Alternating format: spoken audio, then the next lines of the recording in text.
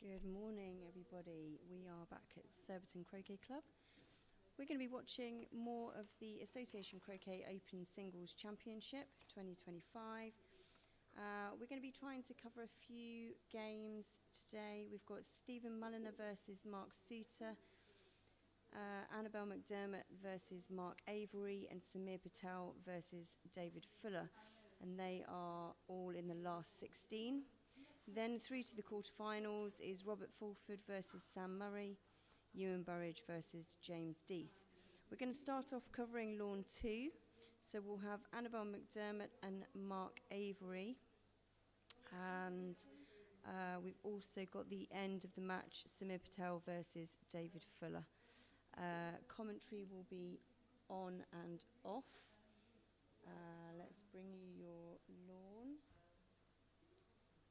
And hopefully we'll have a camera in place soon which will follow the action a bit more closely, and I'll find some commentators soon for you. I'm Alison Moore, and it's great to have you with us. I enjoy your croquet watching.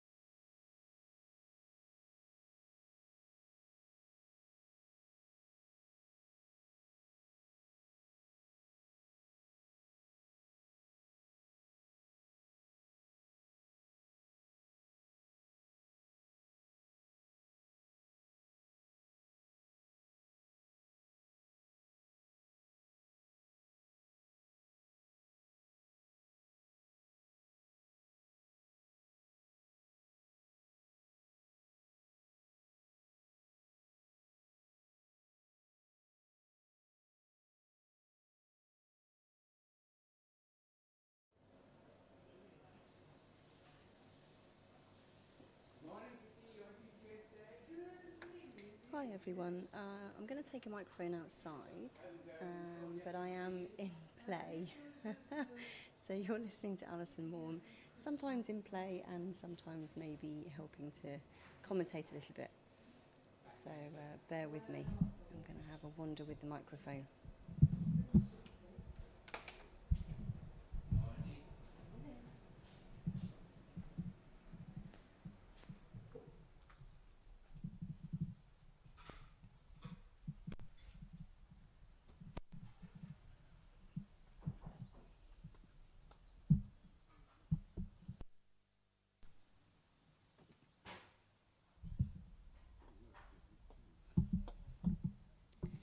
Right, here we go then. So here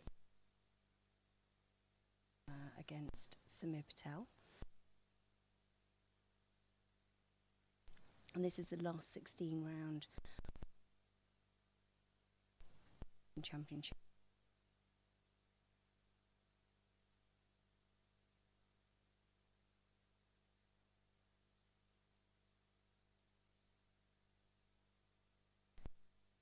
I believe. Yes, he is. These are best of 3. He's probably feeling a little bit nervous this morning. Coming up against England team captain. Can be a little bit nervy. Sharing the lawn with Mark Avery. And I've got Rick Harding sat next to me helping me work out what's going on. It looks like clip positions are blue and black, which I assume are for 1. Yellow is for 1, and so having just ran 1 with red, I'm pretty sure Dave is now for 2.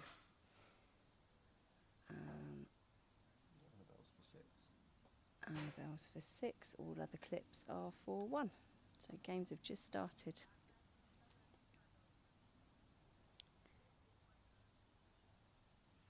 Just so that you know, the camera operator, the fabulous Graham Good, is on the north boundary and can't hear what I'm saying. Looks like my opponent's broken down. I'll be back soon.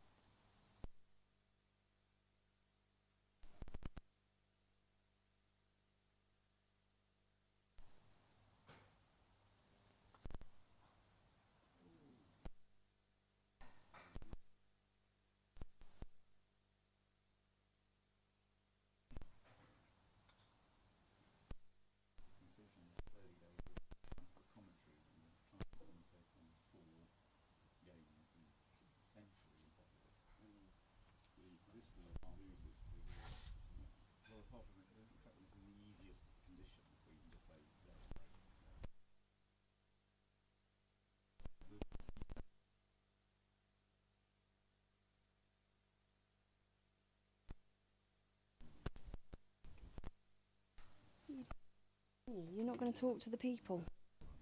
Oh. Annabelle was hampered after 6. Okay. And missed the hampered shot. But Mark missed the missed pink into corner 2 with white. So she's back in. Annabelle's back in. And what's happening with David? Has he gone through 2? I haven't been concentrating on David's now. Okay. You see, yesterday, Joel commentated on 2 games and did the camera. Did he? Yeah. Wow. I can't even just commentate on 1 game. Well, you are playing.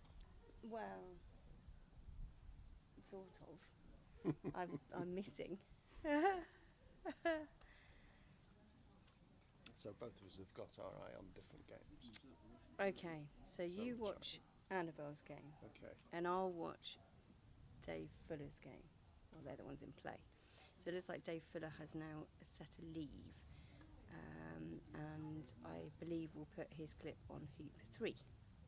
So he'll be for 1 and 3, and Samir will be 1 and 1.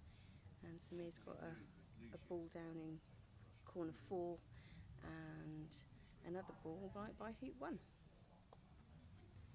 Annabelle decided to hit back in with green, forward ball, which is now for 1 back, and has the opportunity to get a 4-ball break back out. This is a key shot coming up. Croquet stroke out of corner 2 to load 2 back and get a rush on Brown to 1 back. This is not an easy shot on this lawn. No, this is a very tricky shot. Yeah, and also the balls aren't great with stop shots. No, it's getting the ratios correct is tricky. Sorry, gotta go. Same here. Okay.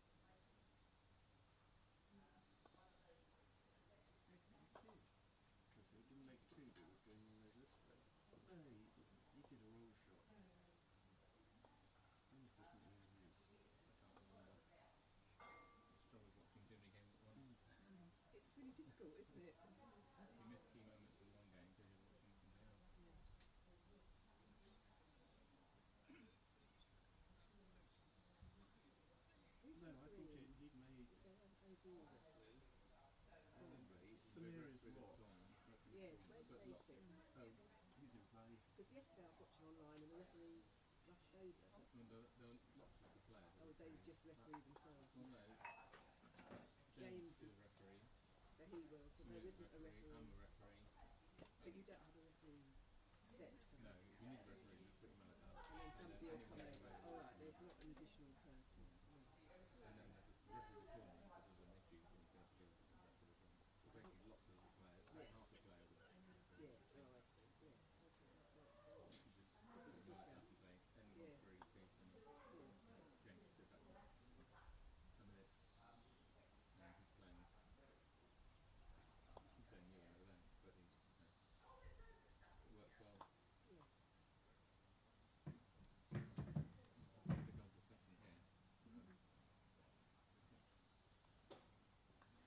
one where he made the hoop, surely. Oh, you did for me. Or perhaps Samir thinks he's Being recorded on the camera, can they wind back and have it? Yeah, I'm not sure what that's the thing. All the guardsmen are in it. What, from his hand in women's leg?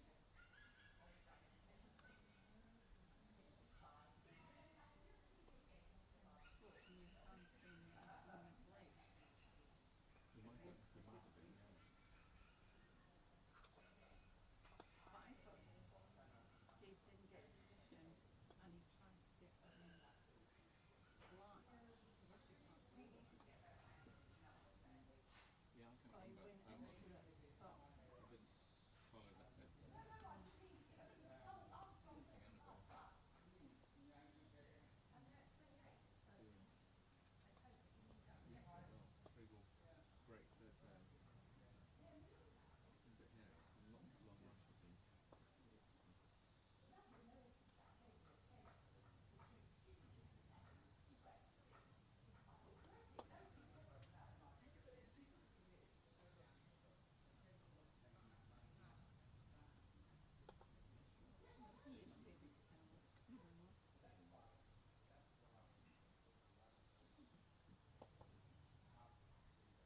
Yellow book time. Oh, what's happened? They can't remember, or the player can't remember running hoop 2. The clip wasn't moved. Oh, perhaps he didn't run hoop two then. Yeah. Yeah, that's what I thought. I wasn't watching. What's to argue about? Just on hoop two. He didn't run hoop two, so run hoop two.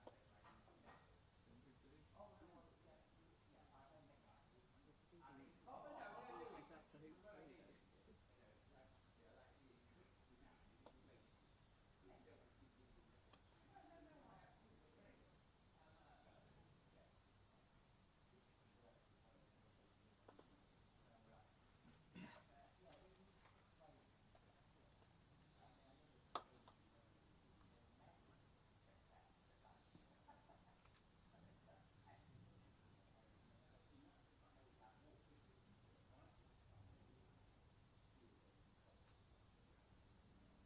Who is this that Samir's playing? David Philip.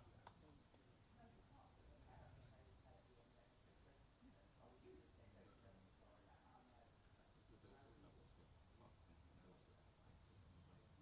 Which one? What's his daughter's name? Clarkson. Oh, Clarkson.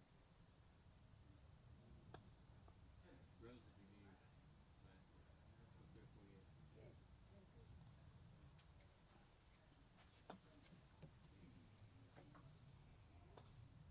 rapidly.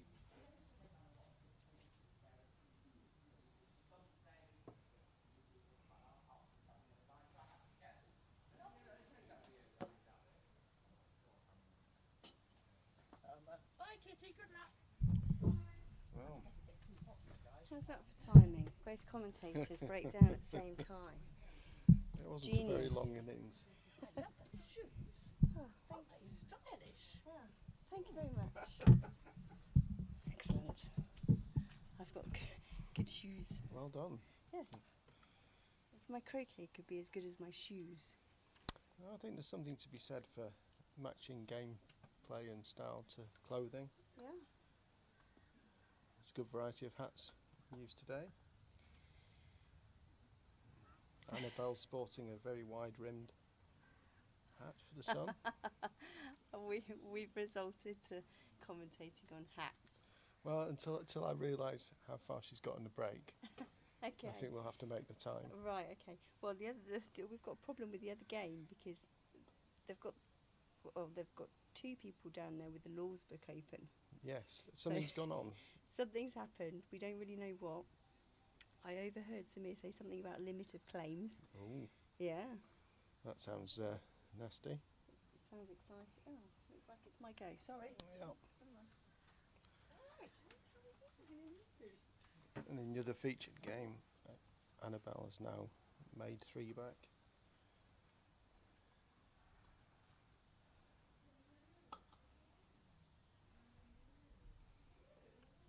The controversy continues in corner 3.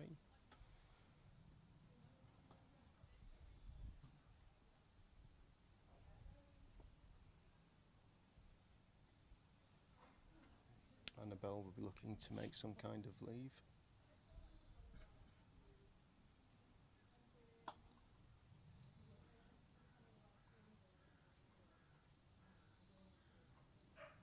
Has just clipped white on the way through, which has probably slowed down green. It might have gone sailing past.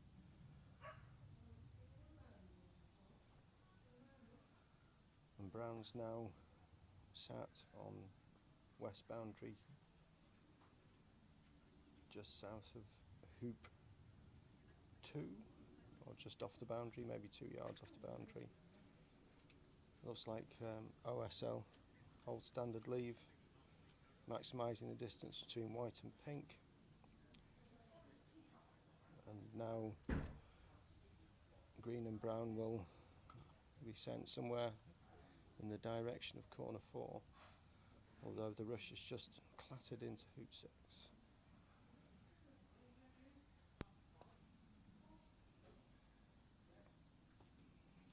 So a roll required now into corner 4.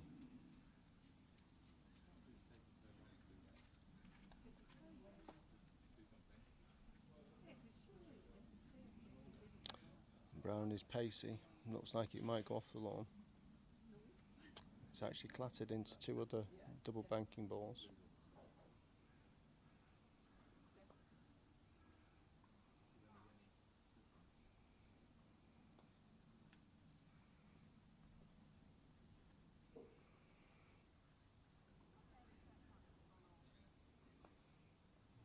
Annabelle has asserted that the ball was almost certainly going off, and I think that's the opinion of the crowd sat watching.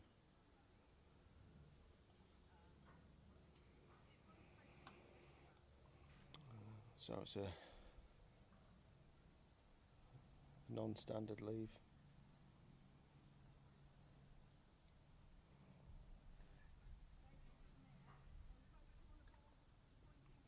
Oh, I'm required back on the lawn.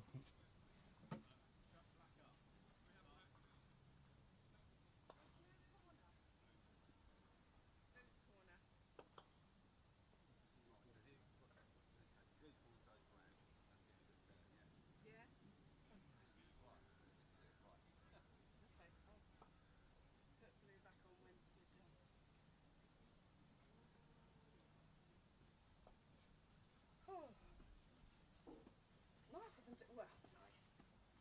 At least I got a ball round. Nice phone on, yeah. Exactly. When I was under hitting all the rolls, that's why that last one I thought I'm going to make sure this goes at least a good distance. It just is nippy. I quite like it now. Less effort involved, isn't there? But then you've got the heat which sort of comes on.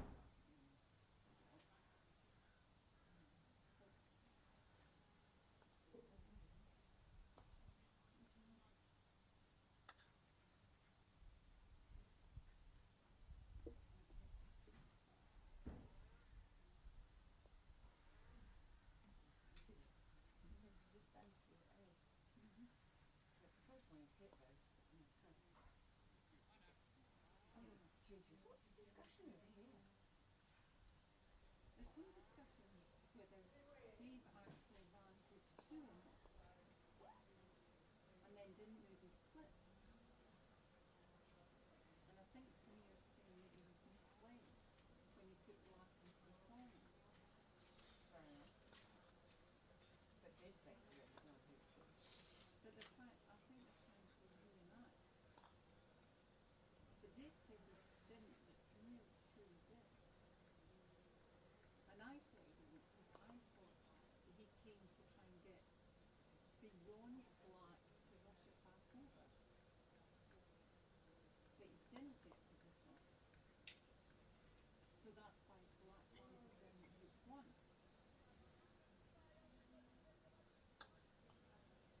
Well, I haven't asked you against that. But yours is more of a think than a no anyway. Yeah, yeah.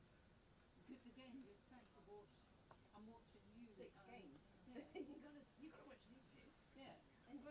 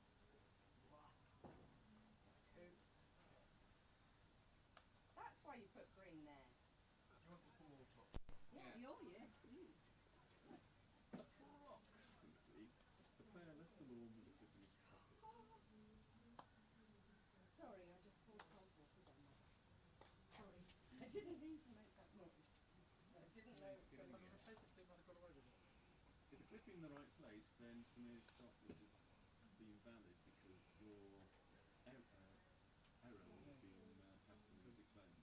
I didn't replace Chris. I sort of forgot when I was in that way for you to come to Wombat at the time.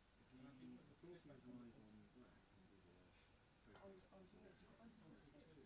I didn't go for it. And I think the thing was later, then Samir took a his shot was misled, therefore the limit claims. So although the limit claims were passed, because Samir was misled, that shot that Samir took was invalid. And that meant the limit claims of the previous error being passed on to the test. Which was a horrible. That was you buffering that. It is. So you took credit from the ball when you went to pass it then? Well, I played it. Yeah, somebody. The black was on the yard line where I put my pine in, of course, and I sun got coming. Yeah, you went to put Croquet from it again. Yeah, well, I know that. Yeah, I don't know. Look, if Samir hadn't been misled, then the limit claims of the error would have been passed. But it is an interesting point. I think that is something that I need to learn. I think These it's are lost when somebody else is like I was genuinely, I was waiting for you to go, but I should. Just say to Samir, I'm on Yeah, limit yeah. 3 or something. Yeah. But sometimes it doesn't matter, but this time it did. Yeah, But it's one of those horrible ones where something in the future cancels the limit claims being passed for somebody until it happens. yeah. So we have to wind it back. Because Samir was misled, his shot wasn't valid or didn't count, and therefore as the opponent hadn't taken his shot, he was came back and proved the limit claims. Luckily, the video put through. Yeah, there's now going to be a selection of people on armchairs and stuff. Yeah. And you weren't paying attention. Noticed when they... Like you No, I thought he was making two. It was running two, hit the ball. I mean, rolled across it's a the reasonable first assumption that I I might thought he coach. rolled across to put yellow in front of three, going to the other ball. Sort of for a approach stop your approach. approach, yeah. And he's just hit it too hard. You'd assume that I did a decent rush. It was Obviously, it's a mistake. It's a perfectly plausible choice of, running it two, and the shot he played was perfectly reasonable. He just hit too hard. So So you finished there. I'm done that, yes. Blues, cornerstone. That is the sort of situation, isn't it, where you've got to peel back and Well, he led hands on off the lawn and back his shoes out as Shackleton ending error into the middle of it all.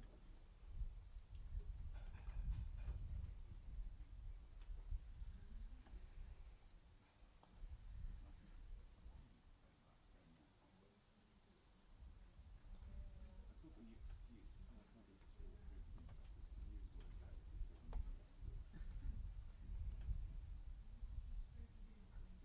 well, the only vacant post on the committee of this tournament is handicapper, or are you that as well? Because you're everything, aren't you? You are the field panel. Field manager, handicapper, and referee. That's all there. Yeah. You probably said it, hasn't it? That's James. Commentator agree with the rectification? We lost track. We were in play, but I believe the camera's on a different lawn anyway. It looks like it. Apologies for the confusion, people watching. We've been commentating when available on lawn 2, but we believe that the pictures you may be seeing are of lawn 3.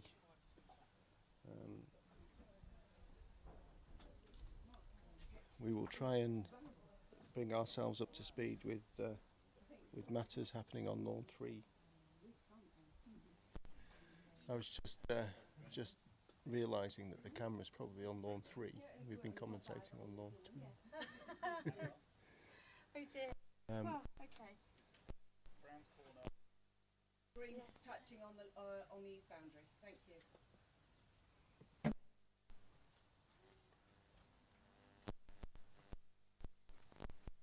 Mark, did you timer?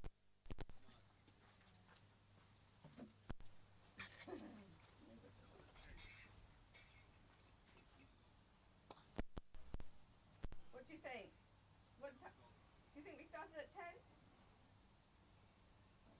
You started before us. You did, Annabelle. I remember starting at 10. Thanks.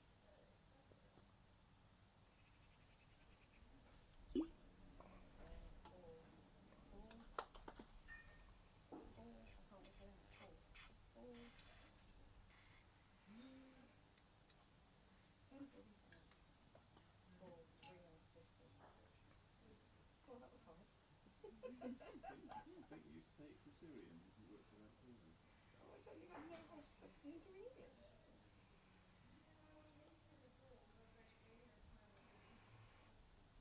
3 hours 15. 10:55, 11, 12, 2. I've got to go and play. Yes, 9 people listening to you. But apparently we were quite quiet, so we need to be a bit. Well, I turned the mic up. Morning, Rick. Morning. Good morning. Yes. I think we better turn our attention to lawn 3. Haven't seen you for a while. I'm not entirely certain of the state of play at the minute. I believe Mark Suter in play at the minute is against Stephen Mulliner. Just trying to understand the clip positions. Samir is. But we did. Championship? Yep, your championship. So, yep, so I'm working around. We just had a big one here. Perfect. It would appear that Mark is approaching hoop 5. That's what it's on.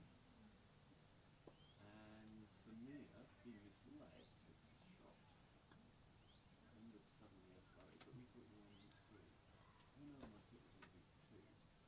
So what we had to do is, we passed them into claims for the error of taking Croquet England balls. And is about to send red down to 1 back as a pioneer. Going to black pivot ball. Yellow, which is the pilot ball for hoop 6, is somewhat short of the hoop.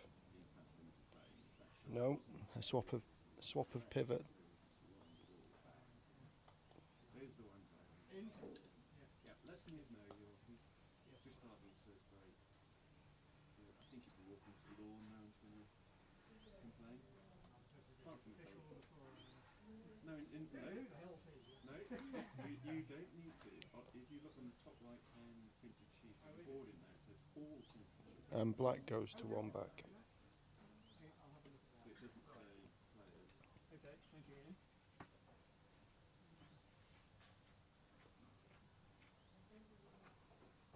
Seems a very good rush to 6.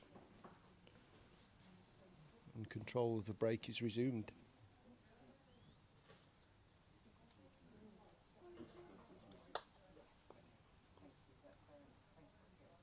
He's a good man.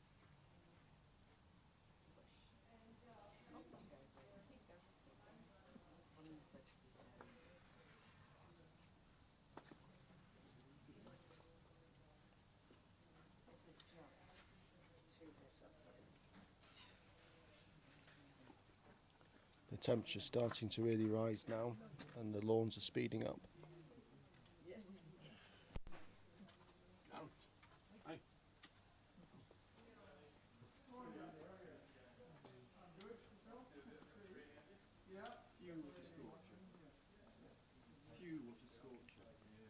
Mark Suter has sent to a very good 2 back pioneer,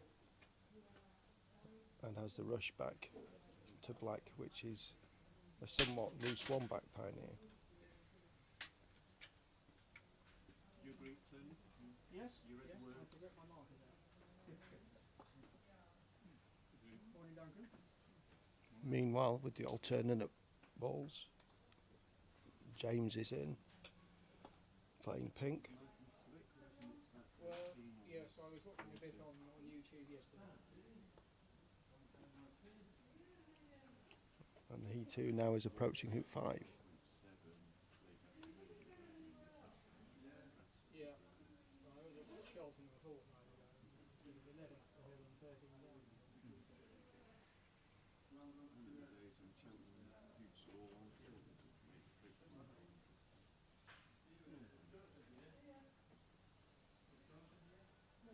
Columbia Croquet earlier in the season, they're good at Cheltenham, but just so slow there. It's fantastic change from the two. Looks like James is planning on setting an early two-back pioneer. Sending his own ball to two-back. And has a lovely rush down to the hoop six pioneer.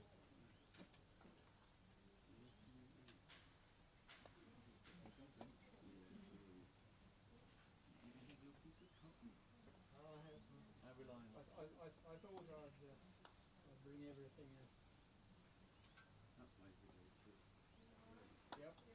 Feeler gauges are really changing. What they said that was 57? 37. Good thing. So you seen the Invictus? No. Yes, I see. Oh, right. Yeah, it's pulling an awful lot. What's it called? A bit soggy on the rushes. The ball tends to climb away. Both Mark and James look very under control at the minute. I would expect them both to go Yes, I've not. and might leave from these positions. I met them physically. I did some the other days.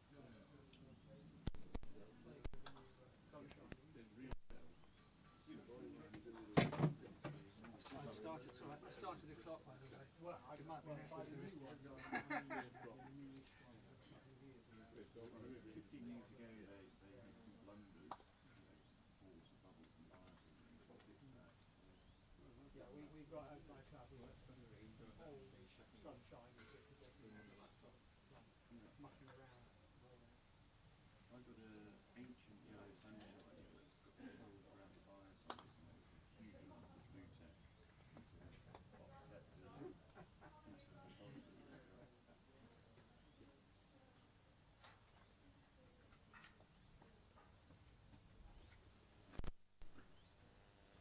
Morning, Mark. Hi.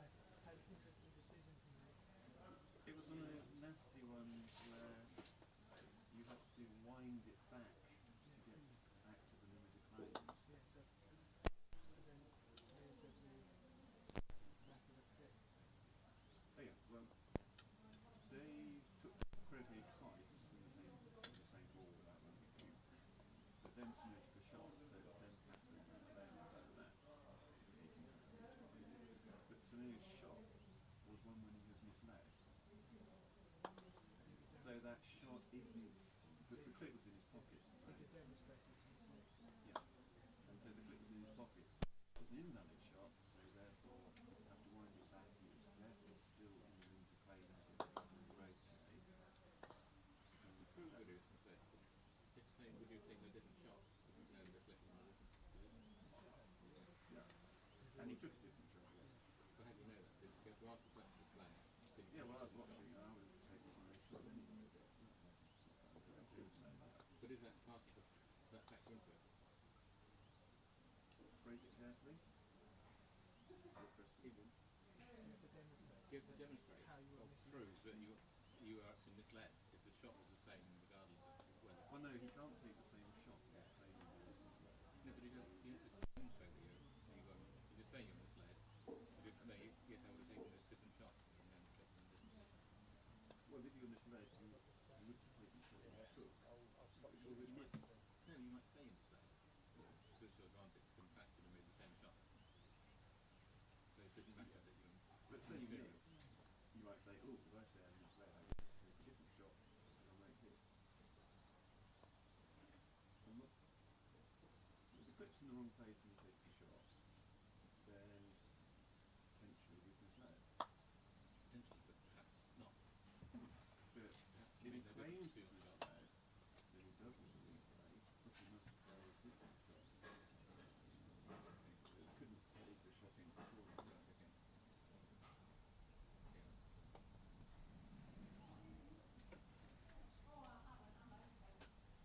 When you do correctly, so this is croquet ball correctly.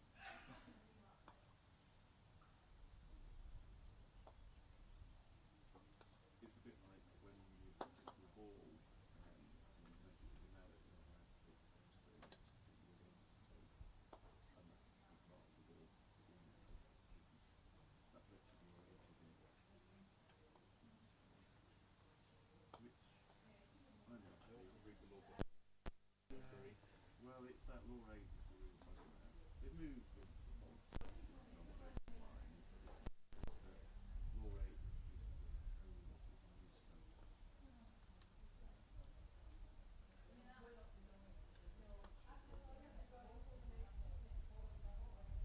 Toots. Toots.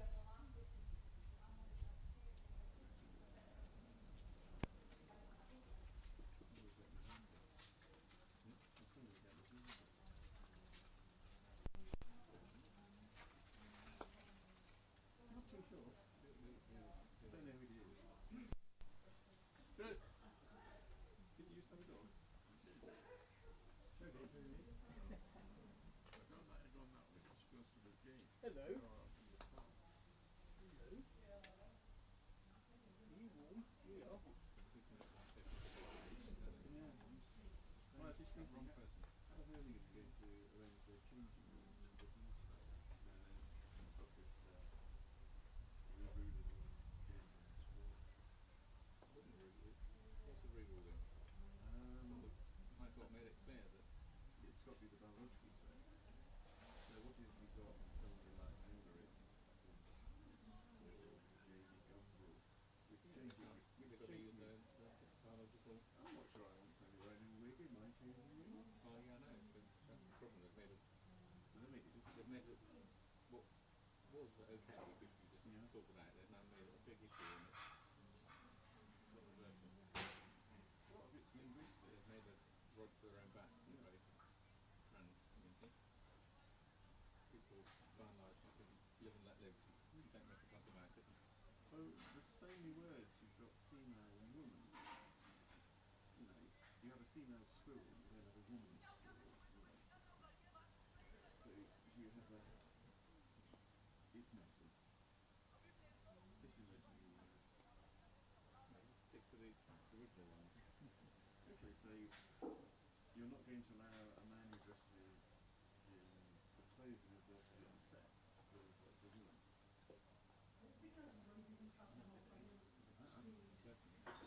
They call them whatever they like, but they can't expect other people to Yeah. agree. I know in the women's golf, New Zealand, we had this Jamie Gumbrell who transitioned, if that's a word, really. It might be people want to do stuff to these whatever they have to call, but they can't demand that everyone else goes. Cool. Is there XY or The gender and sex is the same thing. yeah, but then you have the intersex. Minuscule, Minuscule. whatever the condition, and there's some people who have Both. no, there's some people who have XX, We can see that. but the X one or It's the XXY. it could be one of them when the chromosome doesn't, one of them doesn't express itself properly. So obviously they've got the male ones, the male bit doesn't express itself, so they are Yeah. for all intents and purposes the woman because the Y part of the Y chromosome didn't. So it's XY for a man and XX for a woman. Yeah. But you can have XXYs. That's clearly a genetic defect, and the number of people affected is so minusculely small that you don't align society around a minuscule either. As you say, you don't align societal norms around very rare genetic defects. Just have unisex toilets everywhere. But then what about changing rooms? It's a problem. Yeah.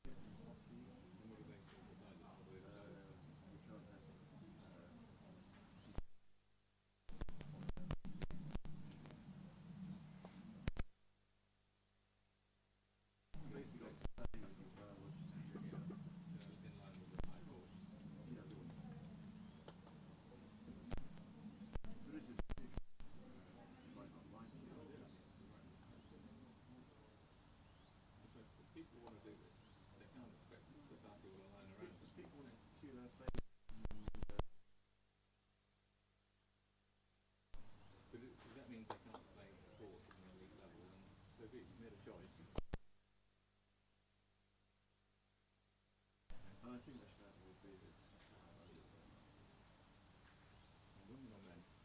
either. What was the incident over there? Right. Simplified, Yeah. a player regularly scores twice, that's it, and takes croquet. Right. Then his opponent and doesn't declare, so he's actually.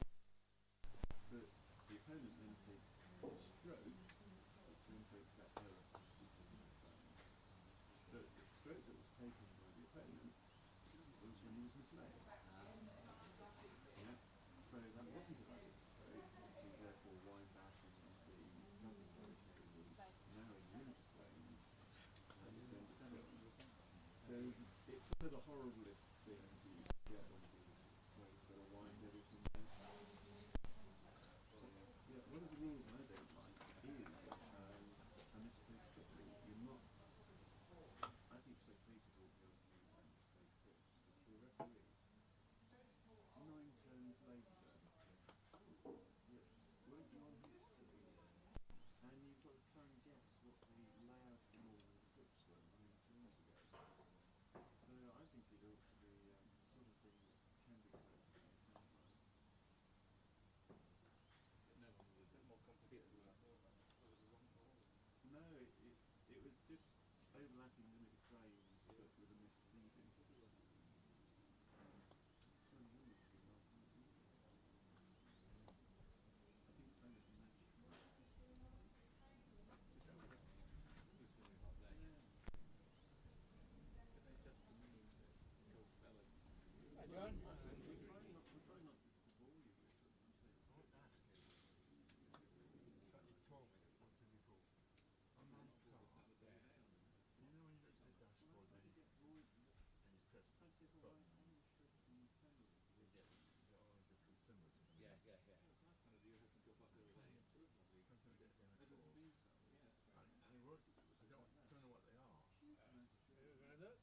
Yeah, no, I mean, it's down the road. So- Oh, I So see. you know Oh, what I yeah, mean, yeah. No? Okay, yeah. But you know what I It mean? was Yeah, I mean, normally, sort mostly, of I mean, being with compliance. mostly on the dash, on the steering wheel, there's normally a couple of buttons, isn't there? Yeah. And then one of them you sort of, you either flick it up or down To move. to move the Yeah. screen, to move it to the next screen, and then left and right But to move screens, and up and down to scroll up and down that particular set of options. Normally it's I something. had a false alarm.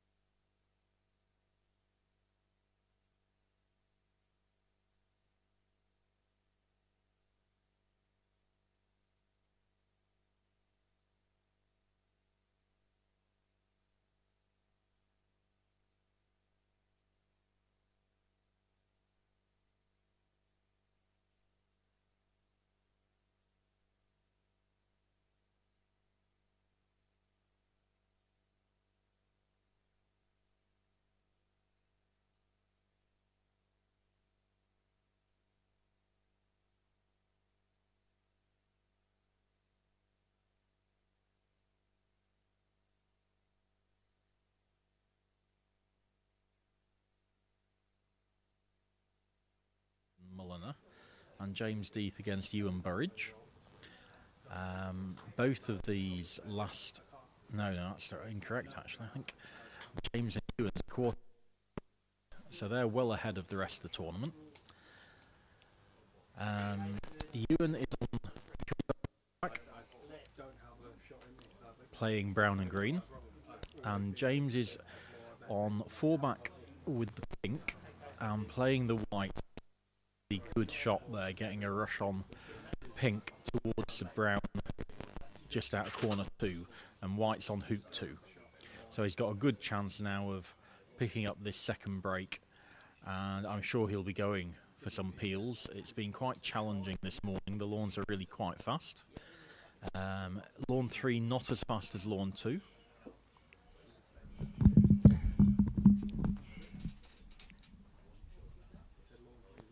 Just having the microphone just adjusted, so hopefully the sound's okay. Mark Avery had a pretty good go on lawn 2 at a triple peel and broke down Rover and Rover. I say lawn 3 is quite a bit slower. It's still got some green patches on lawn 3. The hoops have not been moved overnight, so they're now day 7 hoops. Very little resistance left in them. We had overnight rain on the first couple of days and the hoops are taken out overnight, so the hoop holes got a little bit wet, and then they've been worn for the next few days. So providing you're fairly straight in front of these hoops, there's no great difficulty, but it is genuinely quick, and you'll see the ball's taking a long time to come to rest. So quite a good challenge for this level of player. Hopefully for all the people at home going, "Ooh, are the lawns playing?" you'll see that Surbiton has confidence that they can allow the lawns to get to this stage and a couple of days further without any damage to them. It actually helps the grass dig deep and put down deeper roots to try and get water if you actually stress the grass occasionally. So really nice playing conditions, and a great job again by Surbiton taking advantage of this good week of weather to get really quick lawns. So James now going back to the pink, and that's the ball he's going to make hoop 3 off and hopefully peel through 4-back. Playing with Invictus balls, and they've been pulling a lot, so the players are trying to play their peels with straight stop shots rather than having the pull involved with split peels. Nice shot there. Now this is far from easy, rushing to hoop from 5 yards away. He's just overhit that one slightly. It's pulled up okay. I thought that might be going a little bit further, so not a bad position to approach from. Pink behind into peeling position, white in front.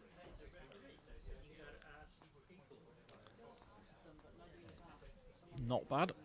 Slightly angled. I think when we do get the hoops in fresh holes, that type of hoop shot's going to be really quite difficult.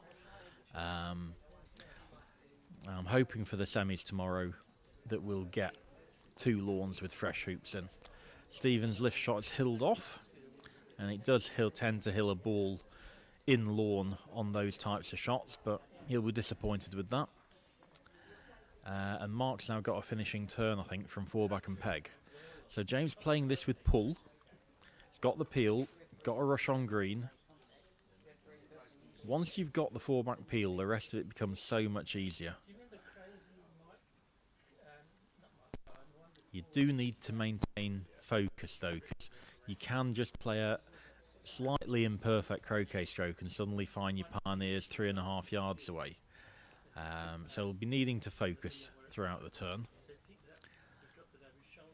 Mark Suter double banking needs to finish with blue from 4-back and peg to take the first game against Stephen.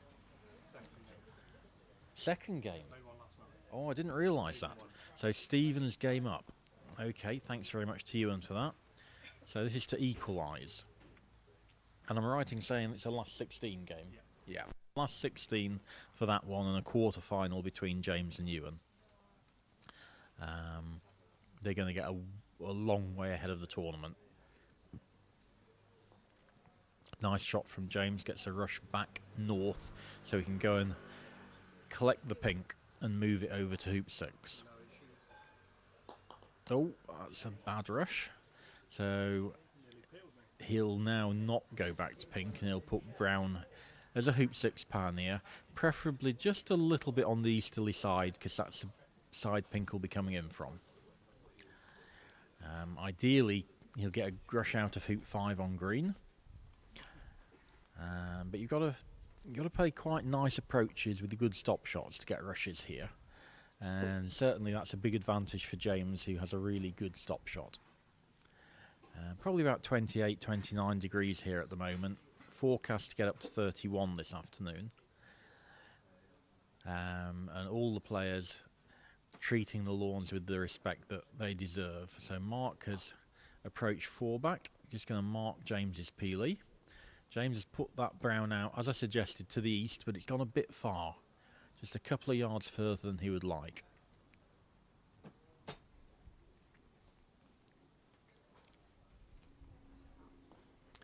Runs through to the boundary. So Mark should be finishing that. Black's not perfect, but it's going to be good enough. So now James will play quite a good stop shot to approach this and give himself some room to run the hoop into to get a rush on green towards corner 3.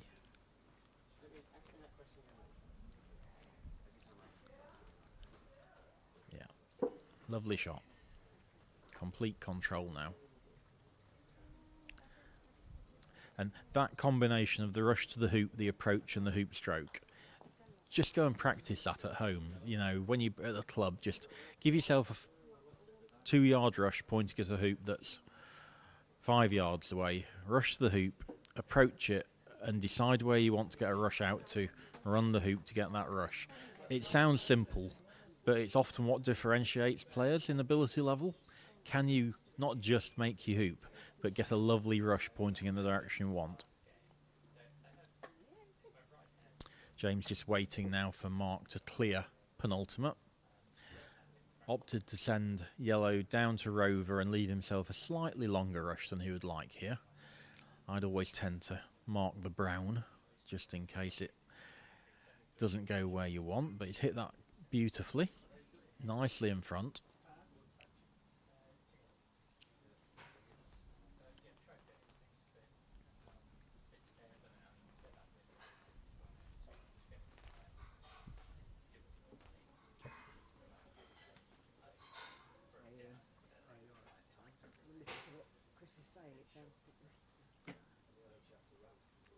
Mark's had a couple of sort of fallow years. He had an injury, a rib injury a couple of years ago, and that kept him out of the game for a little while. And yeah, he's just having a bit of a comeback this year, having dropped from probably sort of 200-300 grades down to close to 2,000. So a massive loss of world ranking. But he's clearly a miles better player than his current ranking and just starting to play himself back into form.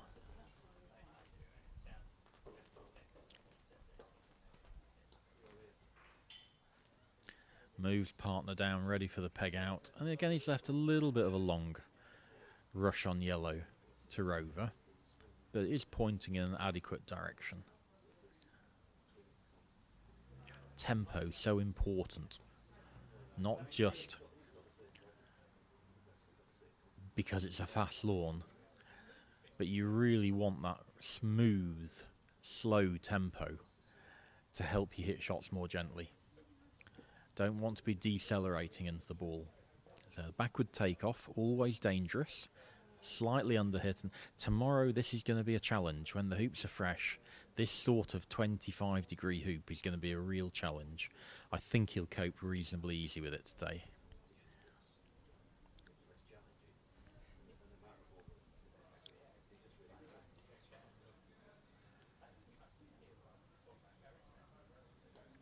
Yeah, and again, nice tempo, nice smooth stroke. Tomorrow you'll need to hit that a little bit more firmly. The hoop's going to resist.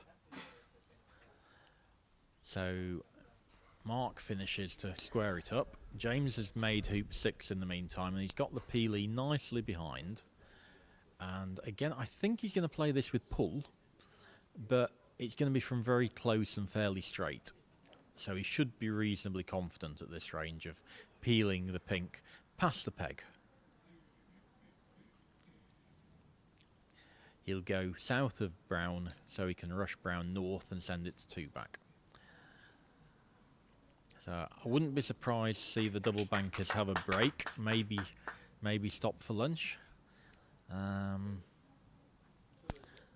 We'll have to see. They may want to carry on. So James's peel coming up, stop shot peel, pink going through past the peg, hopefully. Not quite. He's got the peel though. Gets his rush north on brown.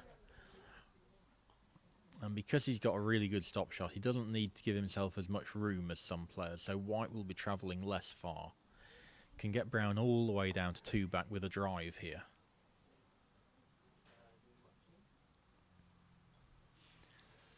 Hold for a rush on green to 1 back.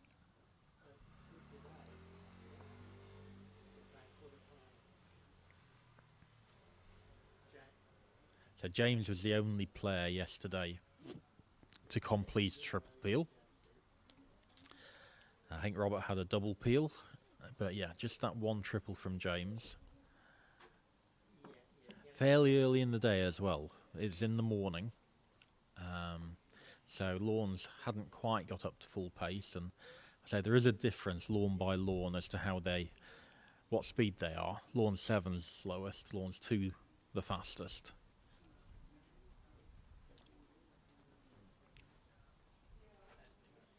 Lovely 2 back pioneer he's got.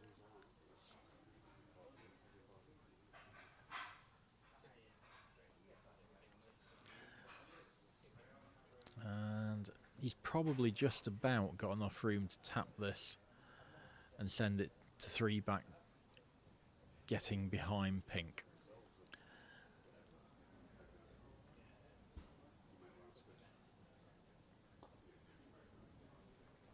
So this is running. This green's okay. You'd prefer it to be level with rather than having run on another 4 or 5 feet, but it'll be okay. He'll send pink back to rover now, ready for the peel going to green at 3 back. And yeah, it's not the nicest angle to peel rover getting a rush on green to 3 back. You're sort of going down the line of green, and you often go into it and have to approach from just a fraction further away than you'd like, but pretty much under control. Pink's finished, very nice position there, almost ideal because you're approaching it from that angle. You can just leave your ball short and you know you're hitting pink into peeling position. Every takeoff taking a lot of care. These hoop approaches can easily just get away from you.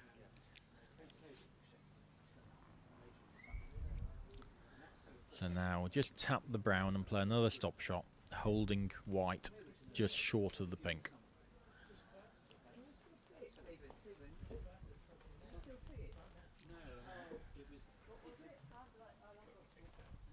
Looks like Robert Fulford's got about a 5-yard peg out to win his game, and he's hit that in the middle. So first game to Robert on lawn 4.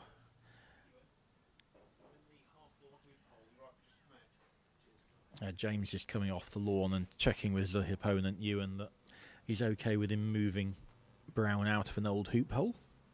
And it's normal courtesy, just say, yep, that's fine, just move it an inch and you're away.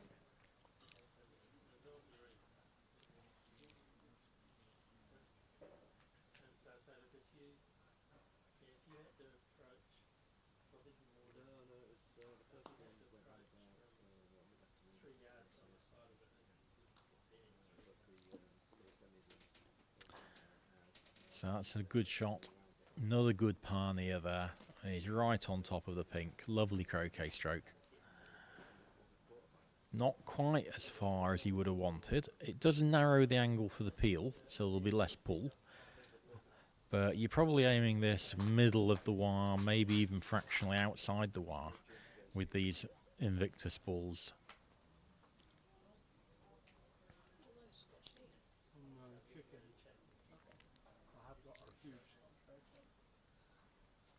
I've eaten one of them.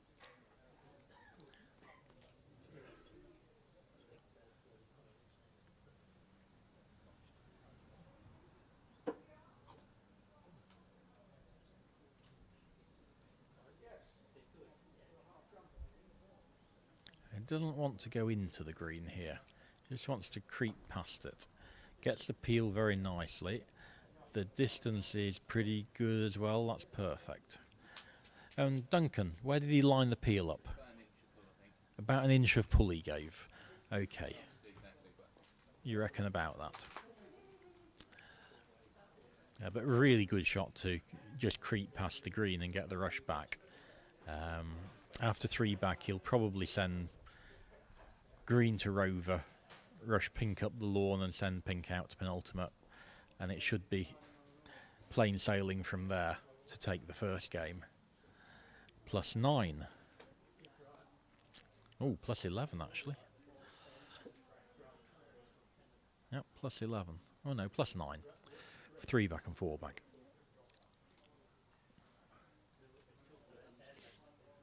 Ewan had the second break of the game. There were break all when I arrived. Ewan hit a 17, 18 yarder, very aggressive shot, picked up a break and then failed 2 back from probably 4 feet, 10 degrees. James has rushed that on top of the brown, but he's still got enough room with his stop shot just to stop it over to penultimate and hold for the brown.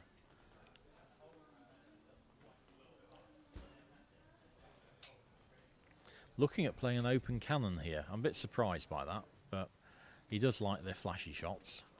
So he's played the open cannon, and it's okay. It's not as close to 4 back as I would have liked. I think he could easily just have played a stop shot there.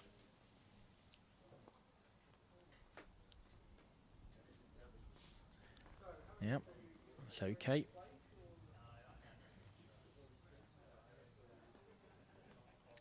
So it does look as if the double bankers have stopped for lunch. It's a sort of day where you'd often put the balls in the shade if you were going to have lunch. But they're being left on the south boundary. And they'll be getting hotter and hotter. Particularly the black, and then the red, and then the blue. The darker the colours, the more they tend to heat up and absorb the sun. Lovely rover Parnia. Rush back to pink.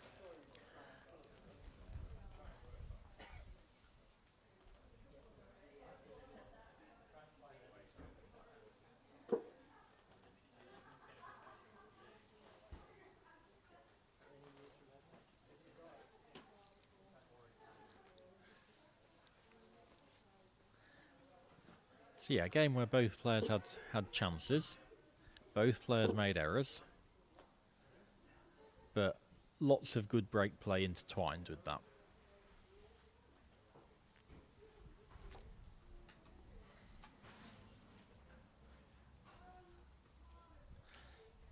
Hit pink first, send it to the peg, get a rush on green back down to brown, just to minimise the distance your ball's travelling.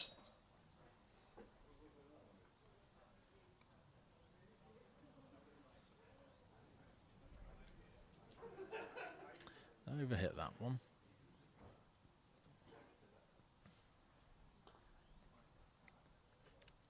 And I tend to put green 5 yards south of rover here, just in case I need to run it firmly. I have a ball very close, which will be brown, and a ball slightly deeper, just in case I misapproach to angled and want to hit it a bit more firmly. James doing something similar, probably putting green further north than I would have done.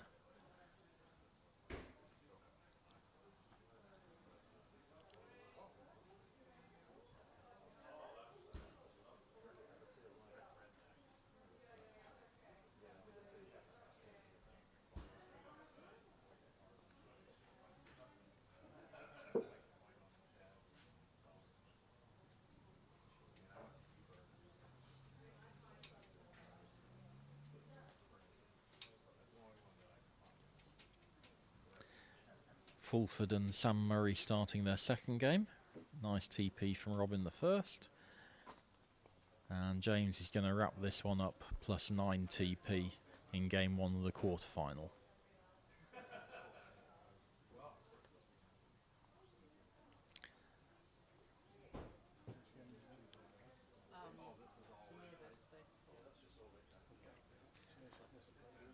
I'd expect James to take some sort of break, get some fluid into himself.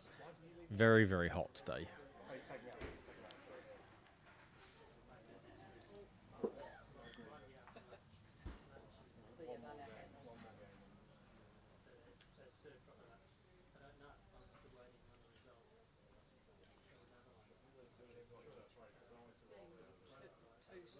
So we'll see if they do start or whether James takes a break.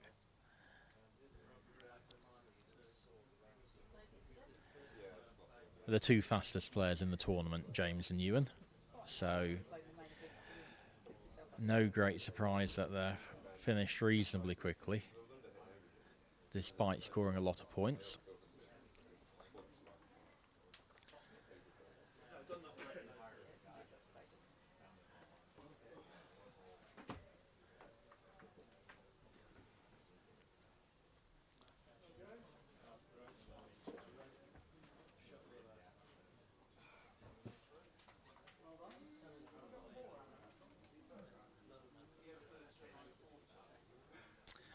Samir Patel's equalised against David Fuller.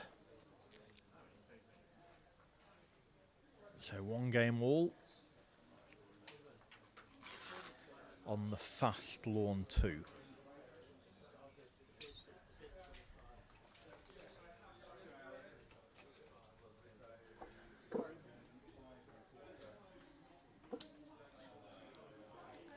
I know lots of players at normal clubs look at lawns that we're playing on that are 11, 12 seconds and go, well, they're quite fast. And I say, well, no, they're not really.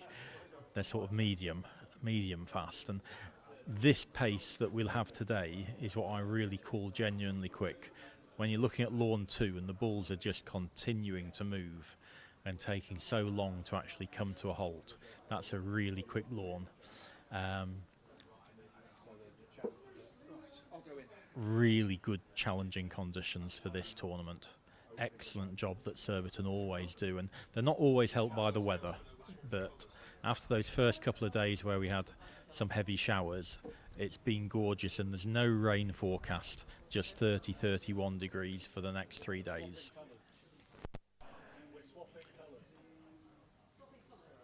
So game 2 going to start between James and Ewan, and they've changed colours for this game.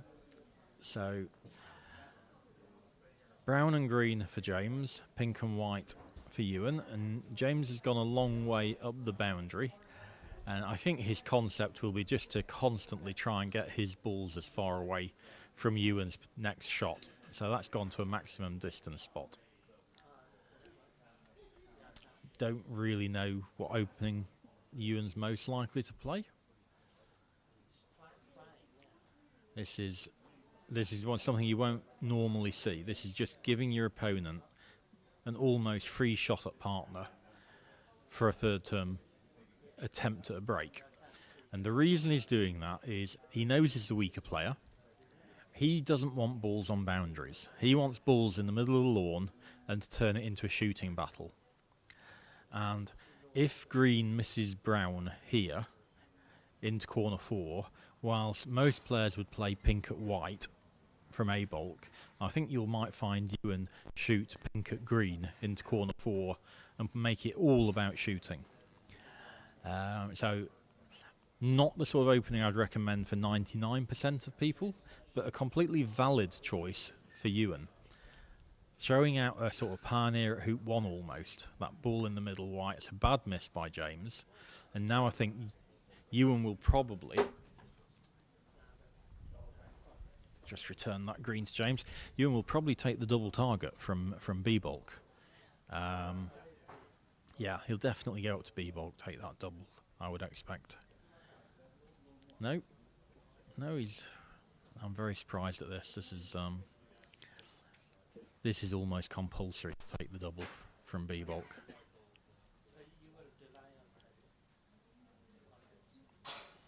So he's taking quite a lot of care that he gets to the end of A-Bulk, and he's going to shoot at green. And I think pink at brown and green is a bigger target when you take into account the length of both shots than this. This is probably about a 16-yarder.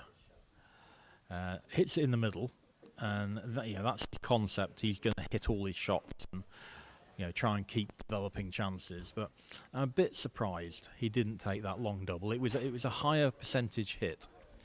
I guess the downside with it is you might have hit the back ball, the green, rushing it to corner 4, and then that does make you break a bit more difficult. Whereas hitting that shot, you should be quite confident of getting behind the brown and reducing the size of his croquet stroke, sending a ball to 2, going to white. So just nudges that green a fraction into the lawn, and he's got some sort of cut rush. He'll move a few yards. So he's moved that onto a better rush line now to get a rush on white to hoop 1. The rush line, the sort of line that connects where you are with the ball you're going to rush and the area you're trying to rush it to. So brown going over towards 2, pink finishing short of white, and that's a good shot. So I'm going to be much less critical about Ewan's pioneers than some of the experienced players. It was risky. You saw as he came through the sort of jerk, the mallet almost came up at the end rather than having good forearm extension and going through. And one of the things you'll find by watching Ewan is how good his technique is. He's got a fairly straight swing. The swing comes from the shoulders. Both hands are working together. And when he doesn't force it, he has very high amounts of power without stretching his technique. That was a little bit nervy and jerky, that rush. And these long backward takeoffs are quite tricky. Probably be trying to get 6 or 7 feet straight. So that's probably closer to 9 feet. But it is straight.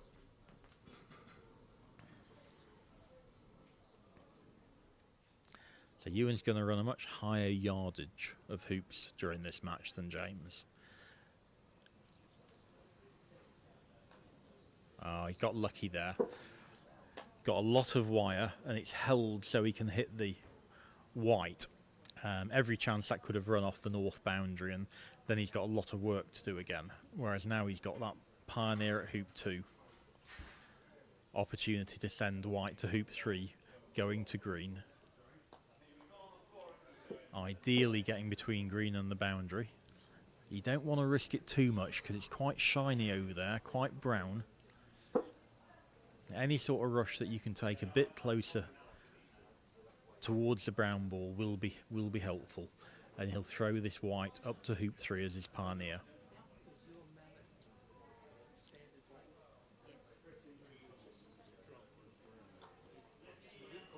And where's this gone? Where's this gone? That is dead. Not only is it wired from green, I think it's wired from brown as well. I think the peg's in the way. So he is absolutely dead here. We're looking at options as to where you can go to. You probably go to either corner 4 or corner 2. There's an argument to try and go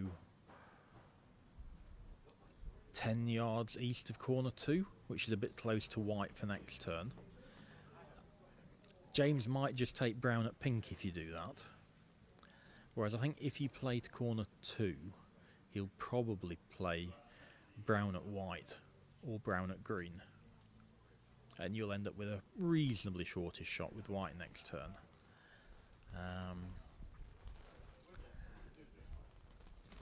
And it's a good example of why the croquet strokes are so important. Ewan was just sort of getting vaguely in the vicinity of green there. And yeah, he's put it down a line that's a yard away from where he was trying to. And it's caused him to immediately break down. So opted for corner 4 rather than corner 2. I think brown will shoot at white here. The easiest break for James is for green to shoot at pink, but it gives a lot away. So 2 options, I think: brown at white or green at white.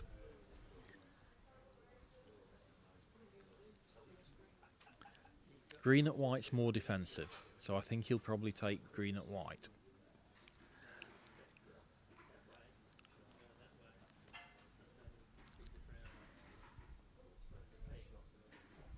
If he misses brown at white, I think pink will just shoot, and it'll have balls ahead of its break again. So yeah, James immediately finding this more defensive shot, constantly trying to protect against Ewan hitting something long and being given all the balls. Being prepared to say that I'm better at picking up breaks than you are. I'm going to make it about that element of the game rather than just about shooting. And Ewan's doing the opposite, trying to just put balls into the middle of the lawn and make it about his shooting. So not easy from here. Roll the ball to hoop 2 with a full roll, maybe even a tiny bit of pass to get a rush on brown to hoop 1. He's left green a long way short there. That's a 5-yarder.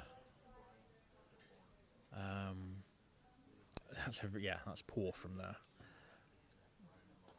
A really good rush, super rush. That's a 10. So that should be good enough for James to get his break going. He won't bother going to the pink until after hoop 3. Just leave it in corner 4. Play a 3-ball break round the first 3 hoops. Lovely approach again. Sent that brown a long way forward, gives him plenty of room to run the hoop into. And now he's got his rush forward.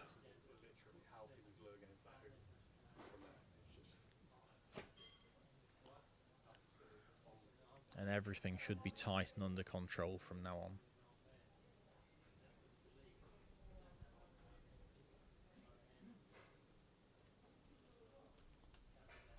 So interestingly, the double banking balls, the primary colours, have now been moved into shade. Certainly I'd do that.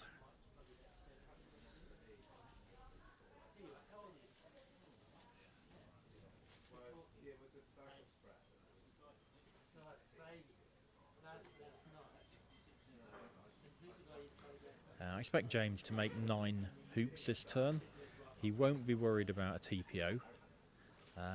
Ewan has done a few TPs, but unlikely to do a triple peel on a lawn with this difficulty. So James won't feel threatened by the TPO. He might go back to pink straight away here, and I don't like doing that because you often end up having to take off from pink to brown. So I'd have just continued playing the 3-ball break. You don't want to have to take off behind pink here. There is a little green patch just before it goes off near the corner, but I also think it's downhill into the corner. So I think he'll probably stop the white to hoop 4, just going to pink, tap pink and take off to brown, and it's a long way that your ball's got to travel there, all the way from corner 4 up to hoop 3. So potential for that to be played poorly enough to cause yourself some problems.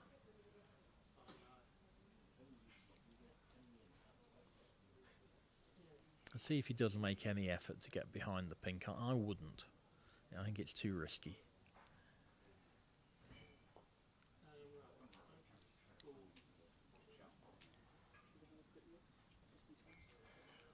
Now this indicates it's a full go. He's not moving white very far at all.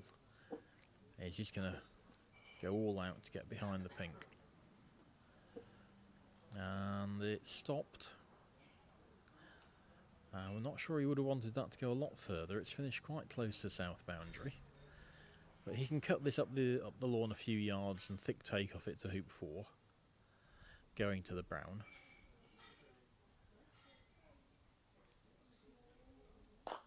He's got it all the way. Really good cut rush. Excellent shot. It's still not the easiest croquet stroke, getting past the brown. You do sometimes run into it on this angle. But one of the great things about fast lawns is you can play big cut rushes. You think about a normal slow lawn in April, there's no way people can hit that shot hard enough to cut it 1/8 ball all the way up to corner 3. But I do think this croquet stroke's easier than the long takeoff I was mentioning. Striker's ball's only got to go half the distance. So can he just creep past the brown and get a rush to hoop 3?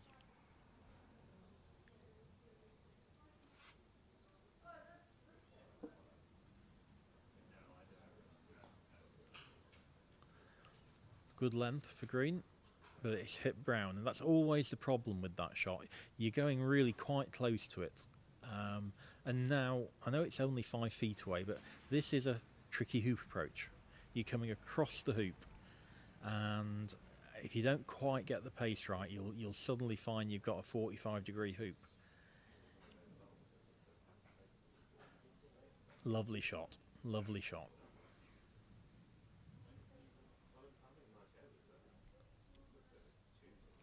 Again, a good practice exercise for all players is to approach hoops from 2 yards away, from all different angles. And James taking quite a sensible choice there, just making sure of the hoop. Doesn't want to run it by 8 yards and have a 6-yard return roquet. And he knows White's waiting for him on the south boundary. The only thing that could have gone wrong with that was running it, hitting hoop 4 or going into pink. But now he's back under control. All 4 balls in the lawn. And he'll be thinking about what leave to make. Ewan's not on 1 and 1, he's on 1 and 2. So pink on 2, white on 1. He'll be trying to make something that takes advantage of that.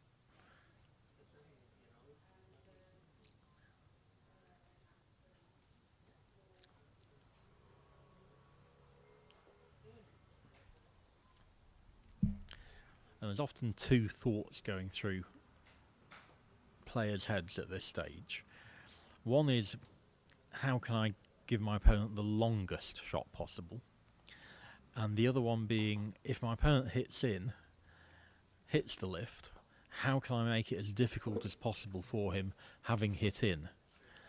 And of those 2, most of the time we play croquet, probably 80% of the time, we're focused on the first one, lengthening the opponent's shot, making it as unlikely as possible that he's going to hit.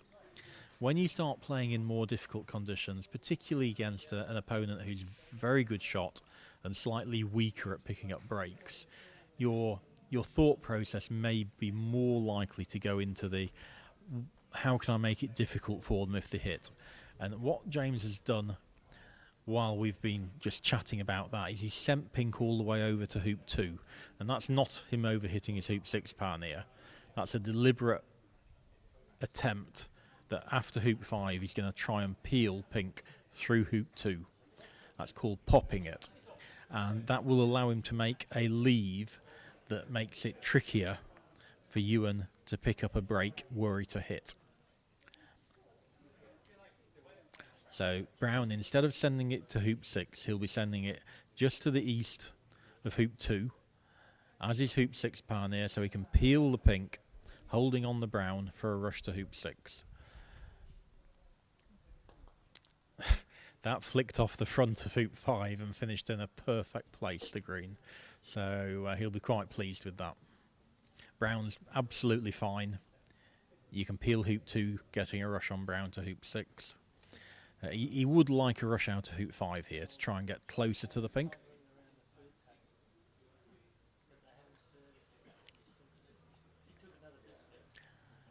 So if he gets this peel, the leave he'll be trying, I think, will be to lay up in second corner with white in the middle of the west boundary and pink near corner 4.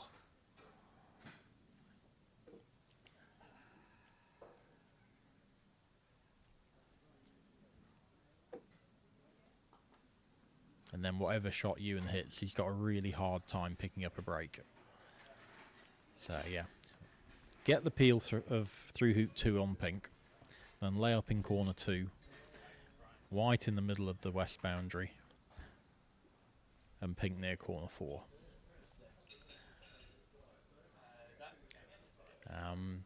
Pink will act as his one-back pioneer as well, so he doesn't actually have to peel it before hoop 6. If it jawses, that's absolutely fine. He can then rush peel it in front of one-back and make one-back off it.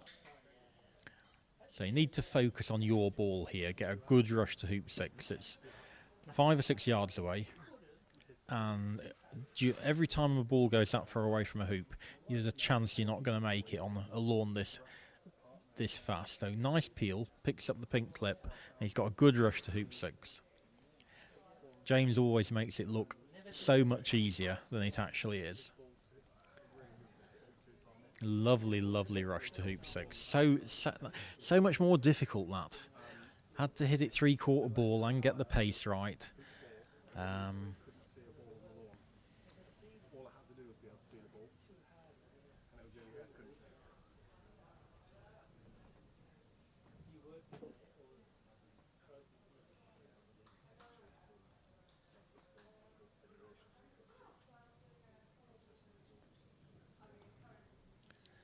So brown will go to 2 back, rush white up towards pink, tidy up the break again, and then it'll start preparing for this leave I mentioned.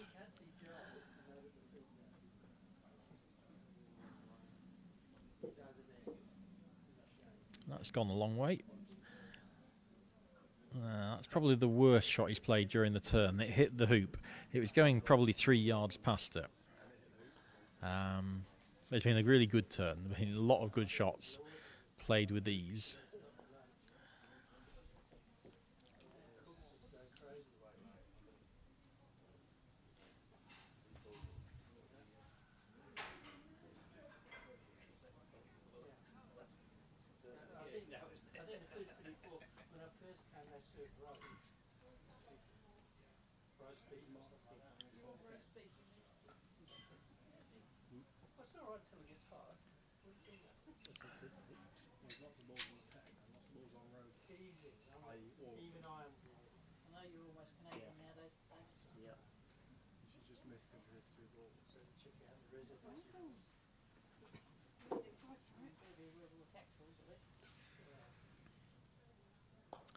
So that white ball being sent closer to the position I mentioned it should finish, the middle of the west boundary. Pink will go to 3 back as a pioneer.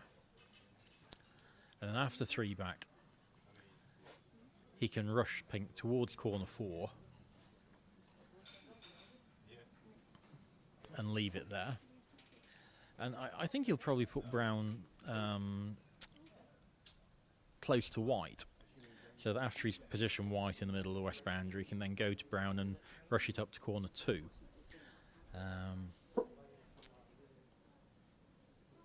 Just a little bit overhit that, but he can cut that in front. Lovely pink again. Yeah, cuts that in front of 2 back very nicely. And it's really dribbling on quite a lot. Some of these lines are getting genuinely quick. And then I move my eyes to lawn 2 and I go, but that is much faster.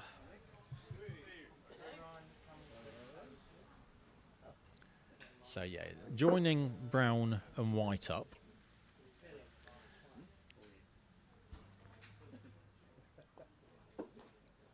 In preparation for the leave. I think he'll probably just tidy that brown up a wee bit and move it closer to white, accepting he has a longer takeoff. You don't want hoop 5 in the way, but otherwise it's a fairly straightforward shot. Looked like he might have been trying to rush back to corner 4 and croquet white back over there. I think he is still trying that with a big cut. That's not very good, so he'll leave it there. Ideally wanted to rush that past the pink and croquet it back towards brown. So he'll just leave that there now. I think you can roll it towards corner 4. so you get control of the rush. I'm just not sure how much hoop 5's in play of going to pink. So, partially personal preference as to whether you roll this over or leave it. This is a more precise way of doing it, but he has got hoops in the way.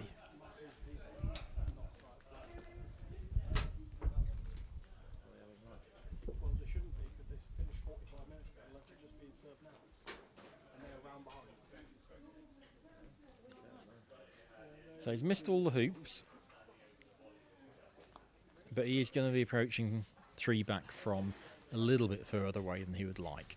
He'll approach it sending pink to the right hand side of the hoop, and then rush it back off the boundary near the corner and get a nice rush on white to the middle of the west boundary. Once again, there are hoops in the way of it getting there, so white's not an ideal ball.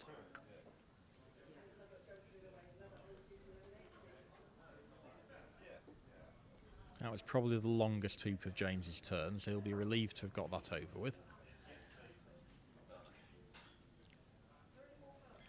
And probably cuts this off the lawn.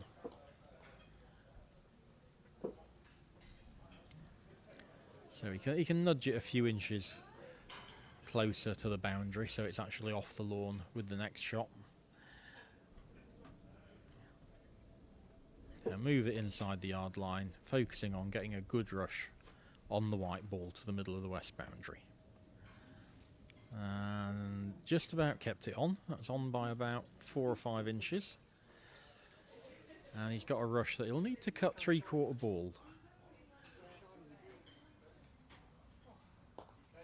And he's missed everything, so that's a good shot.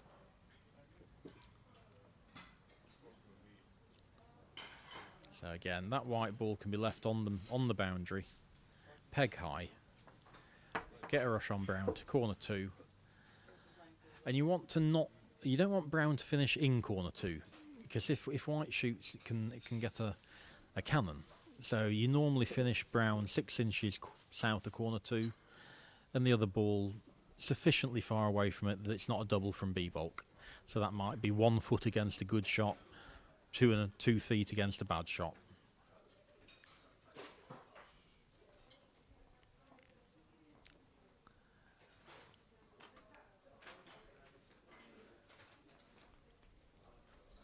So nice turn. He's prioritised making it difficult for his opponent rather than increasing the length of the shot. Lots and lots of 13-yard shots available for pink and white here, as well as some other longer shots with balls in background. So there's lots of options for the next shot, but whatever shot is taken by pink or white, they won't have an easy break. A good turn there. Ball to 4 back, peeling pink to hoop 3 from hoop 2.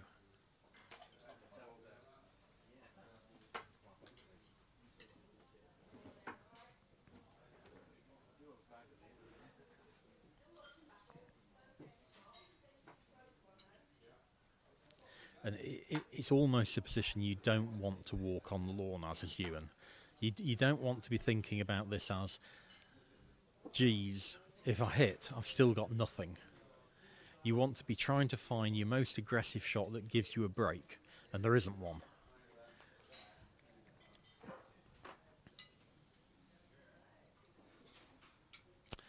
The most defensive shot here is normally white at green from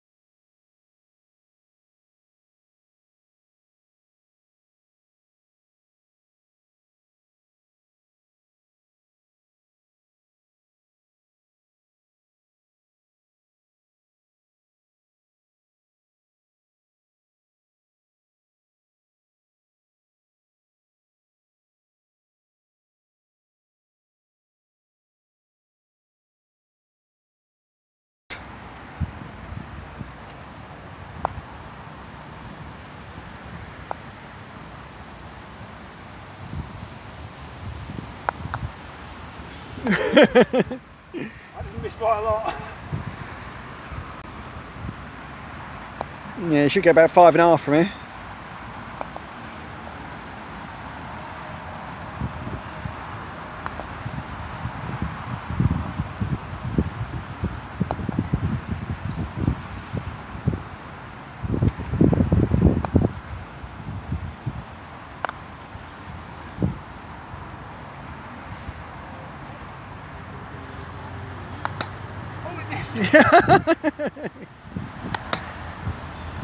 Yep, 5.20.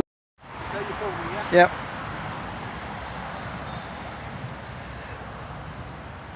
The interesting news is I've got 5 minutes 50 to film, James. Do you want to start again or not, or do you want to go for it? No, I'm fine. I'm playing for 5.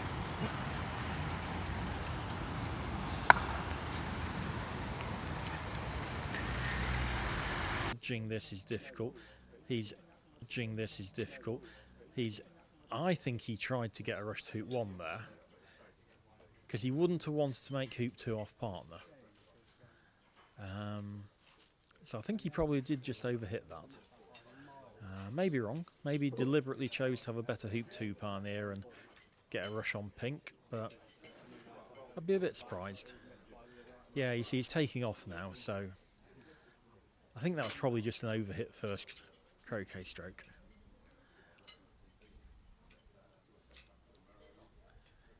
So he gets his rush to hoop 1.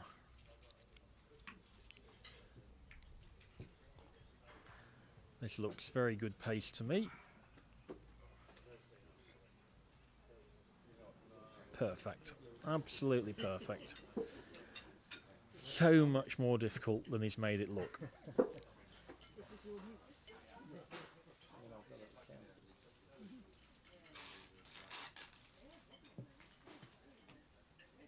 And again, that lovely stop shot moving pink a few yards north of hoop 1, giving him room to run it into, and now he gets a forward rush. The only downside is he's going to be making hoop 2 off his partner ball, so getting it over to hoop 3 for the 4-back peel made that a little bit more difficult.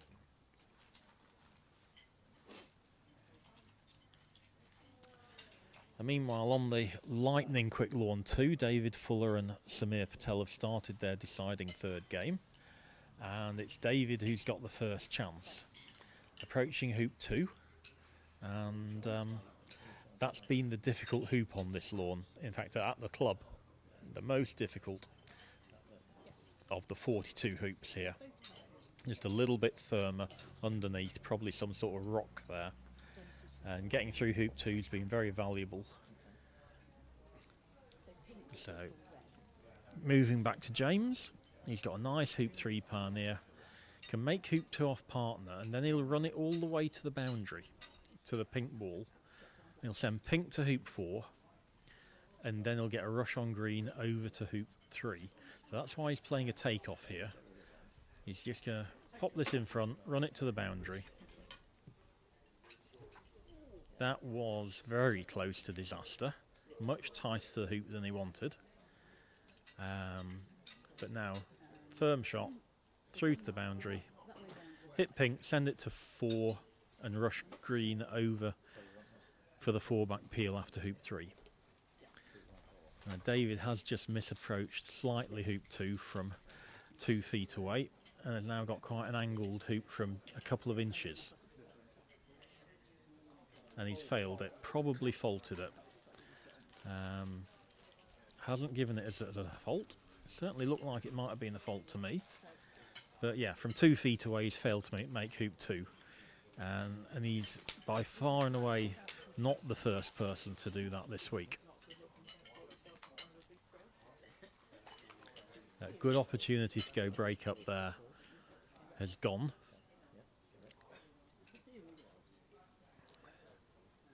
Needs a cut rush here, James. Not ideal.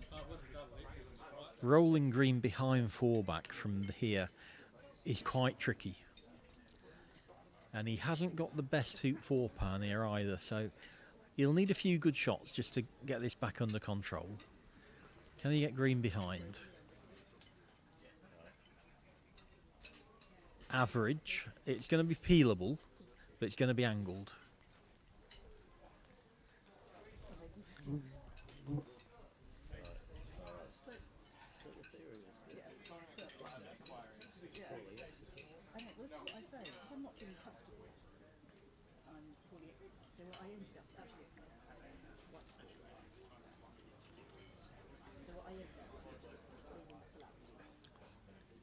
Now this is a worry, because I think it does hill left to right, and if he goes it for a gentle quarter ball hit, it might hill off.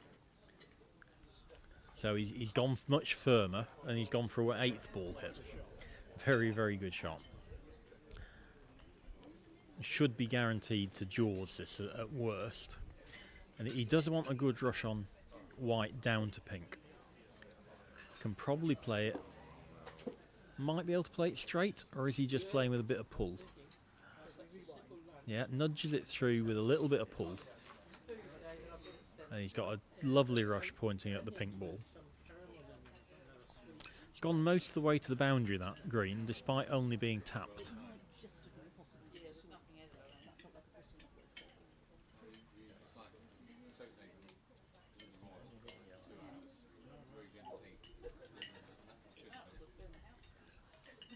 Yeah, good control again. Good rush to hoop 4. After hoop 4, he'll go back to the north boundary, to green, to try and collect it back into the break, assuming he manages to get a rush out of hoop 4 north. Remember, at last game, he rushed it into hoop 4 and had to leave it. That's a good shot. Oh, pink's just gone a tiny bit further than I thought, so it might be a rush pointing at the middle of the east boundary. Oh, he's got the wire. Lovely wire. Gets a nice rush. Back to corner 3. And that, to be honest, is the difficult part of the turn completed. That 4-back peel done. The break very much under control. He should be okay. Just needs to maintain focus.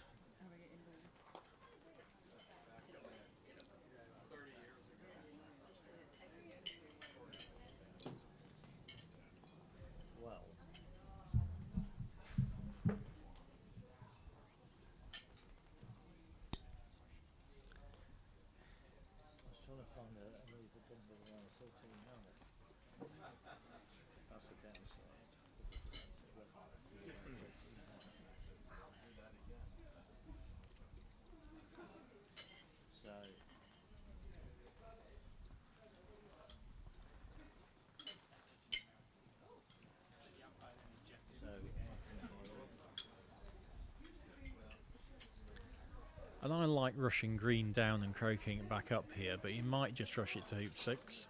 No, he's rushed it down and he's going to send it back with a croquet stroke.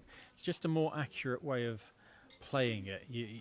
You know the direction green's going to be going down because it's a croquet stroke, and brown, instead of moving 14, 12 yards, he's going to move about 7.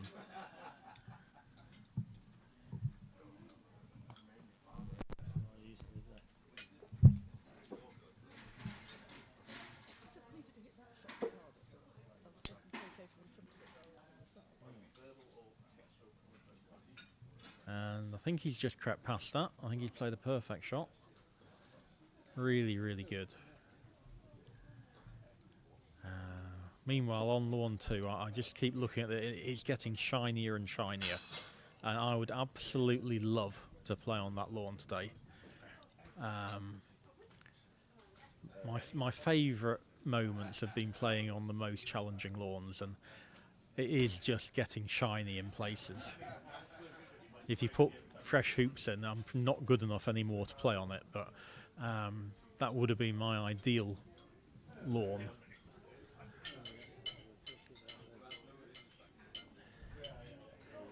So, be making hoop 6 off the green ball, which he'll then peel through penultimate after the hoop.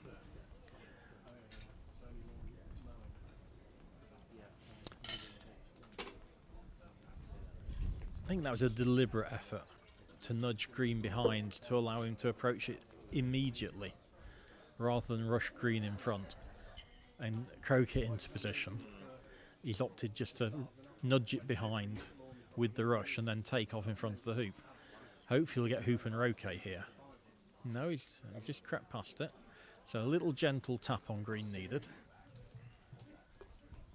Don't think he'll go to rush peel. Just go for a gentle. Oh, he's gone into the draws. Probably Irishing this might be the easiest way to get the rush on pink. I'm not sure whether he can squeeze past it just north of it and cut rush it back. That's what he's looking at. Can he squeeze past it? So yeah, he's playing the split shot and he hasn't got past it. That was the worry I had. So we'll end up with an imperfect two-back pioneer now. Even with James's stop shot, he can't play a shot loading two-back, staying close enough to white to rush it to the hoop. So just got it sort of 2/3 of the way down there.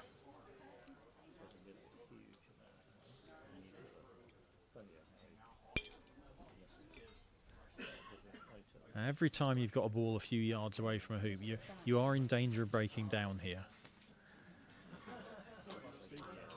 On lawn 2, we've got a stimp meter being used. So it's quite amusing. We've got Ian Plummer, the person about who plumbers were named, not using the Plummer method and using the stimp meter method. I don't know if we can get a camera shot of that, but a stimp meter is a sort of slope at a certain angle that you roll a golf ball down or a croquet ball down and you measure how far the ball goes and then put it in a mathematical formula to create a lawn speed.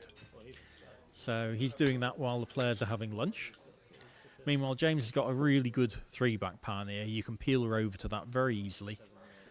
Going to send partner to Rover for that last peel, holding for a good rush to two-back on this imperfect pioneer.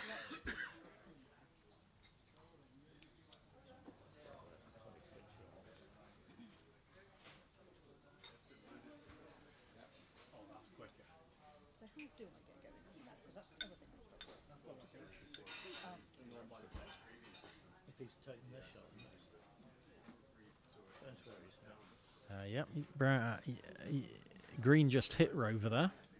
Knowing James, he'll have had an attempt at jawsing it. This is the difficult shot. And he's really made those shots look a lot easier than they are. Just probably a foot over hit, finished at the side. So still needs a couple of reasonable shots, but every time you can play a rush to a foot or two away from a hoop, you've played a good shot from 5 yards.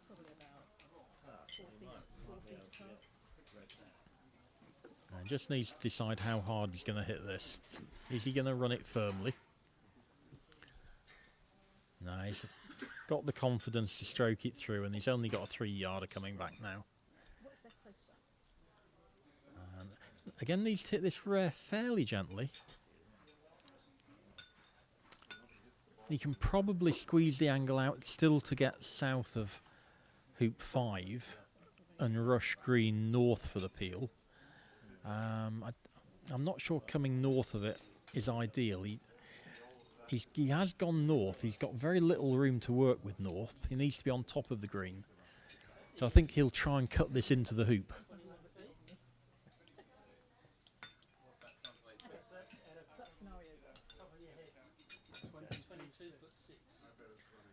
So 22'6" is how much the stimp meter read with a croquet ball. We'll try and work out what the mathematical calculation is to turn that into plumbers. It's going to need to be somebody other than me.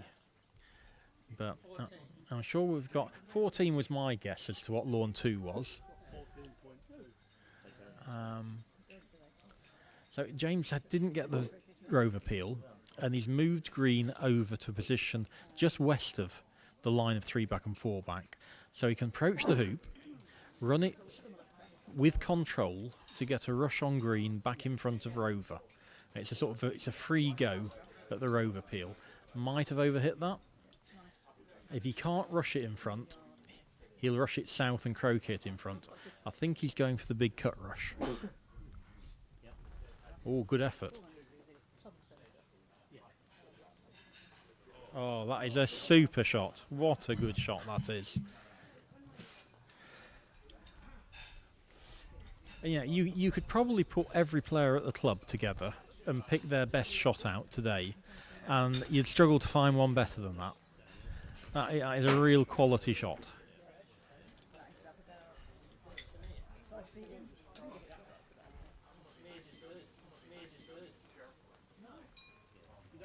Nice peel through. Should be able to cut this east of pink. No, that's a bad shot. So now he's not going to get a penult parnier. There are two options. You could either rush it halfway to pink, croquet it to penult going to pink, or cut it east of pink. And he's actually just rushed it to pink, and he's got no shot playable now. So white is probably going to end up being his penult parnier, unless he plays a stop shot approach, which I don't think he needs to do. He is playing the stop shot approach here. So he'll probably stop pink half the way or 2/3 of the way over to penult, holding in front of 4-back, run 4-back to white. As we mentioned before, James has got this very good stop shot. Most people could probably only move pink 3 yards here, whereas I think James will fancy moving it 4 to 5. Yeah. Still, he's a bit short, but it's very short hoop. He'll just hit this through to the boundary. Again, that's not ideal. Hasn't got a rush. That brown's going to be moving further to get a rush to penult than he wants, but he hasn't got a great rover parnier either. So he does want to be sending white down to rover. And just a little bit scrappy this last few hoops. Little straws for you and to clutch at. Had a good comeback from game down and breakdown against Gabrielle yesterday. So 1+4 in the second, and came through to win a good match against a strong player.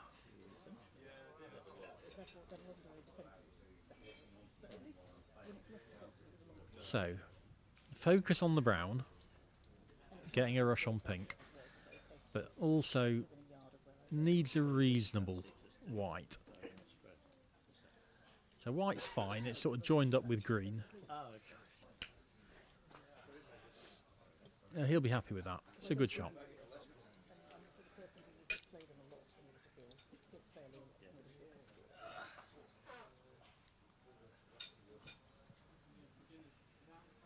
Just a fraction further away than he wanted. Wouldn't be surprised to see him put pink almost up to the peg here.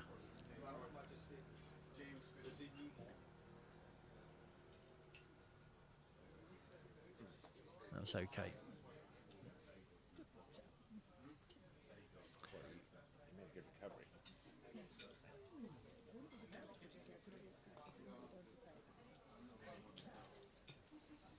So two really good standard triples from James, making the lawn look a lot easier than it is.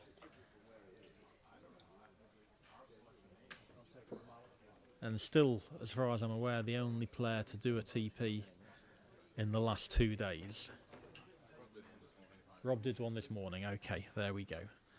The morning, clearly the easiest time. Once you get past about 7 o'clock, then they start slowing down again. So it's either first game in the morning or late in the evening are the two easy times. But this is very much at lunchtime, this TP, and the lawns has got quite quick.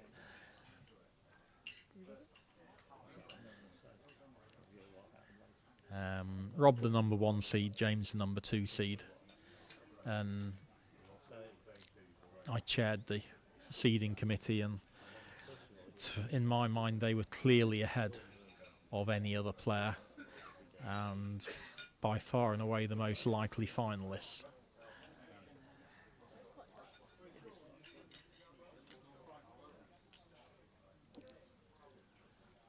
Rob had a little bit of trouble with Jack Good yesterday, who I think took croquet every time he went on the lawn pretty much. That always makes it difficult to play against.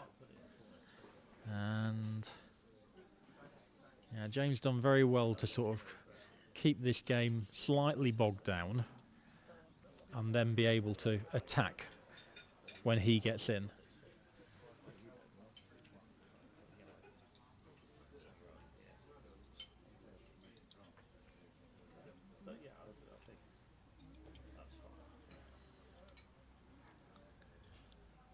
So good match. Congratulations to James. That's a place in the semi-final. And he'll now have to wait, I would say, a day before he starts his next match. So we'll have a quick break now, and we may then move over to Lawn 2 to watch the third game of Samir, Patel and David Fuller. Currently 1-1 v 1-2 after probably about half an hour. So we'll have a break now.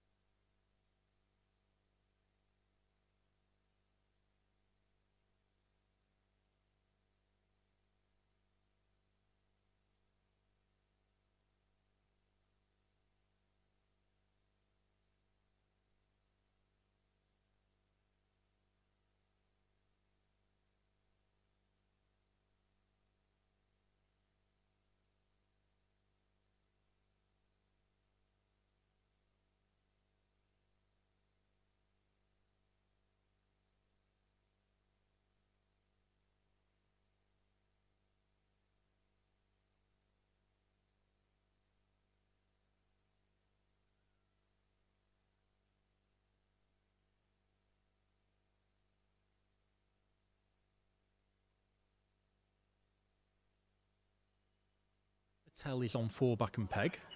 It's in the deciding game, and David Fuller has just picked up a break, and from hoop 5 he's made it to 1 back. He's got a long takeoff to a imperfect 1 back part here, but if he can make this, and remember hoop 2 is the most difficult hoop at the club, he should have a good chance of getting ahead, or at least level, with not very much time left on the clock. So can he get this takeoff right? This is the fastest lawn at the club. It's running about 14.2 seconds, we think. And it's genuinely tricky. Hoops are quite straightforward, 7 days old. So new hoop holes tomorrow for the semi-finals. But today, there's no real difficulty about them. And that's a nice little cut he's played there. Really good shot. And you can see it's just rolling off. So if he doesn't get this hoop approach dead right, it's going to roll off to his left or right. So key few shots coming up now. The winner of this game plays Jenny Clark in the quarterfinals.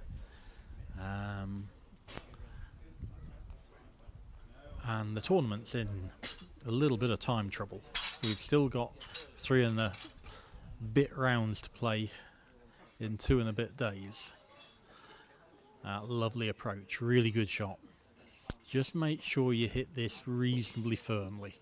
If it goes through without any wire, it should probably go 3 yards past the red. Don't wibble at these hoops, particularly that one. He's actually thinking, is he going to run it off the south boundary? Because black's there. That's not a bad choice, actually. Just stroke it through off the south boundary. Entirely reasonable. Oh, now he's finished in no man's land. Tried to do that, took a lot of wire, and he's got about an 8-yard returner okay on the red. So big shot. I think it was quite a reasonable choice he took there. A bit unlucky to finish there.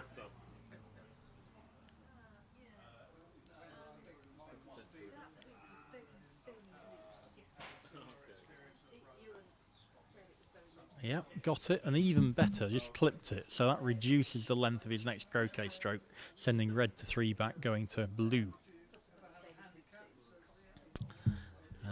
If he could get a peel this turn, he'd go potentially ahead. But I think red's going to just be thrown down to 3 back, and we're not even going to think about peeling. I don't think there's a short enough time left that he'll be pegging himself out this turn, but it is going to be close-ish.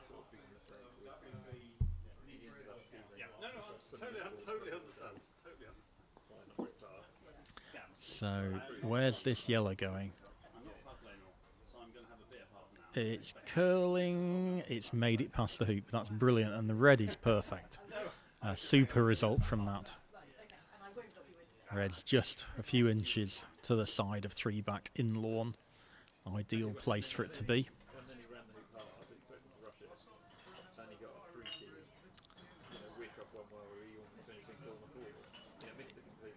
So Samir's had a few shots with his 4-back ball, with balls at 4 back, but he's missed them all.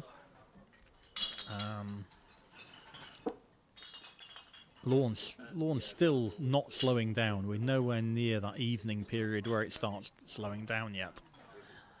Got to make sure yellow gets past the side of blue here. That's all good. Nice pivot and black. Arguably a tiny bit too far, but a good rush to 2 back. Break under control.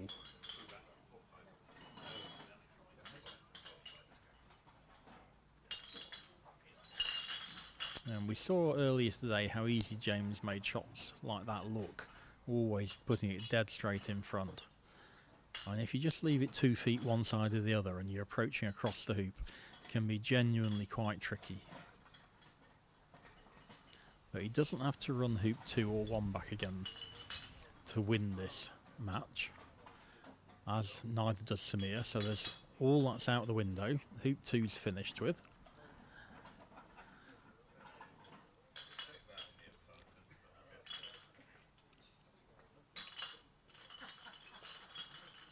Nice rush back to black. And it's one of those situations where you need complete control of the time. It's going to completely change how you play the end of the game. If there's a lot of time left, then he'll be pegging blue out at the end of the turn, leaving himself 4 back and peg against 4 back, 1 point behind. If there's seconds left, he's going to peg himself out, leaving himself 1 point ahead, 4 back against 4 back and peg. And if there's a moderate amount of time left, he may well simply go to 4 back, make a distance leave like a diagonal spread, and try and just finish it naturally the next turn. So understanding how much time left, really, really important. Needs to rush this south of red so he can get a proper 4 back pioneer. That's awful. That's absolutely awful. You can't leave it short. Yeah, you can rush it to the boundary, that's okay, but you can't leave that short. And it's genuinely quick. The approach to 4 back, 13.5 minutes left on the clock.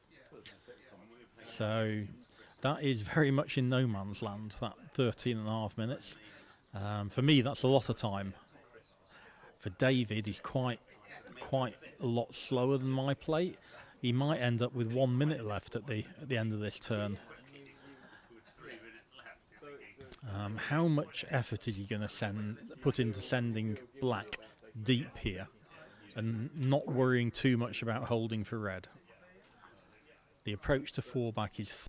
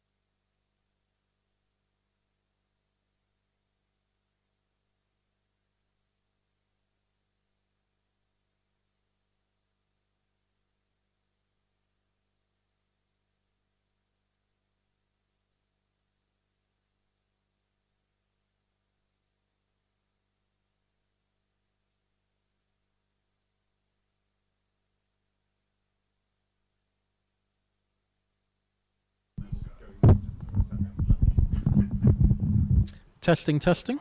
Okay, so we just replaced the batteries in the microphone, so hopefully everyone can hear me now.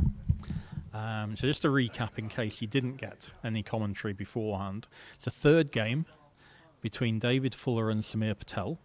There's now about 12 minutes left on the clock, and David's been taking this round, started on hoop 5, and he needs to get to the peg to tie. So it's going to be 4 back and peg v 4 back and peg. And we're just chatting about what the options were. If there's a very short amount of time at the end, he might peg himself out. If there's still 4 or 5 minutes left, he may even peg Samir out. But I think the most likely option is to leave all 4 balls on the lawn and a diagonal spread. Still needs to make the last 3 points. Otherwise, all this conjecture is irrelevant. And it is quite quick in front of 4 back and a little bit downhill. So be careful up there. Really good penult pioneer. Time limits here, 4 hours for game 1. 7 hours for the first 2 games combined. And 9 hours for the entire 3 games of the match. So coming towards the end of that 9-hour period. Just needs to be careful, doesn't overhit this. That's okay. That stopped fine. Should be able to run it off the lawn, have a rush back on black to send it to Rover, and probably start working on his diagonal spread. Again, I'm guessing we're probably down to 10, 9.5 minutes, 10 minutes. So it's really borderline as to what the tactics should be.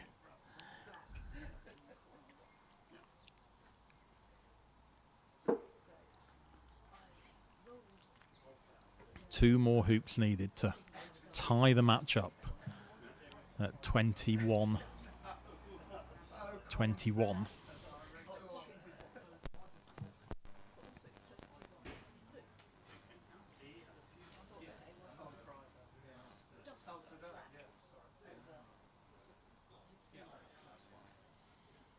Well, I think about there used to be a convention of retiring on the peg.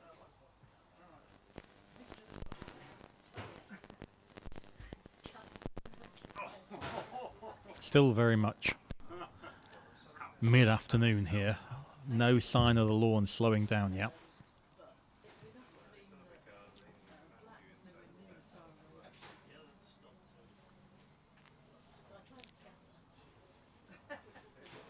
Still not comfortable with bits of insects flying around up there. It's not a long returner, okay, this. It's about a 3-yarder.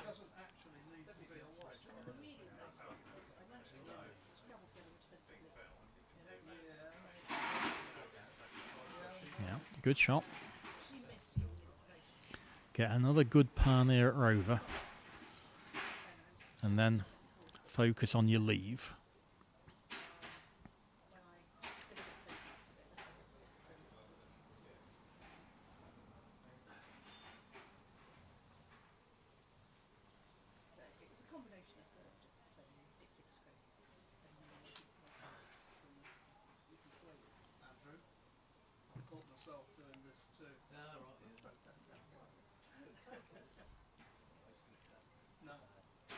Good line.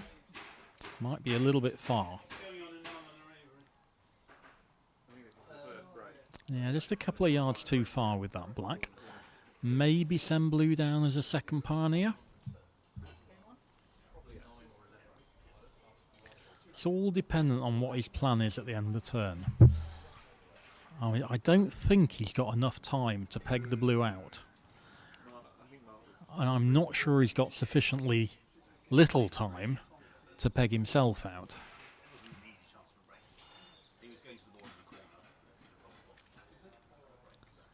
Beautiful day, blue sky, 30 degrees, very little breeze.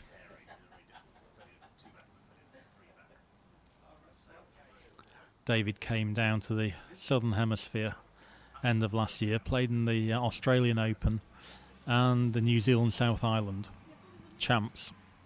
Both of those played in hot weather on testing lawns, so he's had the experience. You don't get this type of condition very often in the UK, but he is someone who's experienced it before.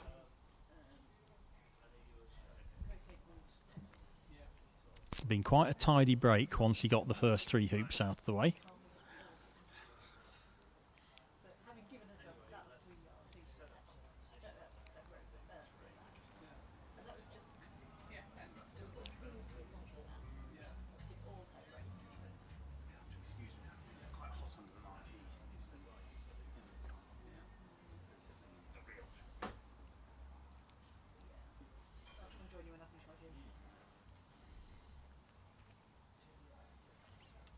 Now, ideally, he's going to want partner ball, the red ball, near the peg. That will help him make whatever leave he decides to do. So he needs some sort of pass roll, sending it down to the peg, going to blue.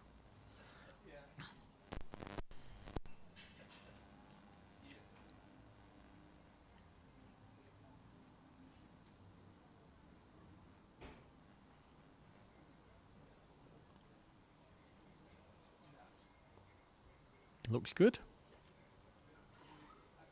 Yeah, that's a pretty good shot there. Red's probably 2 yards too far, but it's better than where it was.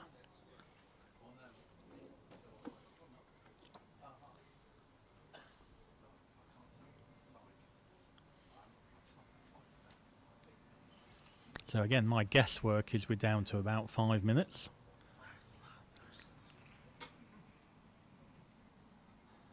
Putting blue behind Rover indicates he's got no intention of pegging it out. I think that's a good decision. With so little time left, giving a point to your opponent can be game losing when there's so little time left.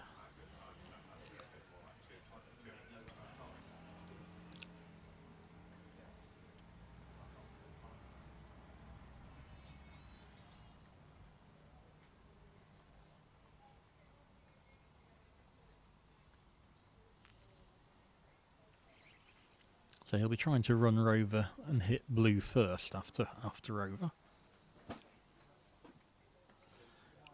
I certainly wouldn't risk doing anything like approaching Rover with a stop shot sending black to the peg.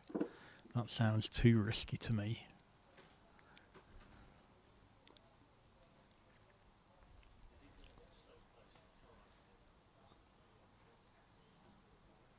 Now he's taking off to Rover.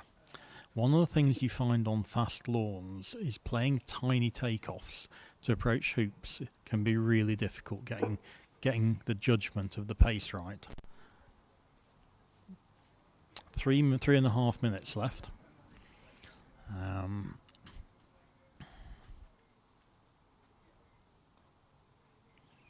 It looks more comfortable there than he did with his leg not out.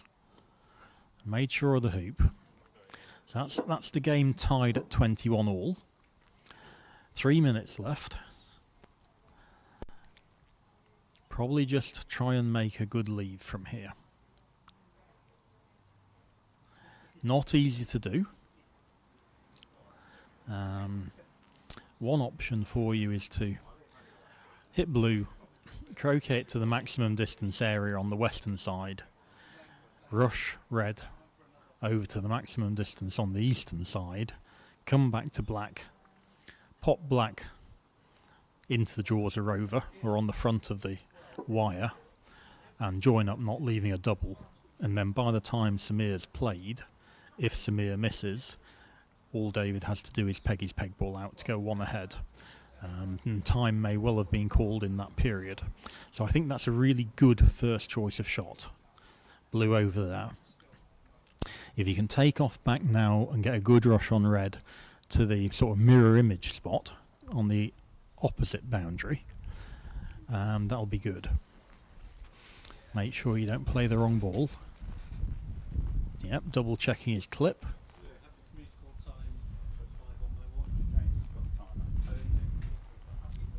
Must be close to 2 minutes, I would guess now.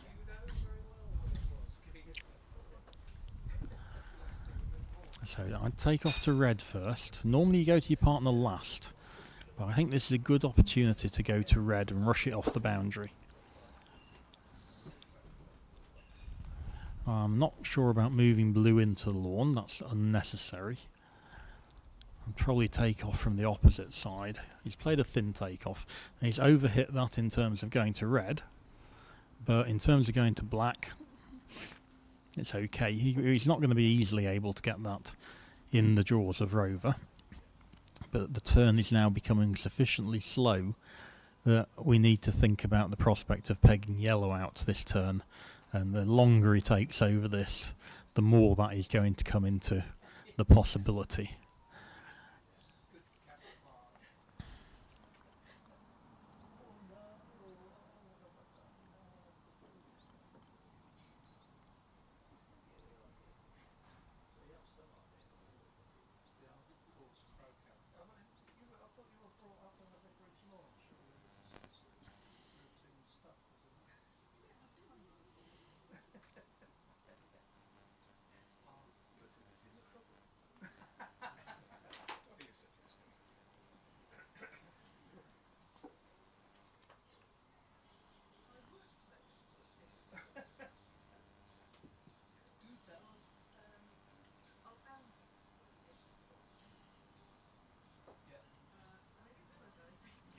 I'm guessing now time has gone to such a degree that yellow is definitely pegging out this turn.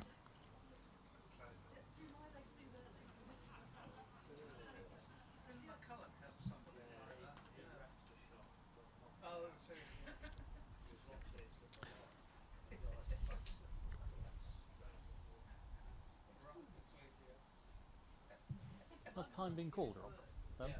That was time. Okay, so time has been called now.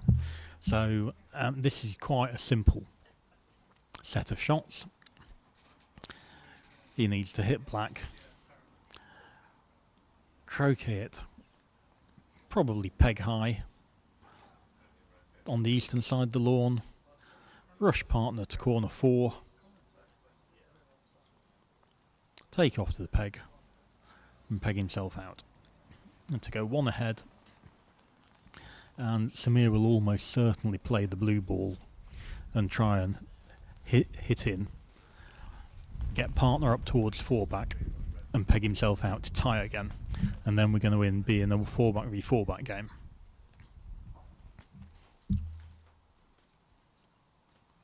Reminder, winner to play Jenny, who's been waiting for over 24 hours now.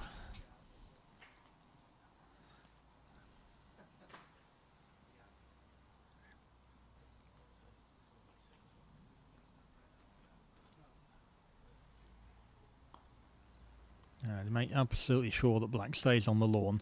It's not crucial. If black's 4 yards in lawn, it's not a problem, because blue's on the peg, so he doesn't need to get behind black. Blue's the key ball to have had on a boundary, and it is a few inches off a boundary, but make sure the red ball gets off the lawn. Good shot. And now take off back to the peg and peg yourself out.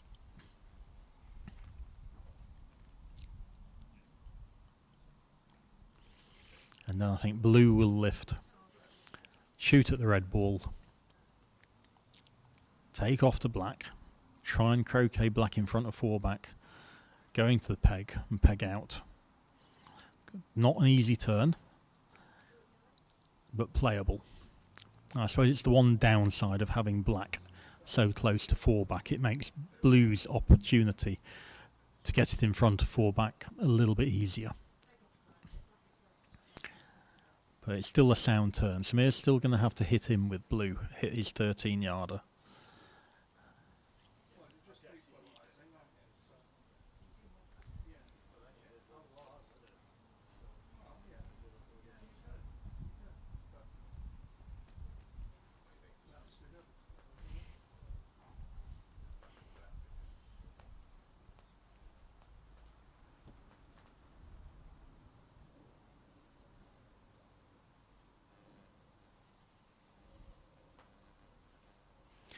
Takes off, length is good. That should be guaranteed within his 100% range. And this is to go 22-21 up in the time turn. Last 16 match of the British Opens.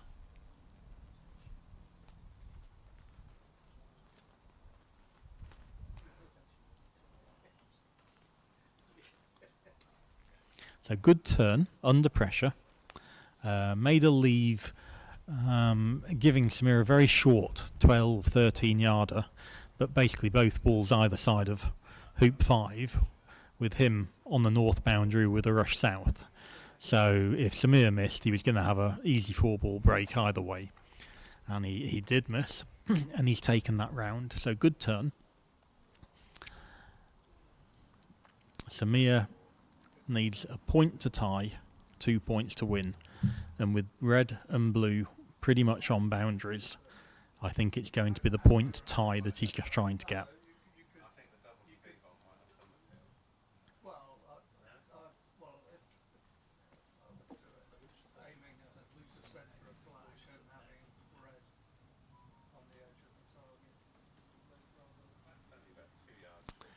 Samir going straight to the peg ball. It's the obvious shot. I think just taking the 13-yarder at red is better than shooting at a double from B-Bulk. Particularly as it's easier to get black in front of 4 back if you hit red. I'm just going to move a little bit so I can see whether this hits.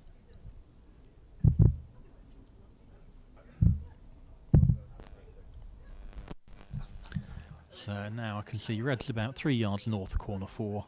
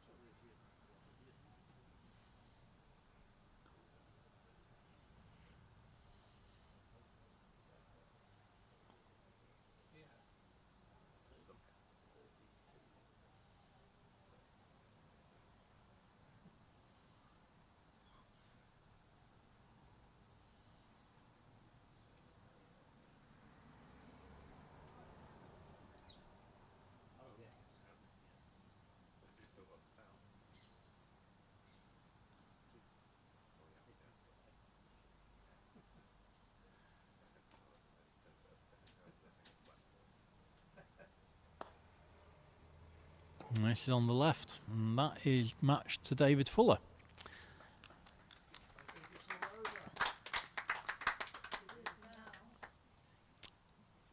So we're going to have the quarter-final between David and Jenny probably in about 15 minutes after David's had a quick break.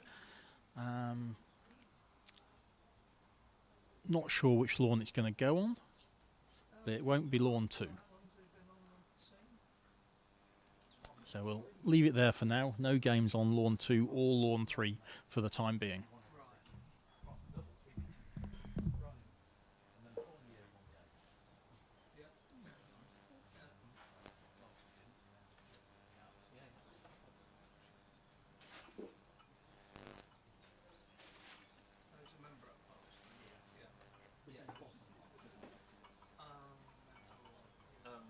Yeah, this is to play James, so yes. Yes, no, you haven't got the prospect of me and Jenny having a night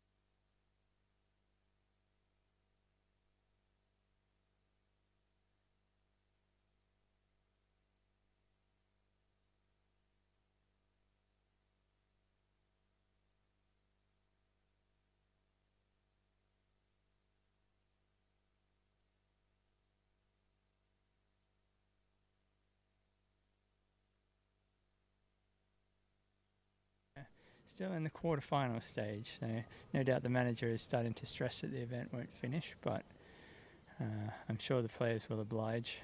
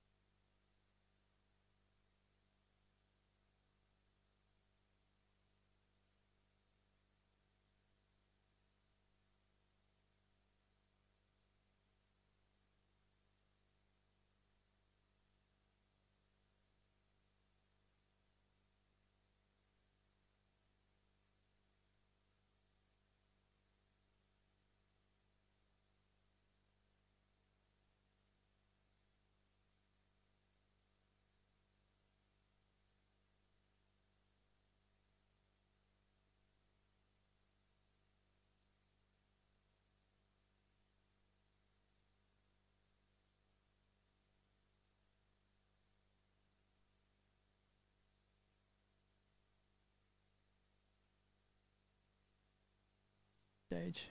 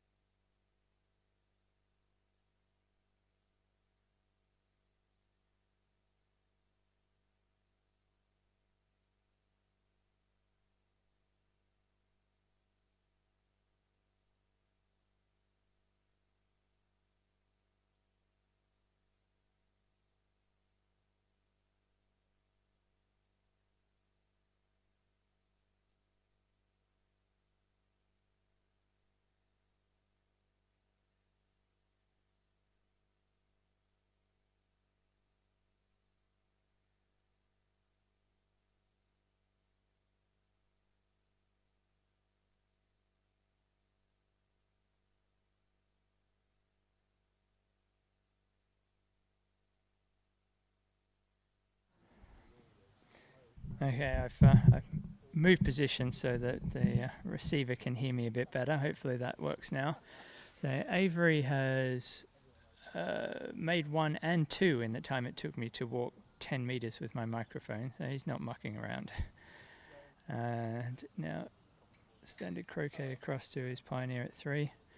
Yeah, he looks like he's got the speed of the lawn very nicely there. Be interesting to see if he goes for the triple though. That will be the first point of interest. We'll know that after he makes his hoop. He's going to be making 3 off yellow, and then if he's going to go for the triple, he will leave yellow there and take off down to corner 4 to pick up the blue ball, which is still there from the missed lift shot. The other quarterfinal has just gotten underway. That's between Jenny Clark and David Fuller. Fuller's just caused the upset of the tournament so far, knocking out Samir Patel.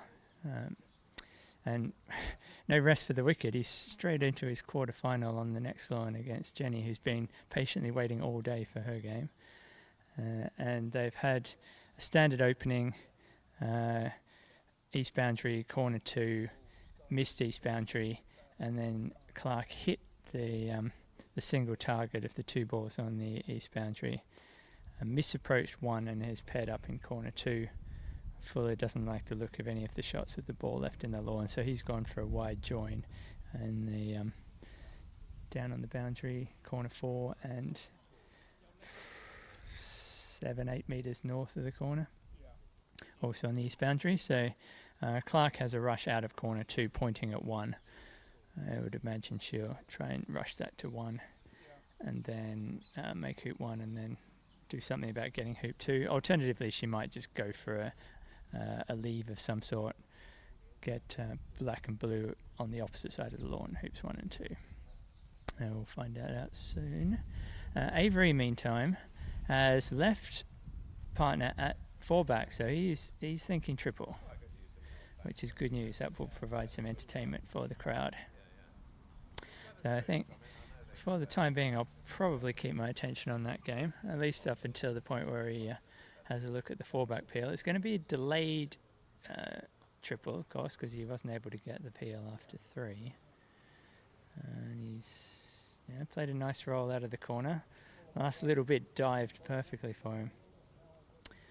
So he's going to make 4 and then rush black up to yellow to be the escape ball, and then he'll do the peel after 5 and rush across to 6. That will be the plan. Lots of things can go wrong at this stage. First one is he's put his black receiver at hoop 4 very deep, so he has to now get past it, which he has managed to do very nicely. I don't know why he put it so deep. Putting it level with the hoop is generally better there, and it guarantees you the backward rush. But he's obviously feeling pretty confident with the hoops.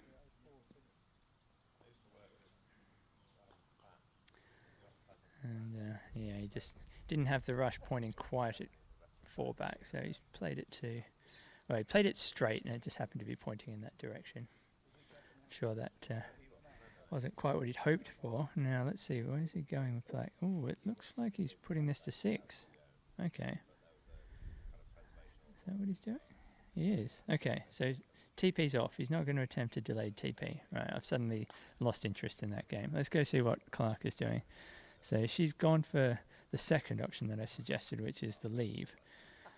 She hasn't gone for the leave I was thinking, though. I thought she might go for balls at hoops 1 and 2. But she's not doing that. She's getting Fuller's balls in the lawn, though. I think she kind of must have decided it wasn't worth risking playing her red ball over to the east boundary, which is what you do if you're trying to get an oppo ball at hoop 1. So what she's going to do is leave red near the south boundary between hoops 4 and 5, and then play opponent balls to hoops 2 and 3, leaving herself a rush to 1. So whichever way he shoots, she will have a good break prospects. So blue's going across to the west boundary, somewhere near hoop 2. She's got both balls outside the box, so maximising the distance that Fuller's going to have to shoot. And then just looking to leave herself a rush for 1 and making sure she doesn't leave a double target for either of Fuller's balls.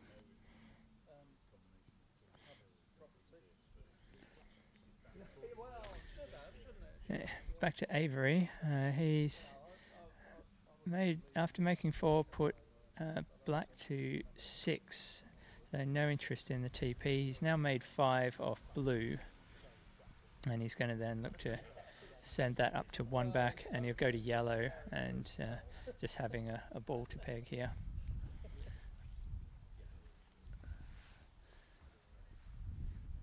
taking his time. You've got to allow a little bit extra pull with these balls. So we're aiming this a couple of meters to the left of one back, and then having it pull in with the shot. There it goes. So yeah, perfect. Blue's a little short, but red's spot on there. So you'll be able to knock yellow over to south of blue, and that'll make sure he gets a nice rush to one back. He wants it a bit south so that when he makes 6 off black, he can rush it a little bit of the way to 2 back, rather than having to place it from a long way away. At least I think that's what he would do. He seems to be looking at putting it actually to 1 back. I'm a little bit distance from that hoop. I'm probably sitting about 50 meters away from hoop 2 on court 5, so it's difficult for me to see just how close that blue ball is to the hoop. It looks close enough, but he obviously thinks it's not, so he looks like he's thinking of putting yellow there as a second pioneer for 1 back to make doubly sure that he makes the hoop, which is a perfectly sensible thing to do. Fuller is being super cautious. So he looked at the shot options. He didn't like shooting at Clark's balls on the south boundary. He didn't even like shooting at partner ball, which would have left probably a 5-meter join near the east boundary. So he's gone ultra defensive into corner 3, which I suppose it could be more defensive, but not much more. At least if Clark fails hoop 1, he has a shot with blue at black, which would be a good 12-13 meter shot, but it gives him something better than corner 4, I suppose. So Clark will take her rush to 1 that she left. Oh, horrible kick. Classic with the Fletcher balls. So now she's got a pretty awkward sideways approach here. This lawn looks relatively green as well, so it might stop nicely for her. Yeah, that's fine. I wouldn't like to play that approach on some of the other courts today, but that one's fine. Maybe it's a bit more angled than I thought. Yeah, she's going to have a crack at a jump shot here. It's a bit exciting. Let's watch this. She's holding a mallet halfway down. She's going to stand over the top of the red and smash it into the ground. And no good. Just caught a little bit too much far wire on that one. So he's fullest chance. As I said, he's got about a probably 12-13 meter shot from corner 3 at black. Or is he going to shoot into the corner? Shooting into the corner would be more risky if he misses. He's got to shoot one of them at the other though. He's left himself this length. He can't then turn it down, even that he left it for himself.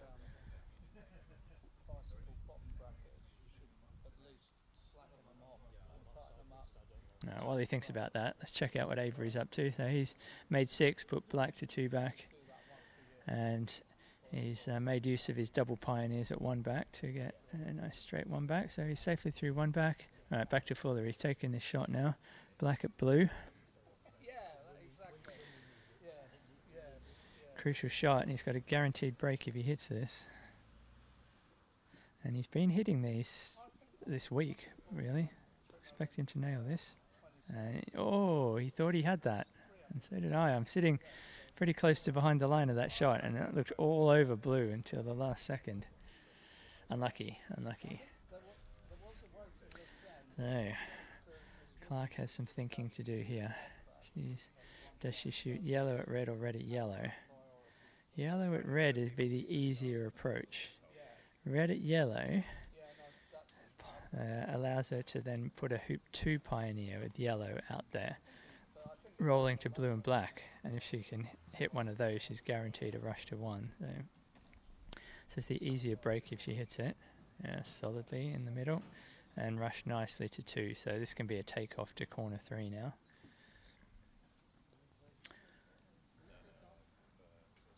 I thought that was on, yeah.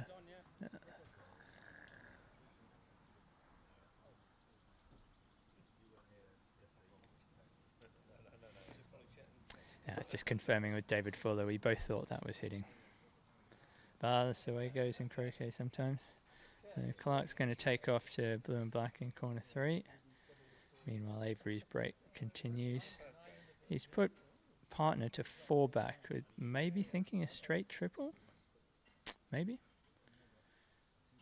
He's got the balls there for it if he wants to try anyway. So looking around, having to think about it. Clark's played the takeoff very nicely, left herself a 1.5 metre shot, which she hits. Don't know if she'll get a cannon from that. Black departed the court outside the boundary. At least I think it did. She's marking it back in the corner. Pretty sure I saw it go the other side of the peg. Oh well, she's much closer to it than I am. So she has her cannon. There's not much to be done with a corner 3 cannon approaching hoop 1. You basically just ignore the croquet ball and focus entirely on the rush. So having hit, I think she's hit black. Or she hit blue. No, she hit black. She put black. No, she could have put it back either way. But I think she's rushing blue. So basically, oh no, she's not even. Oh, okay. No, she didn't even bother with the cannon. Interesting. But as I was going to say, that you can't really move the croquet ball very far in that cannon anyway. You're basically doing a rush. So she's preferred to have a slightly longer rush than the micro rush you get with a wafer cannon, which is sensible. It allows you to judge the distance a bit better when the balls aren't super close. When you've got a millimetre length rush, it's hard to know how hard to hit it, which is slightly weird. You basically hit it like a croquet stroke rather than a rush. And that rush looked really good until it didn't stop. I thought that was going to be perfect, and one of the crowd even applauded that, and then it kept rolling for another couple of metres. So it's now a slightly awkward approach, but she's had one go at approaching this already, so she'll have a bit of a feel for the lawn speed now. Avery on the next lawn is thinking straight triple. He went to a lot of care to put his partner ball bang in front of 4 back there, and he's got black not too far away from it, so he's definitely thinking straight triple. He's overhit the takeoff back to blue at 3 back though, so he's not going to get a forward rush, but he doesn't really need one because he's got black quite close to yellow, so he just needs to focus on making 3 back, and he should be fine. Clark has approached 1 very nicely and runs that perfectly. She's got a perfect rush up to hoop, well, pointing at corner 2. So she'll aim to put blue in a spot where she can croquet it to northeast of 3, just like a metre northeast of 3, while getting close to yellow. So she can pick her spot and play her favourite croquet stroke here. She has opted not to play it into stop shot range. She's looking for, this is something more closely resembling a half roll now where she's played it to, which, well, she had the free choice of where that was going, so this is obviously what she wants to do. And then, she did play that as a half roll and judged it pretty well. Blue's perfect, red's not perfect, but yellow's close enough to the hoop that she should be fine. Okay, the interesting bit's coming up in Avery's game now. He's thinking about his straight triple. I think he's thinking about a straight triple. We're about to find out. He has put partner to penult though, which is not where you'd typically put it if you're going for a straight triple. Normally you put it halfway between 4 back and penult. So maybe he's not thinking straight triple.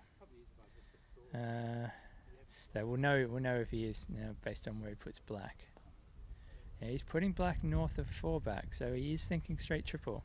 Okay, so I wouldn't have put blue there, but there's nothing really wrong with putting blue there. Obviously depends on how you like to play your straight triples. If you're bombarding, you want blue closer to 4 back, but if you're just planning to rush Peely across, then having blue at 4 at penult is actually quite handy. So I suspect he's going to be looking to rush yellow direct rather than bombard it. Let's find out. Oh, okay. So no straight triple. He didn't even try. I think he overhit the rush, didn't he? So he never managed to get yellow into a position to peel it. So no straight triple. He's just rocade yellow after running 4 back. So no interest in Avery's game anymore. He's just going to have a ball to peg and probably some kind of diagonal spread type leave. Having put black up there, the leave's a little bit awkward now. He has to come back to it after penalt to get the balls into the middle of the lawn, but I'm sure he'll have no trouble with that. Back to Clark and Fuller. Clark has made 2. Rushed yellow to near hoop 6, taken off to corner 3, and got quite close to corner 3, so she's been able to hit that. And she'll croquet this down to 4, going to her perfectly placed pioneer at 3, and that will establish her 4-ball break. And I think the next thing of interest we'll see is her setting the leave when she gets round to 4 back.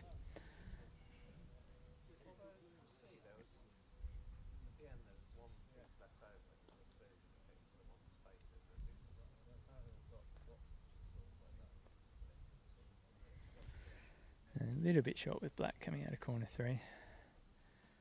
I'm guessing that was her best stop shot. It's still fine. Yellow in the lawn as it is now. She'll have no trouble getting the break organised.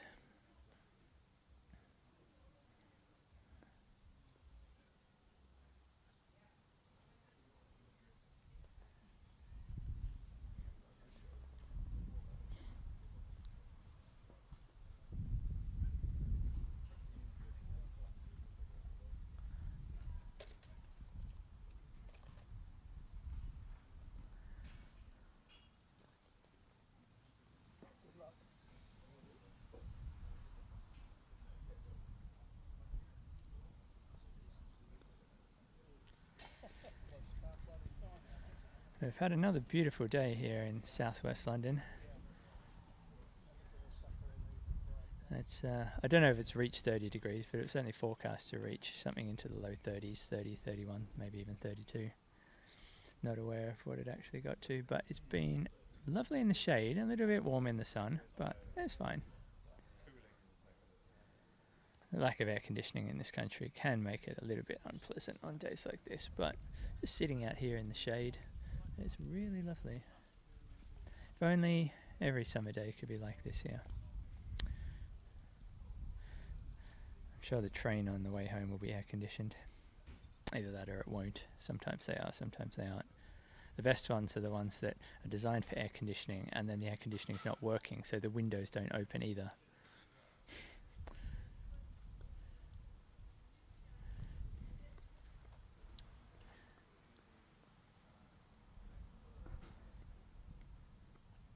I'm watching both games at the same time here, and there's nothing of interest going on in either game. The most interesting thing is happening on court 2 at the moment, where semi-finalist Rob Fulford is practicing his shooting.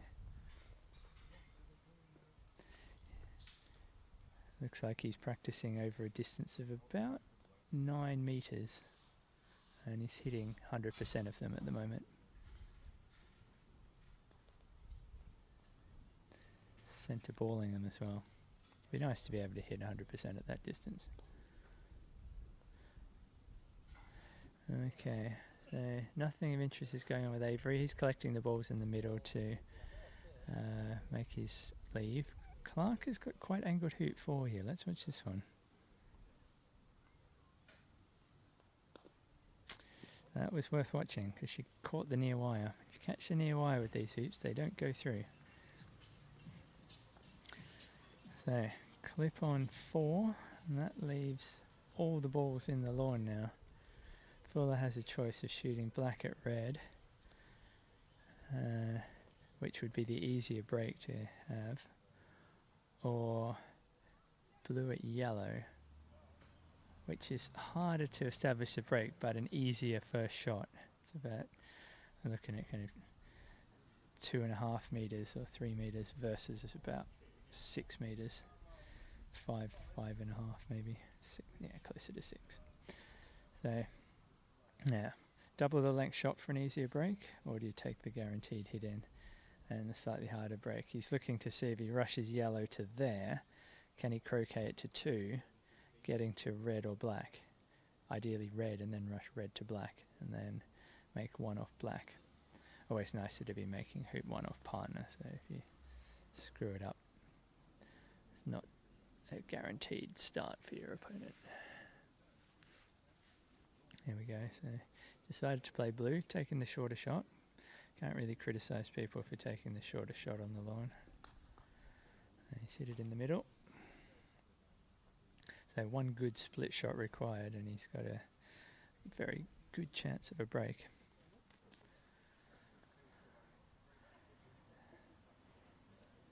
So you definitely choose to go to red here if you can. You want to stop just short of red so you can rush it to black. It'd be great if you could rush black to red. I think from where I'm sitting, red rushes to one. But you can't get behind black to rush it to red. So it's got to go to red first. Avery's made rover, so he'll be 4 back and peg. He's just setting his leave now. It's going to be something resembling a spread.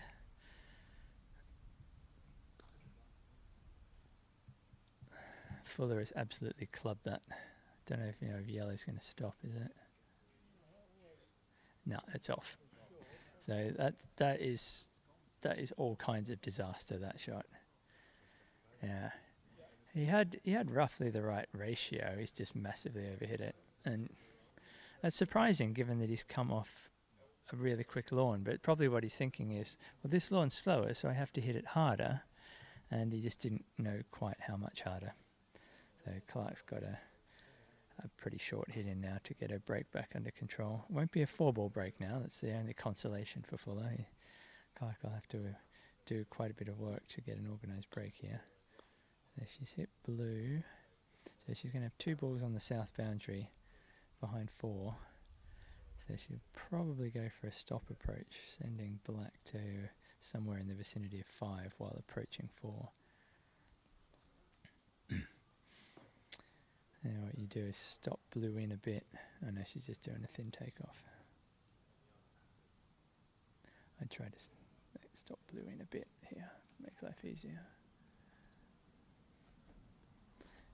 Thin takeoff.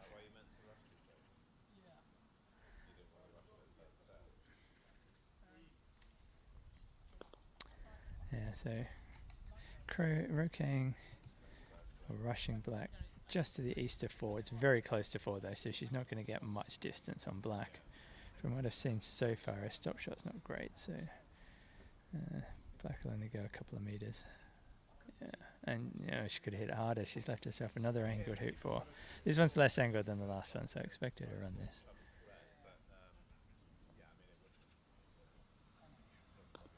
Yeah, no problem. So safely through. Avery's done his leave.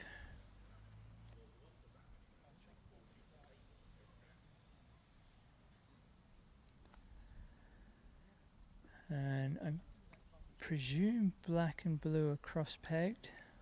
Absolutely no idea from here. But it's the kind of thing he would do. Blue's not close to the peg, but it may be that they're still cross-pegged. And even if they're not quite cross-pegged, if the peg's in the general vicinity, you're not going to take that shot. And he's laying up just north of corner 4. So the obvious shot will be to pick up blue and shoot at Avery's balls in corner 4. Mulliner is poised like a coiled spring ready to leap onto the lawn. Just as soon as Avery plays this last shot. Just while they're finishing off there, let's go and check out Clark's break. So she's played a lovely croquet stroke off the south boundary, loading 6 and getting an almost straight rush to 5. Straight enough that I expect her to have no trouble cutting this to bang in front of 5. As long as the balls don't kick too much. Let's see. That's fine. They kicked a little bit, but she hit it hard enough, so it didn't matter. Okay, Mulliner has picked up black, which is his 1 back ball. I was expecting he would go for the sextuple, given that he must have laid up for one, but maybe he didn't lay up for one. Maybe he just broke down at 1 back.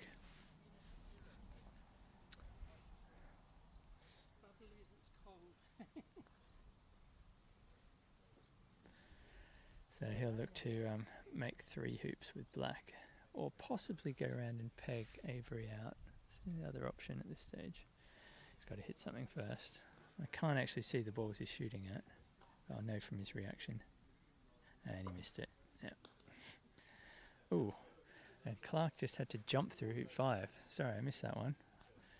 Don't know if you saw that or not, because I can't see what you're looking at. But anyway, she did better on this jump shot. Actually got it through. She's got a longish croquet at black now, but hits it in the middle. Now here comes the next problem. She can't get a 1-back pioneer because she's managed to rush black to blue. So probably don't need to watch Avery's finish now. He's going to have a standard 3-hoop break with all the balls in front of him. The only thing he'll have to make sure he does is rush blue accurately to 4-back, but I see no reason why he won't be able to do that. So let's watch Clark try and reorganise her break. A massive kick there on that rush to 6. That didn't help.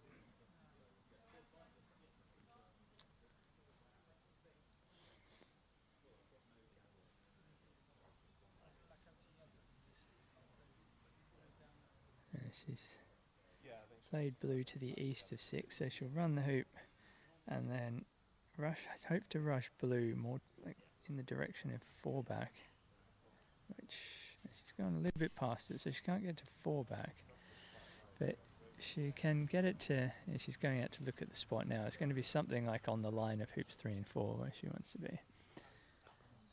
Yeah, somewhere around there.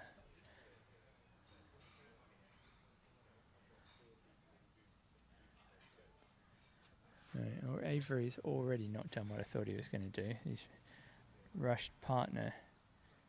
Oh no, he's been able to do a double rush. Oh, okay, yeah, that's clever. So Marlena must have missed in between his balls, so he's able to do a double rush black into red,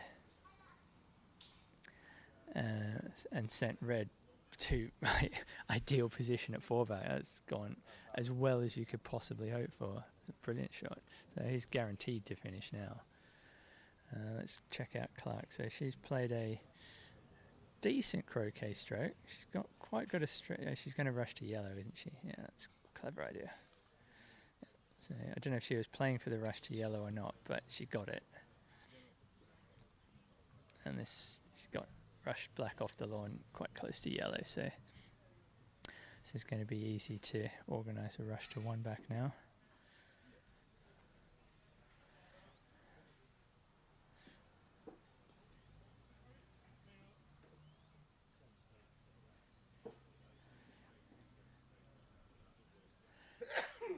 Avery slightly overhit his takeoff to blue in the middle of the lawn, so he's had to rush it away from penalty. He's going to be playing a full roll now to get to red. But she's played pretty well. Blue's short and yellow's short as well. Yeah, he had the right ratio, but he's just underhit that. But red's so good that I don't think it's going to be a problem for him. Massive kick there when yellow hit red.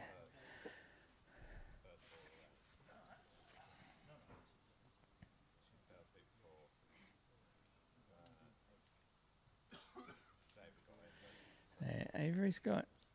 He's not even. Is he? He's going for 4-back, surely. Yeah. So split approach. Yeah, he's got that nicely in front. Slight angle, but no trouble. Red's gone deep, pretty close to the north boundary. So if he crashes through this, he's got an easy finish. There we go. He's managed to miss red. So that looks like he's going to have something resembling a rush to blue. Clark is safely through 1-back. In the space of 4 hoops, she's managed to reorganise this into a decent-looking 4-ball break. Oh, she's feeling confident now, shooting at black rather than the shorter shot at yellow. But it's the better shot to take on. Oh, is she going to take? She's having doubts. If you're having doubts, don't take it. Take the easier shot if you're not feeling it. So there'd be no trouble organising things to pick up black after hitting yellow. You need to hit black first, right? She's decided she wants it.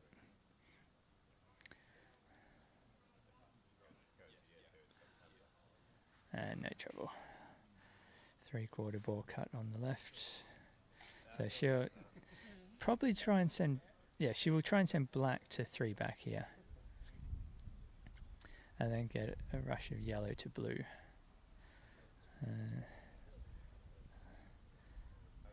I think this will be about her best stop shot to get these 2 balls in the right spot, but it should be playable. I don't think this will be too much trouble for her.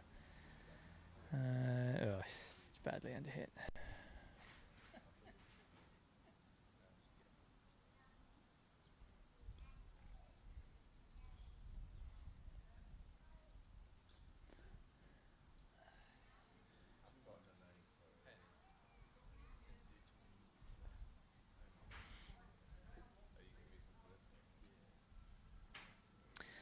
So having failed to get a decent 3 back pioneer, Clark's having a second go with yellow, just like we saw with Avery at 1 back earlier. Yeah.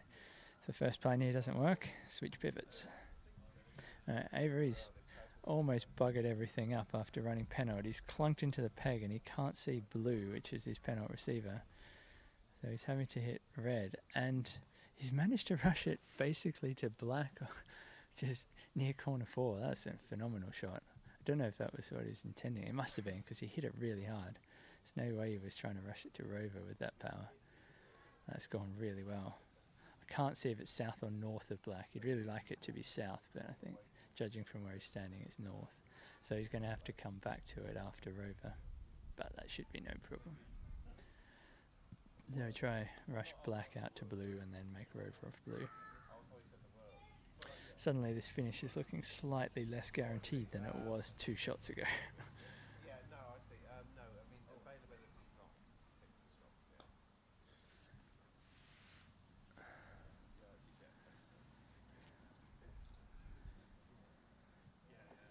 I think we'll stay with Avery here. This is an important couple of shots he's got coming up.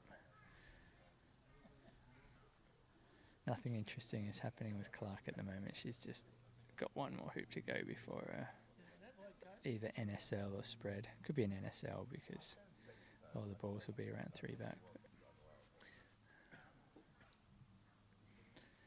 Okay, so here we go. Avery's played dinky little croquet. Get red as much into the lawn as you dare. Getting a rush of black to blue. He seems happy enough with that rush, not taking much time over that. Yeah, that's a good rush out to north of blue.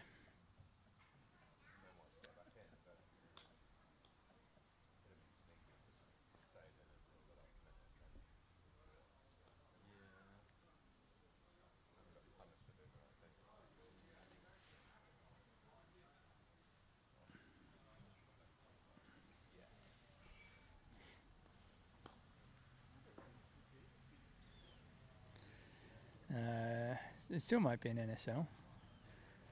Blue going over there.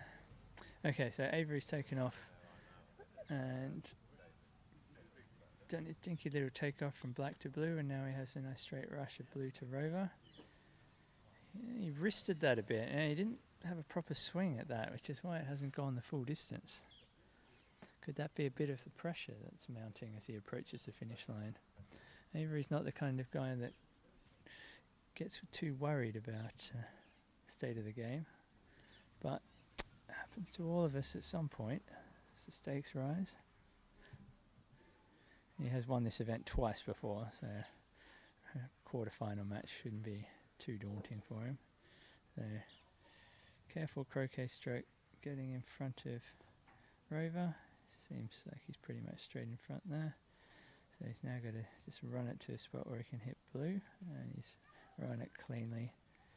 So it hasn't gone off the lawn, so he's got a longer return roquet than you'd like at this stage, but this is, he really needs to rush blue to black here, doesn't he? No, he's just going to make sure of the hit, and he's going to have to take off to north of black now to rush that to red, because he can't get from blue to red directly. The hoop 4 is in the way of that.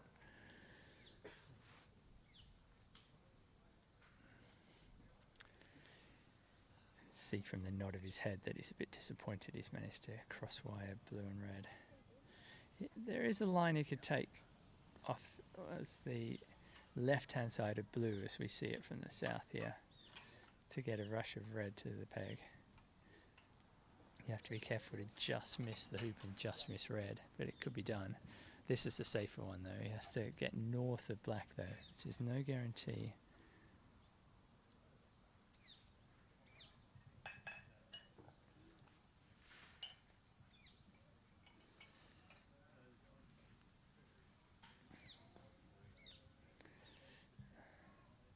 He has taken off to north of black. It's not pointing straight at red though. It's pointing more towards the middle of the south boundary, but it's close enough that he should be able to cut this accurately to red. Let's see, here we go. It's not gone too red. It's gone the other side of hoop 4, but that should be fine. I expect him to be able to take off from black and get a rush to the peg from there. If you're following the Clark game, she has decided to go for an OSL. And probably a very defensive OSL because she has left blue in between hoops 1 and 2 and decided that's not a safe spot, so she's going to smash this off the lawn. There it goes, and then she'll take off and pair up with yellow. There, Avery takes off, and yeah, it leaves a rush, not quite pointing at the peg, but enough at the peg that he'll be able to cut this. No, in fact, it was basically pointing straight at the peg. He's not rushed it to the peg, but he's rushed it close enough that I reckon this is a 90% peg out from there. Not guaranteed, but I'm sure he'll get it. Stay with the Avery peg out. Hopefully he pegs this out in time for us to see Fuller come on and take his lift shot.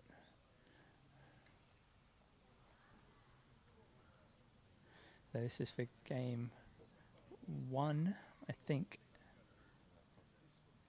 Yes, I'm sure this is for game 1 in the quarterfinal. For +20 result. Red glances the peg. Well, actually takes a good chunk of peg.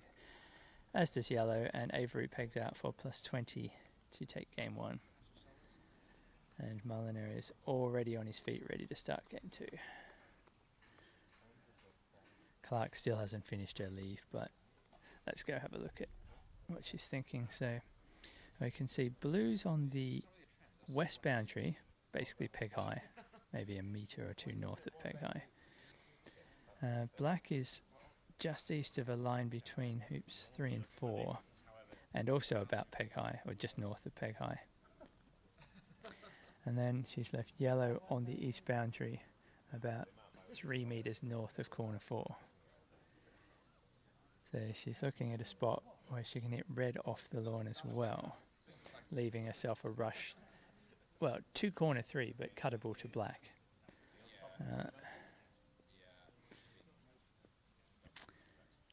Which is going to be then difficult to get started from if Fuller takes the shot of black at blue up to the west boundary. You're better off leaving the rush pointing somewhere more at corner 2, so you have the option of cutting to either blue or black. And then it won't matter which ball he plays with, but that's difficult to do because she's lagging to the position from quite a long way away. Actually, no, she's just going to spank it off the boundary. There we go.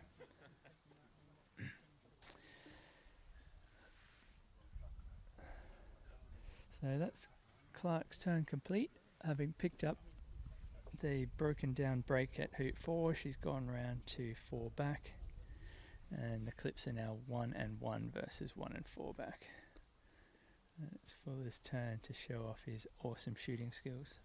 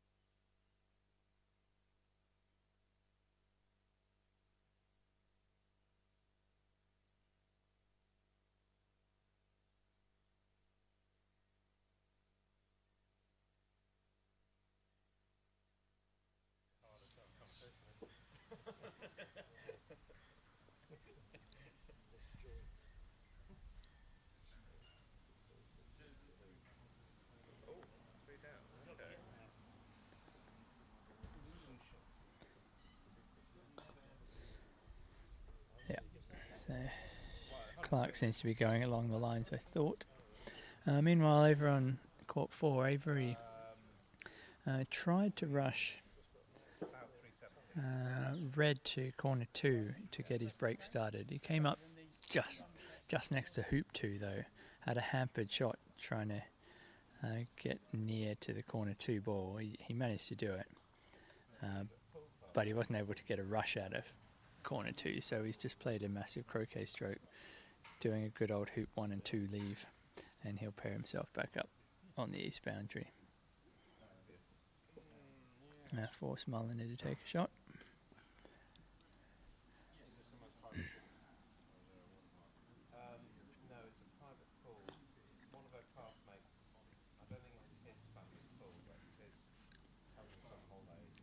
So Black's got a chance of a break here.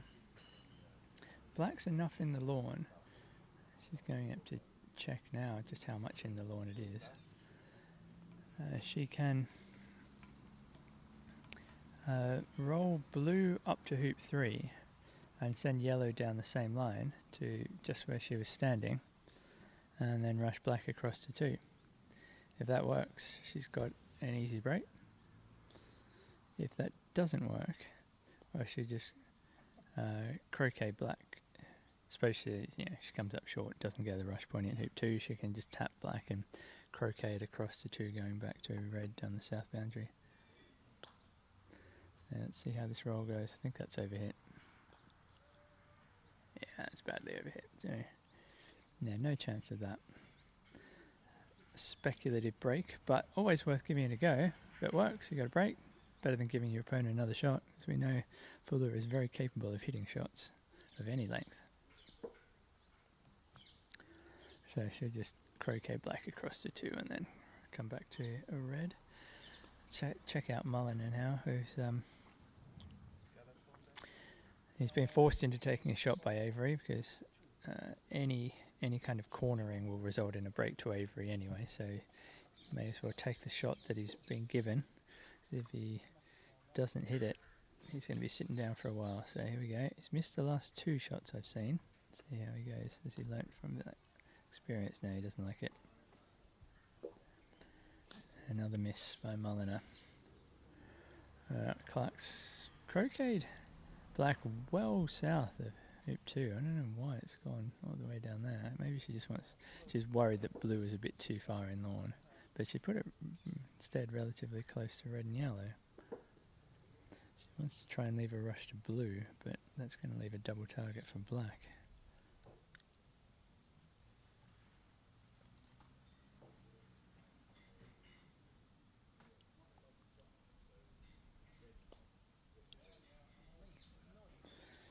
So instead she leaves a rush to hoop 4, which will cut a little bit of the way to blue, but not very far.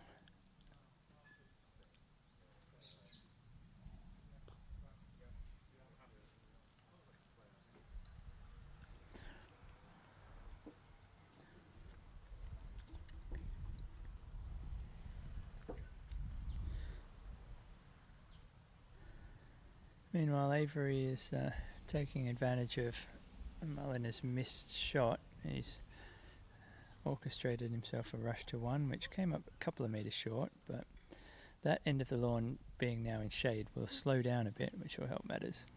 He's got himself straight in front of hoop 1, and he cruises through it. He ran into his receiver, so he's going to have to play croquet as his next stroke.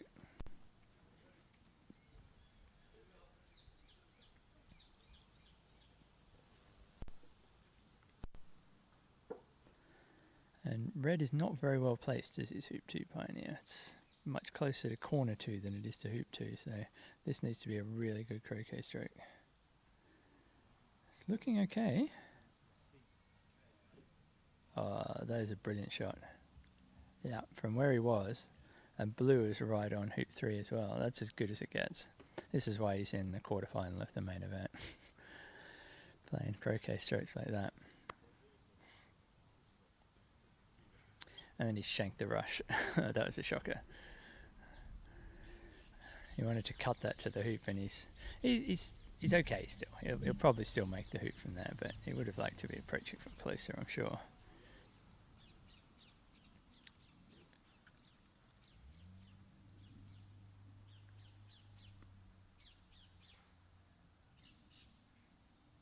Yeah, he's fine. Nice approach, so pretty much straight, and swishes it through to the boundary. So first break there to Avery. Game 2 with Avery game up. In the other match, Clark is going to have a go at organising a break after Fuller decided that he didn't want to have anything to do with taking a shot again. Which is, yeah, at some point he's going to have to take a shot. He keeps cornering, and Clark's going to be absolutely loving that. All she has to do is keep laying up and making hoops at a time and watch him whack another one into the corner.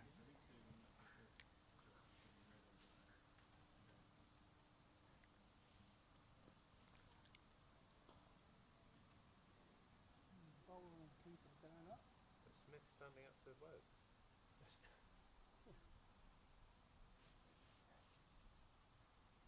Great keeper.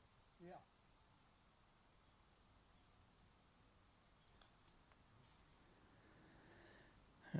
So I don't think Clark's going to be making any hoops here. She's croqueted red to near corner 2. Is she taking off to the hoop? No, she's playing some kind of split shot here. Don't know what's going on. No, she just took off to the hoop. So the author of a certain croquet website would not approve of that. It's almost gone really well, but then it hasn't, I think. Or has it? Yeah, she's got a hoop shot. From where I'm sitting, it looks like it went past the hoop.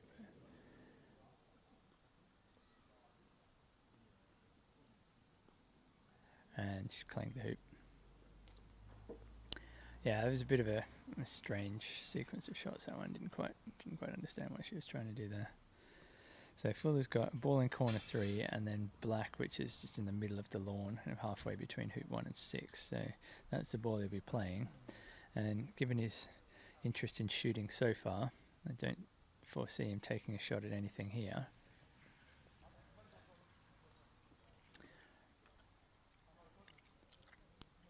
It's just surveying whether yellow can run its hoop.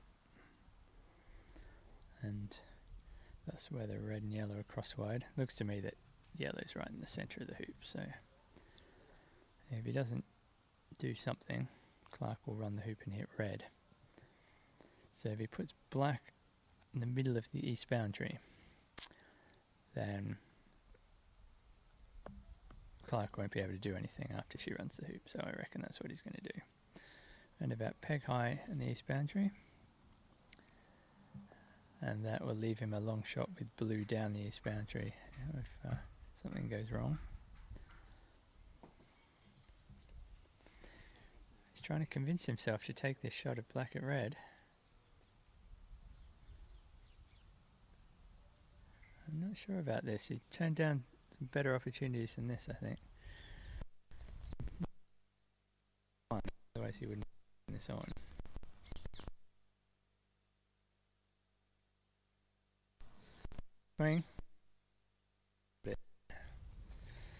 Yeah, why didn't he take some shots earlier when he had better break prospects? So now he's got to play a pretty awkward roll out of corner 2 to try and get a rush of yellow to 1. And all sorts of things can go wrong on this shot. The main one of which is that red doesn't go the right distance and you end up not being able to hit it or just being able to cut it, and you may then end up missing it and leaving red and yellow basically next to each other in hoop 2. So he wants to land black where he's standing there. And given that he hasn't had any play yet, he's not going to have any idea how hard to hit this. Another thing that can go wrong is you put red on the line of hoops 1 and 2.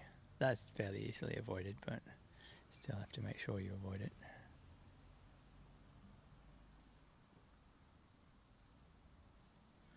Here we go.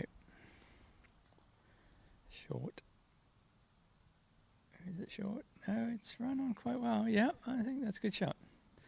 Not sure what red's doing there, but black is good. That's the main thing.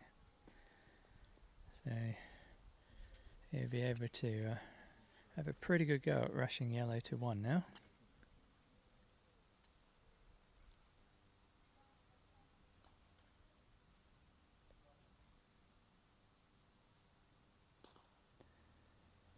Nice contact, but he hasn't hit it hard enough, I think.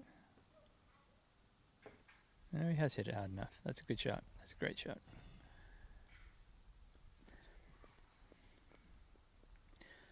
One more good shot required to get hoop position here. And he's closely inspecting the grass that he wants to land it on, trying to decide how much power this shot needs.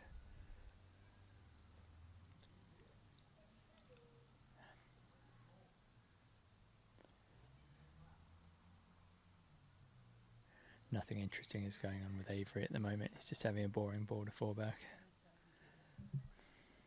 So let's see, Fuller's playing the hoop approach. Will he get the distance right? Looks pretty good. Yeah, that's spot on. Great shot. It might look like a trivial shot, those of you that are used to easy lawns, but any kind of sideways hoop approach here is fraught with danger. At least for your first break. Once you get a feel for the lawn, they're not so bad.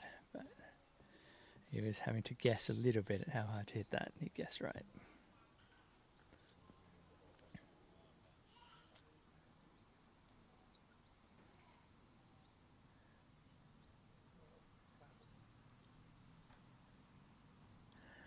Okay, so the next thing he needs to do is croquet yellow to 3 and get a rush of red to 2. So another shot that requires a very accurate judgment of how hard to hit it.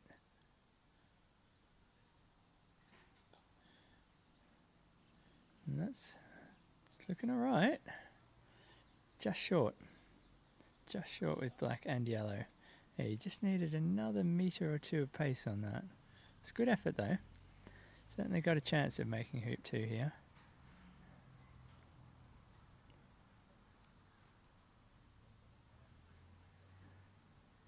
Oh, there's drama on court 4 here. Just when I said Avery was having a boring ball to fall back, it's gone and stuck in 6. Well, I did not foresee that. The manager doesn't look impressed. He's hoping both of these matches finish tonight. They're almost certainly not going to. The most likely one to finish would have been Avery and Mulliner if Avery won this, but he's just given Mulliner everything. Mulliner can't believe his luck. Marches onto the lawn. He doesn't have a lift. I presume they're not playing super, but I haven't seen enough of the game to know if they are or not, I think. Maybe I have. Oh yeah, Avery did an NSL before, so they're not playing super pads. So no lift. Not that he would take the lift anyway. He's got a clear shot of red at black in the hoop. He can rush that to blue, and then blue will be his hoop 1 pioneer. With yellow, which was the 1-back pioneer, can be converted into a hoop 2 pioneer without having to move. Mulliner has clubbed that. That's going to make approaching hoop 1 off blue a bit awkward now. May even be the case that hoop 5 is in the way of this next shot. If it is, he might choose to go to yellow first, which would be a reasonable option.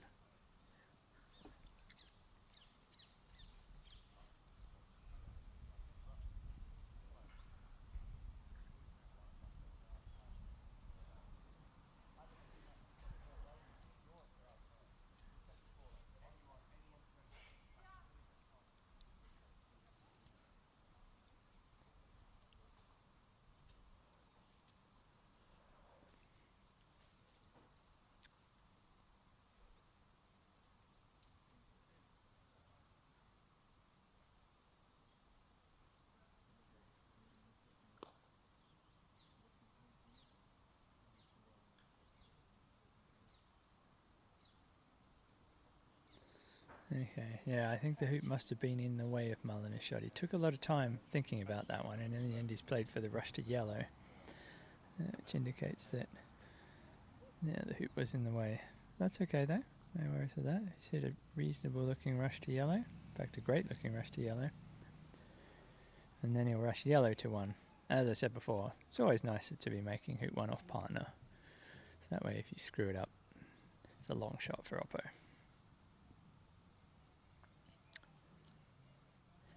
Let's watch the next couple of shots of Mulliner. Fuller's still going on his break, he's just picking up the corner 3 ball now.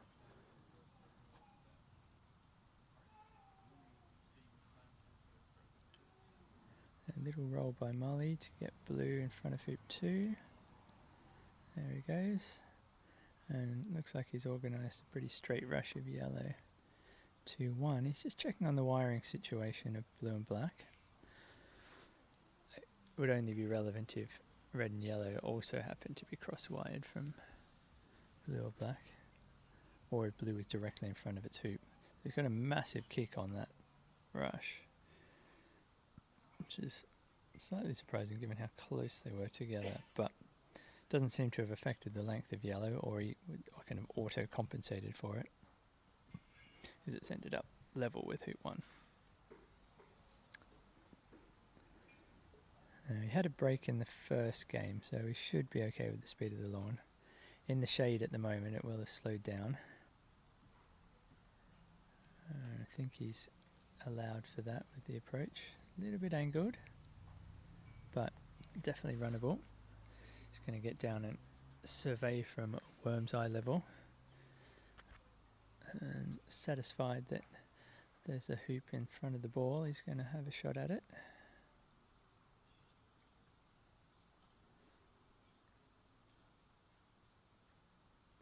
He's usually pretty good at these. Yeah, no worries. Smashed it into the far wire and it's run through perfectly. So he's got a rush to blue and an easy 4-ball break. Be surprised if we see him pulling up at 1 back in this game, or attempting the 7-tuple peel of black. Maybe if we were at Hurlingham he might be thinking about those sort of things, but I think today we'll just see a nice ball to 4 back, assuming he can not accidentally stick in any hoops, but no reason why he should. He's got perfect pioneers at 2 and 3 already.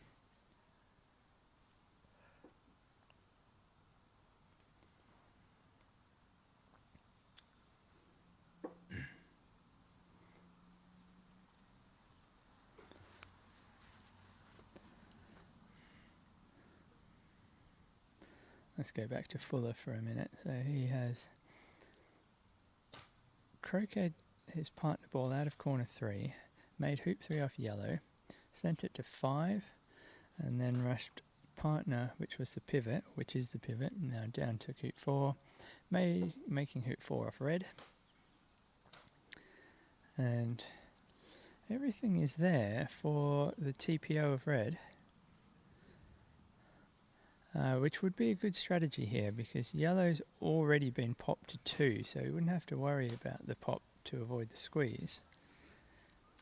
He just has to tap red here, he can croquet it to 4 back, get north of blue, and then croquet blue to just west of 4 back, and then they make 5 off yellow, and then it's all there for the delayed TPO. It looks like that's what he's got in mind here. Seems to be lining up the croquet to 4 back. Mulliner has made hoop 2 over there.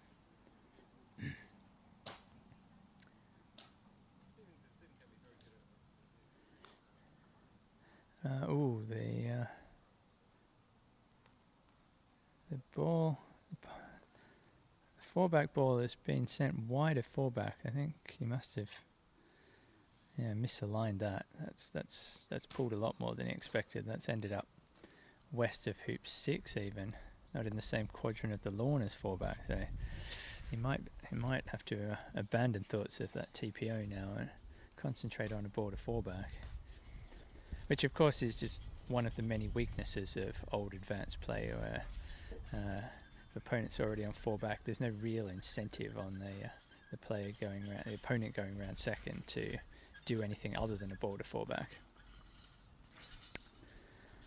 If we were playing super advanced as we should be, then he would feel much more inclined to be going for the TPO.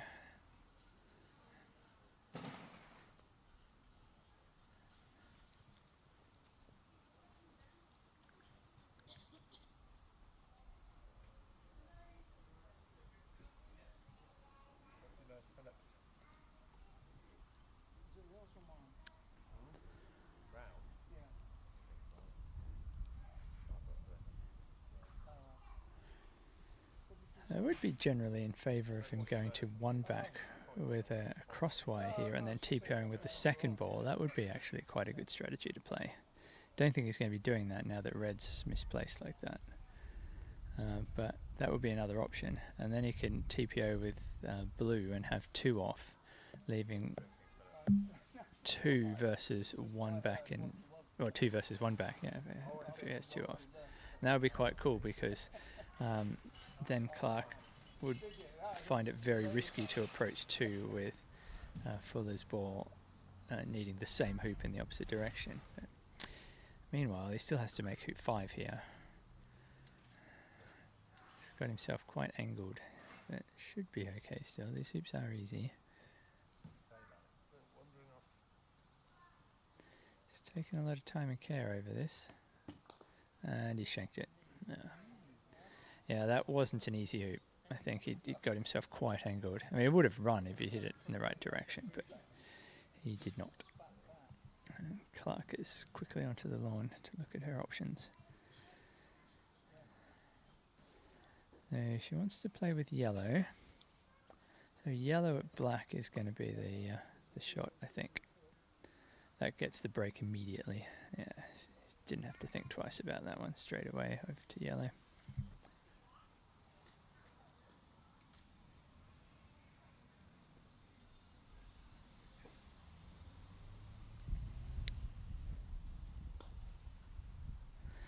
And half ball cut on the left is good enough. So there's a good chance of a TP here, which I will be absolutely gobsmacked if she tries.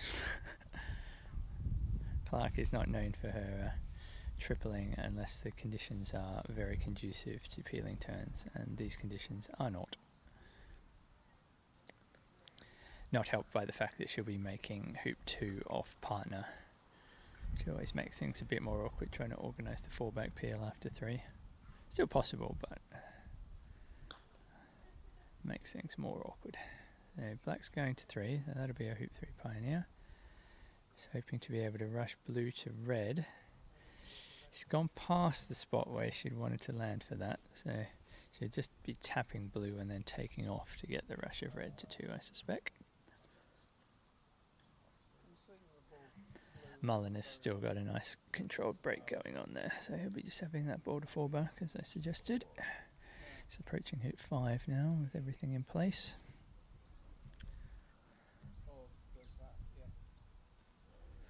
I'm hoping he pulls up at 1 back, give us something interesting to look at, but I don't think he will.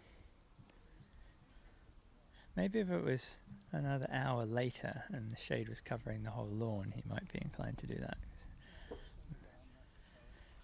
Conditions are still a bit too spicy, I suspect, for doing the TPO or a sextuple.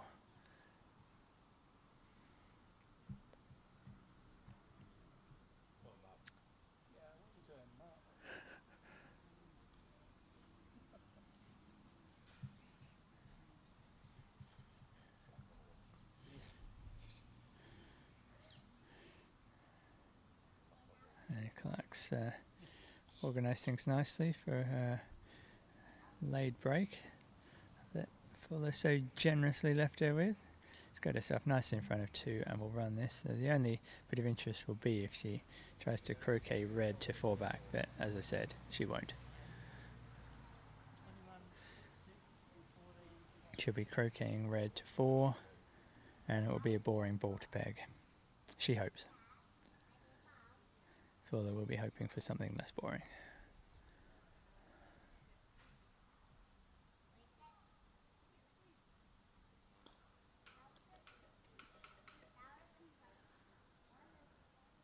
And Mullen has got a one-back pioneer in, so he's certainly not thinking about pulling up at one-back. He'll be carrying on to four-back.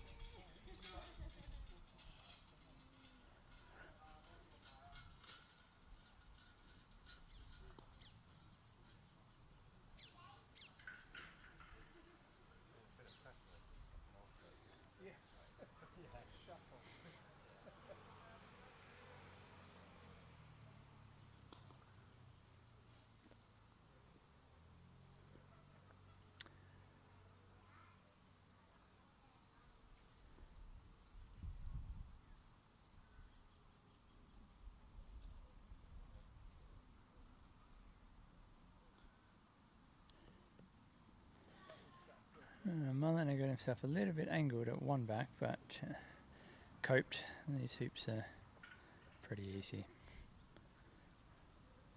Just getting in front of them, that's the tricky bit.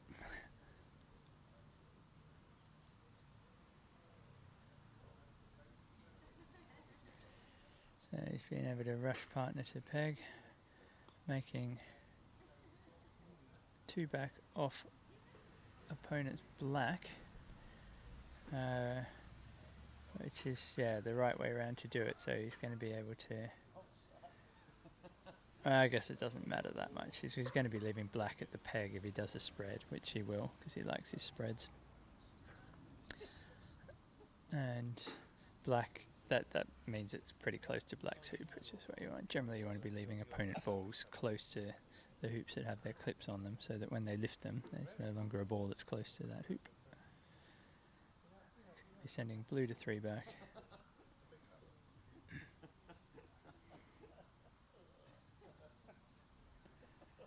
And then blue will become the wide ball in the spread.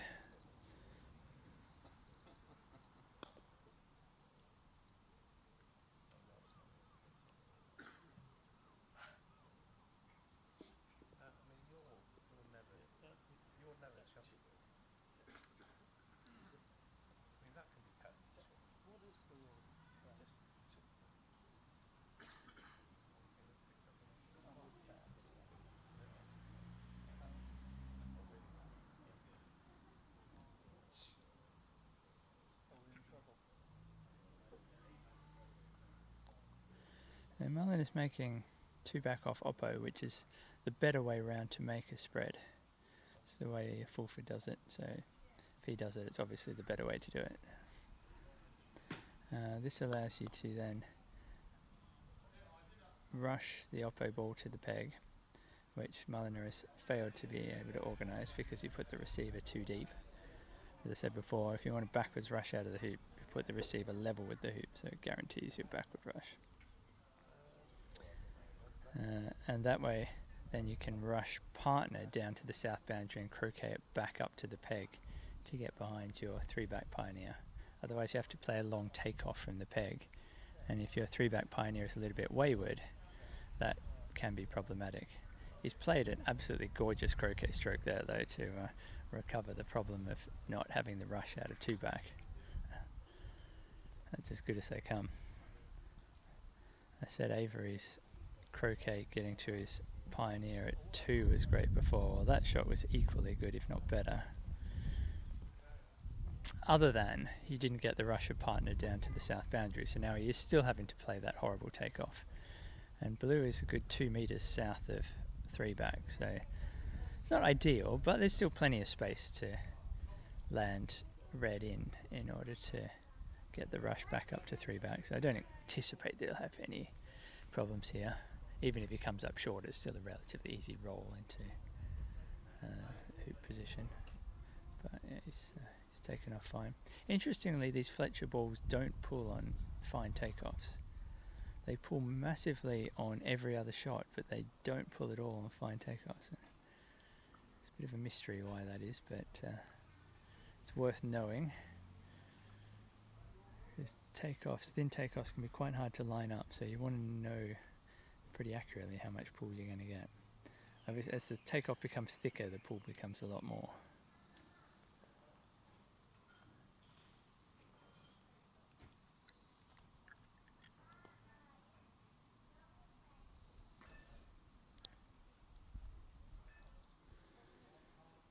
And Clark's continuing with her ball to peg. Everything's where it should be at the moment. Let's go back to Mulliner taking on 3-back.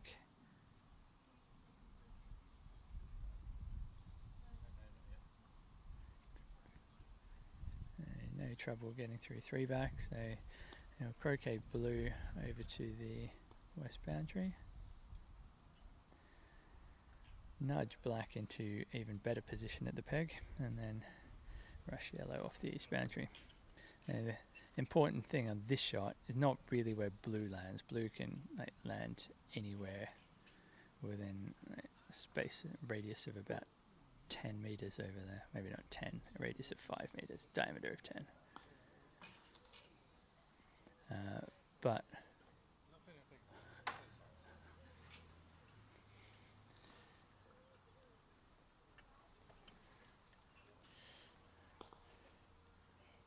the key is where red lands. It's got to be super close to black. I can't tell from here if it's close enough. If it's too far away, you end up knocking black out of position.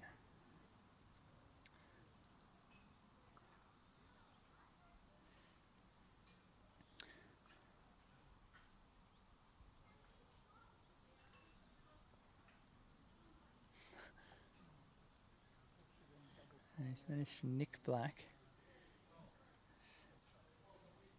He's very close to the peg, so I expect he'll be able to nudge this into a spot that's cross-pegged from blue. Doesn't have to be perfectly cross-pegged from blue. You just need the peg to be covering at least half of black, and that will dissuade him from taking the shot. It's big risks taking on the shot at the peg ball, even if you think it's reasonably open, because if you miss it, you're just giving your opponent all the balls to start the turn. Whereas at least if you miss into corner 4, they have to 3-ball it until they get to hoop 4. It's going to be a reasonably flat spread. Not so much diagonal, slightly diagonal, but blue's only a couple of metres north of the centre of the court there.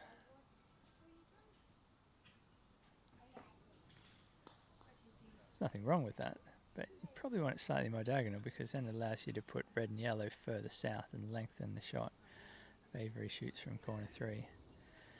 From where Mullen is pointing, it's going to be a reasonably short shot. He's going to be well, I suppose close to max distance. But definitely north of where hoop 5 is, and you probably want it level with hoop 5 or slightly south, ideally. But it's okay. Still a good turn. He's got his clip to 4 back, that's the main thing. And if Avery shoots with black and centre ball's yellow, he's going to have a long takeoff to get the rush across to blue, which is not going to be easy. And if he plays with blue,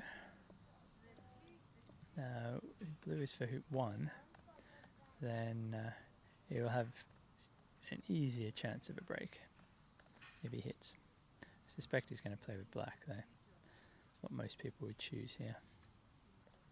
Yep, had a quick look, decided that black was the ball to play with. I only saw the first couple of words. Clark's quote-unquote boring ball to peg has become slightly less boring. 2-back Pioneer is closer to hoop 5 than it is to 2-back after she's just made 1 back. I think she's just made 1 back. It may be that she hasn't made 1 back yet. Avery doesn't like that. No, he missed. Sorry, I forgot about the lift shot. Avery took the lift shot and missed it into corner 4. So Mulliner will have a chance at a finish. This will be fun. It's going to be a delayed TP though, unless you can play some kind of Hogan roll. The courts are conducive to Hogan rolls now. It is totally possible to hit them hard enough. It is slightly difficult to get them to stop in the right place, but you can't be too fussy playing a massive roll out of a corner like that.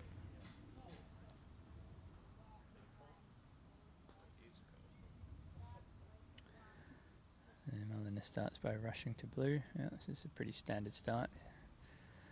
First point of interest will be after he makes hoop 1. So I think Clark hadn't made 1 back. I must have got that wrong. So she's approaching 1 back now, and she's put blue 2 back. So it's now back to being a boring ball to peg. So she'll be happy with that.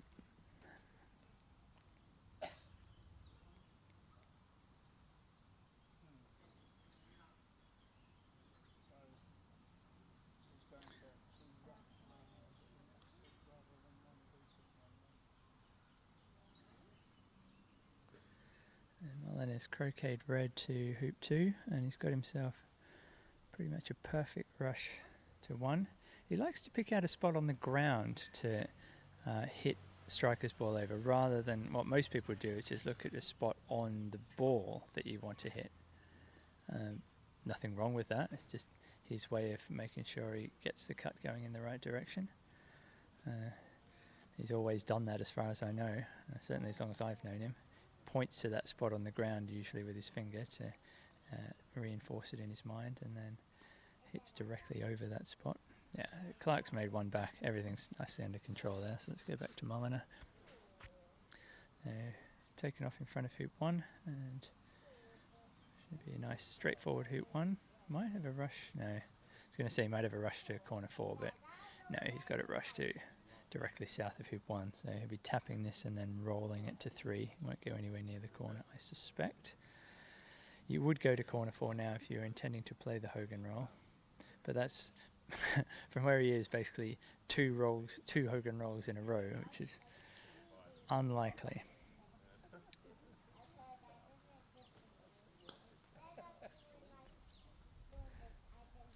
Very unlikely. Yeah, he's not looking at that, so he'll be having a go at a delayed TP, I suspect. Has he hit this one hard enough? Sure, that's coming up short, isn't it? Yeah, that's a bad shot. He underhit both on that by a good couple of meters. And be disappointed with that effort. This makes life a lot harder now. So he's going to be rushing red out of position at hoop 2 probably. He's good at these little dinky shots though. No, he's done okay there. So the next challenge will be dealing with the misplaced hoop 3 Pioneer, which will be easier if he gets a decent rush out of 2. And it looks like he's straight on 2. he doesn't get down on the ground to check the straight hoop runs, only the angled ones. So if he hasn't gotten down, you know it's straight. There we go. He's overhit it though, so no rush to blue. Most people would just tap red now and play a half roll, sending red to 4. He's just looking at the spot where he wants to play this from. And he's walking across to a spot he can't get to because that would be too big a cut, but it doesn't seem to worry him. So he just wants to make sure hoop 6 isn't in the way of this shot. That's the only thing that could go wrong. No, he has actually. He's cut it more than I thought he was able to. I think still hoop 6 is in the way though. Certainly not where he was standing looking. It's a couple of metres north. But I can't really tell from here. It might be that hoop 6 isn't in the way. Clark's just grovelled through 2 back. Shook her head a little bit at how much wire she took there, but she's ended up actually with the perfect rush to red, so she'll take that. She's probably thinking about whether she needs to do a pivot swap to make sure she's not making rover off partner. No risk of that at the moment because partner is the pivot, so that should be fine. And Mullen has played a good croquet there. He's got it's okay. Red is the hoop 4 pioneer. It's probably about 3 metres north of hoop 4, with black in corner 4. You generally want that red ball to be basically on the hoop or even slightly south. Makes it much easier to get to from the corner, but it'll be okay there. It's not a difficult shot still. Just needs to make sure he gets north of red out of the corner. He's rushed nicely to 3. So he's got a short straight approach to 3. And then it will be interesting to see what he does with blue. So like I said before, if he leaves blue at hoop 3, he's not happy with that approach. That's short and angled. If he leaves blue at hoop 3, then he'll be definitely intending to TP. If he moves blue away and maybe down to hoop 5, then he may still be attempting a TP, but be moving the balls around differently. It depends a little bit on which way his rush is pointing out of this hoop, which he first needs to run. So let's see how he goes. Yeah, no worries. As I said before, he's good at those. Nice smooth hoop run. So now that the rush is pointing south, he'll probably take it to near red, probably slightly east of red. Croquet it to 5, going to black. And he's not done that. Okay, that's okay. I don't know, it depends. I'm not sure what he's planning to do with blue here. So I think he can't get it to 5 and get to black. So that's out. He could take off from there, leave it there, and then blue becomes the receiver after hoop 4. That's what he's doing. So black will go to 5. He'll make 4 off red.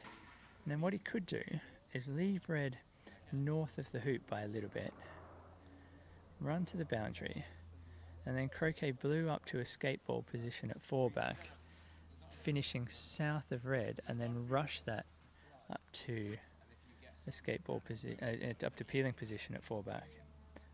But then he'd have to take off to the hoop 5 pioneer. So I don't think he'll choose that. Probably what he'd do is then rush red across to hoop 5 or south of hoop 5 and then croquet it into peeling position, getting on his hoop 5. Yeah, that's what I think he'd do. Assuming he wants to go for the TP, and that's not a certainty. Although I'd be surprised if he doesn't at least try it. Even if it's a kind of half-hearted speculative attempt. He's come up a bit short with that shot, short with both balls, so he's just having a bit of a think about how he wants to play it. So he can do a forwards takeoff to the hoop here. These are not nice shots.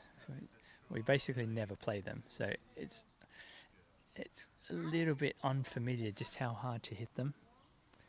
Very often players will overhit them because the only takeoffs we usually do to hoops are backwards takeoffs, so you have to get past the hoop. So you got to be careful that your muscles don't do the wrong thing. He's left it well short, so he didn't make that mistake. I think he's been around long enough to not do something as careless as that. He now needs to make sure he runs forward to the boundary, or at least close enough to the boundary to hit blue. Beautiful hoop run. It didn't take any wire. He's, apart from a couple of missed long shots, his shooting has looked really good so far. He's hit some lovely rushes and had some really good hoop runs. So now, where is blue going? If it goes to 4-back, we know the TP is on.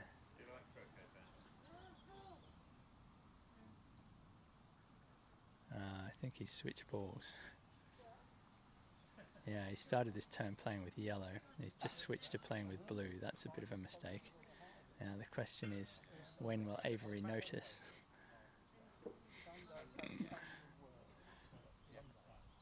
Oh, such a shame. It was going so well. I think you'll notice, well, it depends. If he's not planning on peeling, he may not notice for quite a while because it won't matter to him which colours are where. And he's definitely not intending to peel now because he's rushed that basically on top of black.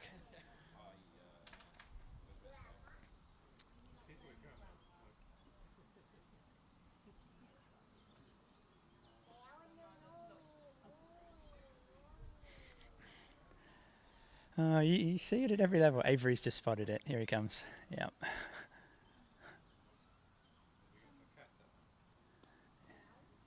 Yeah. I can. They're allowed to come and ask spectators where the switch happened if they're not sure.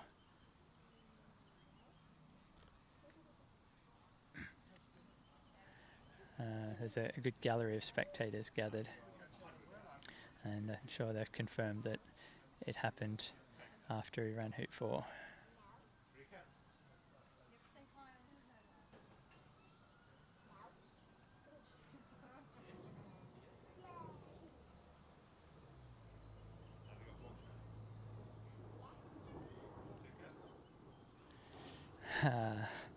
Yep, happens at every level, folks. Even the best players do it sometimes. And some say Mulliner is famous for doing stuff like this. Certainly not the first time I've seen him make an equally calamitous mistake. So so the rule is you have to put the balls back to the spot where they were when the wrong ball was played. So they'll put, you'll have to put red back to north of hoop 4 where it was, which he's doing somewhere around there. And then yellow goes black in contact with blue because the switch happened when he was playing the croquet stroke, and it is Mulliner's choice where it goes in contact with blue as long as it's in a legal position, so he can't put it inside the yard line. But he could put it on the yard line or anywhere north of the yard line, still in contact with blue.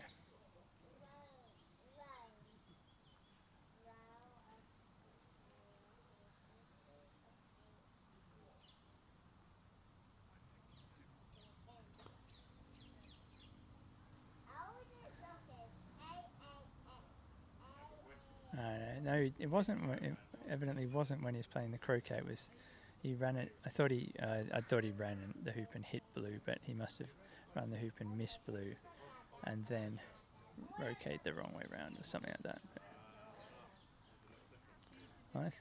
Okay. Well, anyway, if they really want, they can go back to the video, but it doesn't actually matter. Well, it might matter because it would give Mark a rush or not, so they should get this right. But it's almost certainly when he was playing the croquet, wrong balls usually get played when croquets happen.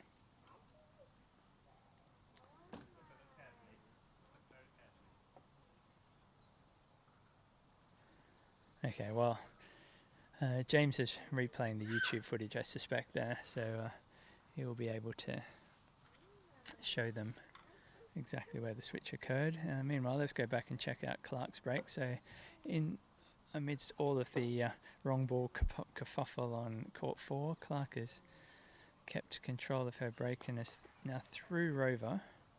So she'll be for Rover and, no, let's try that again, for 4-back and peg. And she's managed to play with yellow for the entire turn. I think. I wasn't watching the whole thing, but she's still playing with yellow, and she definitely started with yellow. And she'll be doing an OSL, so she doesn't have any balls anywhere near the peg. But nothing wrong with an OSL, as they say, the third best leaving croquet. At least that's what we were taught at the development squad weekend. Maybe someone will come up with a better leave that goes into the top 3, but currently it's the OSL. I think she's next going to hit black. Should probably look to... See you, Tony. Thanks for coming.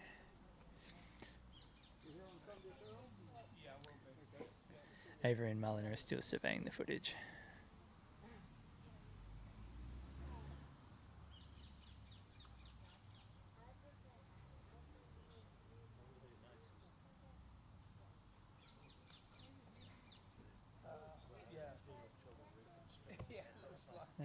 Avery noticed after 2 shots. 2 shots. It's pretty soon. Yeah. Do we not have VAR? Yeah, they're doing it now. The wonder it's taking so long.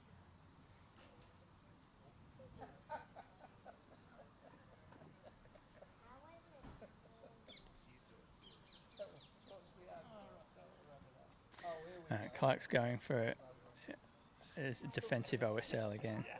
She's leaving black quite close to corner 4 though. It's peg high. She's rushing into corner 4.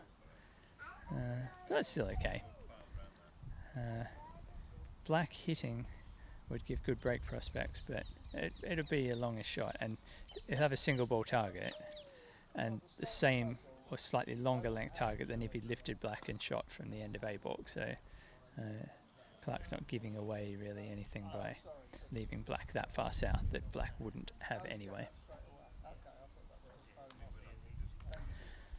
Avery, they've decided that they're happy with the position of the balls after the ball switch, so Avery is now playing with blue because he didn't have to hit him with blue, and blue is his hoop 1 ball.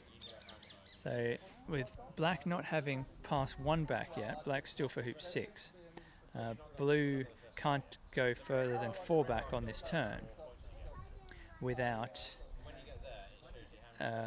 giving away a contact, and I'm pretty sure Avery won't want to do that, so I think that we'll just see a ball to 4 back here. And ordinarily Avery would be a bit bothered about doing that because it means he'd then have to play black to peg and then give another lift and then finish the game, because it's pretty unrealistic to do a TP starting from hoop 6. It's not impossible, but I wouldn't expect, even in good conditions, most players are going to struggle to do that, depending on how easy the setup is when they start their turn.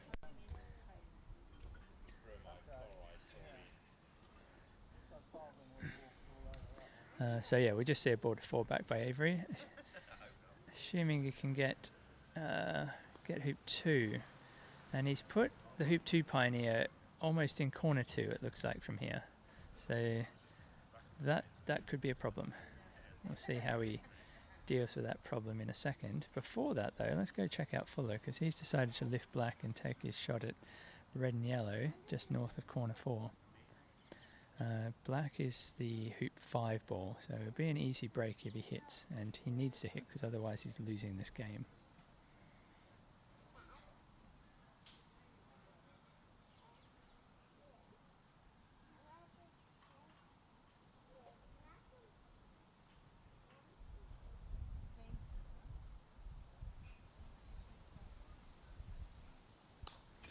No, half a swing. Yeah, he chopped into the backswing at that. That wasn't the normal smooth back and follow through.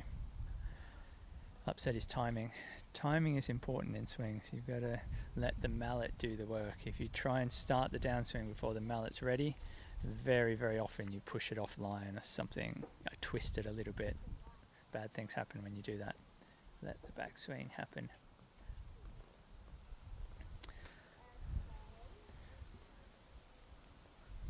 Avery has not managed to cope with his wayward hoop 2 pioneer, so the best he could do was rush it to the north boundary. So he's approaching hoop 2 from the north boundary, taking off from pretty much in line with the hoop, so he should be able to get a hoop shot here. He just has to get the length right.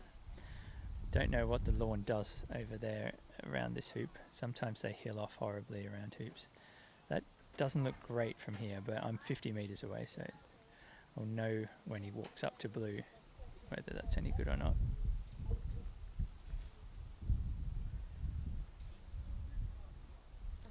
I think it's all right. Yeah, based on where he's standing, that's pretty straight.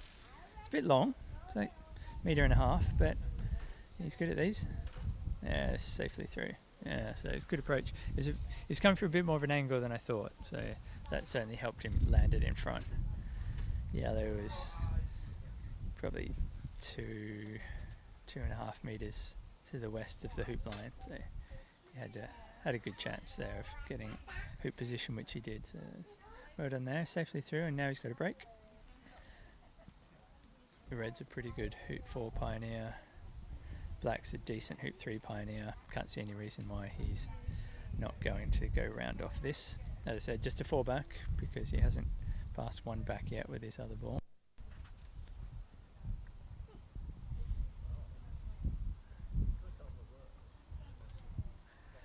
Black hasn't come back yet after the missed shot. Here she comes. She'll be looking to finish from 4 back and peg. With red, she'll start by hitting black, because where black's finished, she can't rush yellow anywhere because it's basically right next to red. So she'll just tap black, croquet it out of the way, and then organise a rush of yellow to blue, and then blue to hoop to 4 back, I would imagine. She's just walking on to look at whether blue does indeed rush to 4 back, making sure there are no hoops in the way or something. So it wasn't something she thought about when she placed blue out there. The other option she has is to rush yellow to 4 back and then make penalt off blue. It's not as good that way round, because then you end up with partner as the rover pioneer. And ideally you don't want to make rover off partner because you have to organise the peg out straight away. But there are ways to deal with it. So while Avery just takes his break around, let's watch Clark's finish. So this is to win game 1. Always nice to go a game up in best of 3. Not a certainty that you win it, but it takes you halfway there.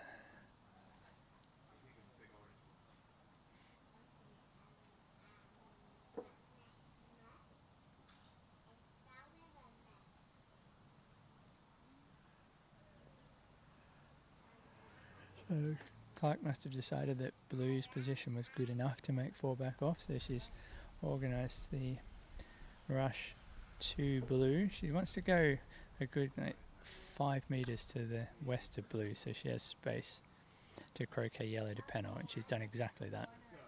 It's probably a little bit further than she'd like. Probably want it about half that distance to blue. So that allows you to get better control over the position of red. So good rush to 4 back is crucial. You don't need a great penalt pioneer, but you do need a good rush to 4 back.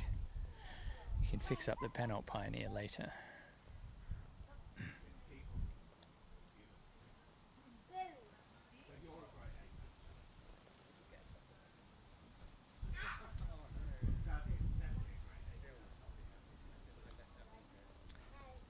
She had to play a kind of half roll to get a penalt pioneer, which is good, but her rush on blue is not great.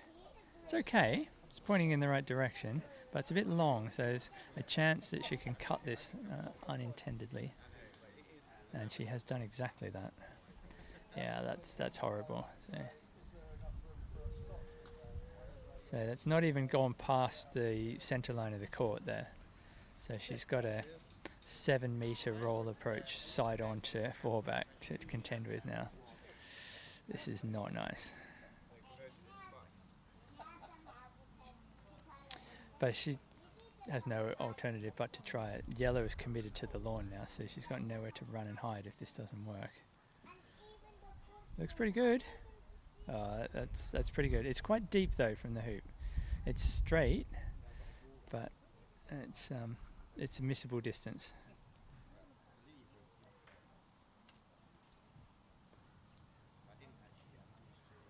I'm right behind the line of this, so I'll know before she does.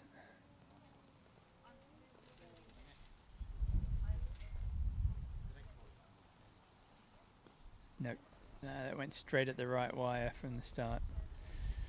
Finished on the left wire, which means that blue can't hit it, so it could be worse. And I think there's a chance yellow is crosswired from blue as well. So it might be that Fuller's only shot is to join up, but that's not a terrible option. Joining up here with red and yellow both in the lawn is pretty strong.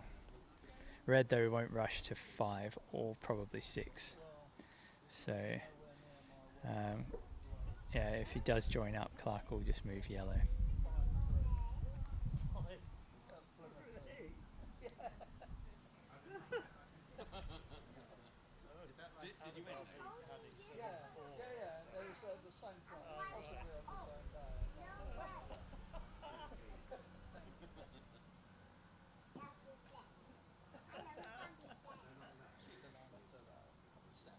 Avery's break to fall back is nicely under control. He's through 5.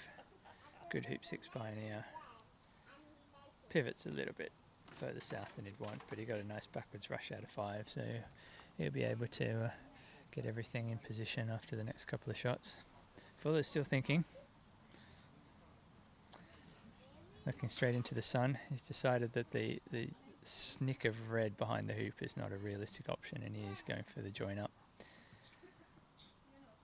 He can either shoot hard at black or shoot off the boundary just north of black, leaving himself a rush with black back into the lawn. I think he's shooting at black. He's watching it.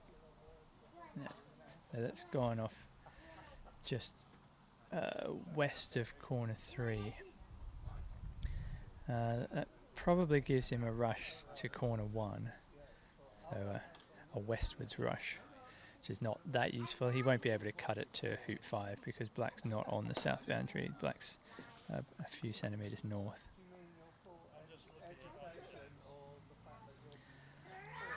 Judging by Clark's approach, his fallback is runnable from where it is. I thought it was on the wire, but it looks like it's actually bounced back enough to be runnable. And she has jawsed it. I'm not sure if that's better or worse than leaving it where it was. If it didn't rush to 6 before, it certainly doesn't now.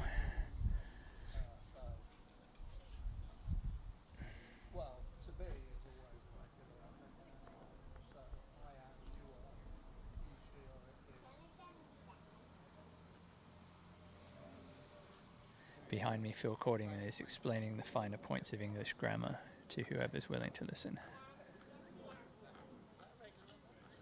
Well, it's impossible to tell in that context what's played. So Fuller's having a bit of a think here. He wants to play with black because that's his forward ball. And red doesn't rush to 5. Black is for 5, by the way. Red doesn't rush to 5. Or to yellow. Yellow does rush to 5, but he can't get to it. His rush is pointing off the south boundary about 2 metres to the west of corner 4, if you can't see it. So he's he's got some problems. The other problem is what happens if he plays with blue. Well, red doesn't rush to 1, and I rather suspect yellow doesn't rush to 1 either. I think hoop 6 is on the backswing of a rush of yellow to 1. So playing with blue is not great either. So he's chosen to play with black and just tapping blue. So now, if you take off to red, lots of things can go wrong here. I doubt he wants to rush peel red. I think he'd probably want to avoid that because he's just removing the lift hoop, and that might be the only thing between him and not losing the game. Maybe. I mean, you often don't get a lift from fallback because player finishes in the same turn. But he may, yeah, he looks like he's going to yellow. Because he's worried about what might happen if he went to red. And he's left himself a rush to red. So playing with black, he's not going to... He might be able to rush red to 5. There's a possibility red rushes to 5. If it's in the jaws of 4-back, it depends just how far through 4-back it is as to whether it rushes. So it might, if he can get really close to it. The key is getting close to those. Can't be shooting from any distance, or you just end up hitting the wire usually. So yellow's gone over there, so he's got a chance of getting close to it. Nothing's going on with Avery at the moment. His break's still going, approaching 2-back now.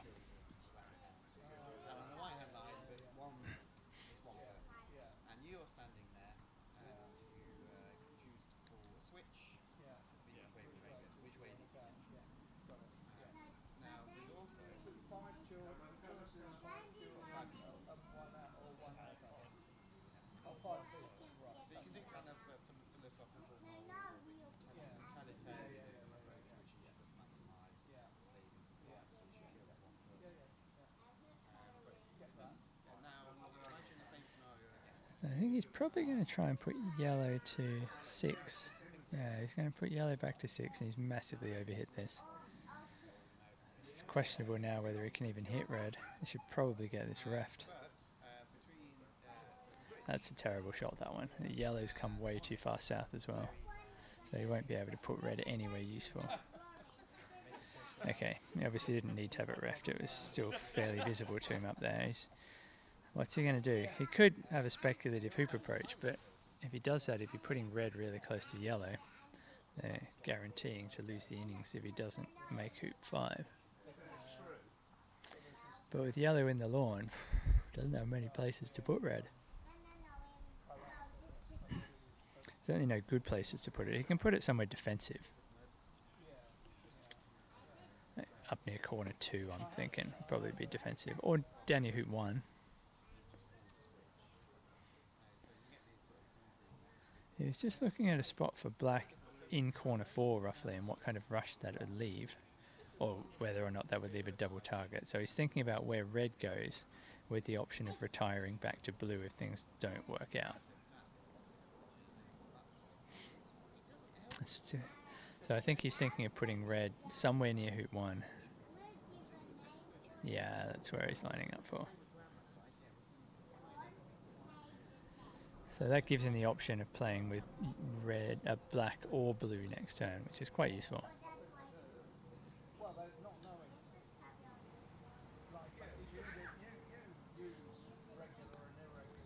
Oh, he didn't even try for the hoop approach. Okay, so that was a mistake, not trying for the hoop approach. Basically, because he's just not as experienced, I think, to have thought of that. But there's no reason not to try a rolled approach there. If you get the hoop, then you can run it to yellow and you can probably build a break. Instead, he's intentionally not tried to create a break and given Clark a free shot. And it's a free shot that has huge benefits for her if she hits it. And basically no benefits for Fuller if she misses it.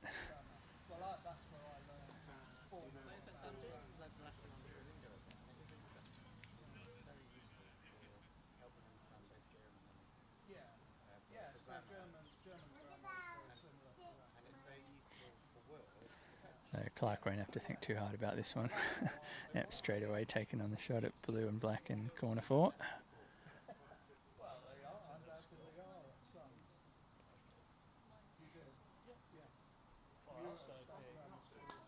She shoots and doesn't like it. Yeah. Okay. So now there's good break prospects for that. He can play either blue or black here. I think he'll choose to play with black. But the advantage of playing with blue is he can start with a corner 4 cannon. And thus get all the balls in the lawn. If he plays with black, he can't get red into the game. And he'll have to wait till he gets to 3-back before he can dig that out.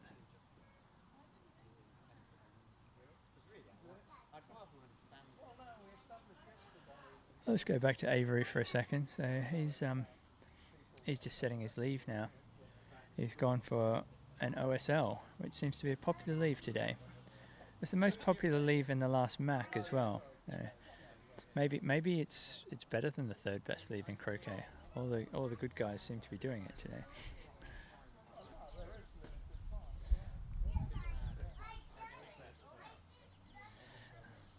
Mulliner is standing impatiently at the side of the lawn waiting for Avery to finish this leave. So this is blue now at 4 back. So Avery has black on 6 and blue on 4 back. So 6 and 4 back versus Mulliner's 5 and 4 back. Mulliner is on 5, of course, because he switched to playing opponent ball after running hoop 4.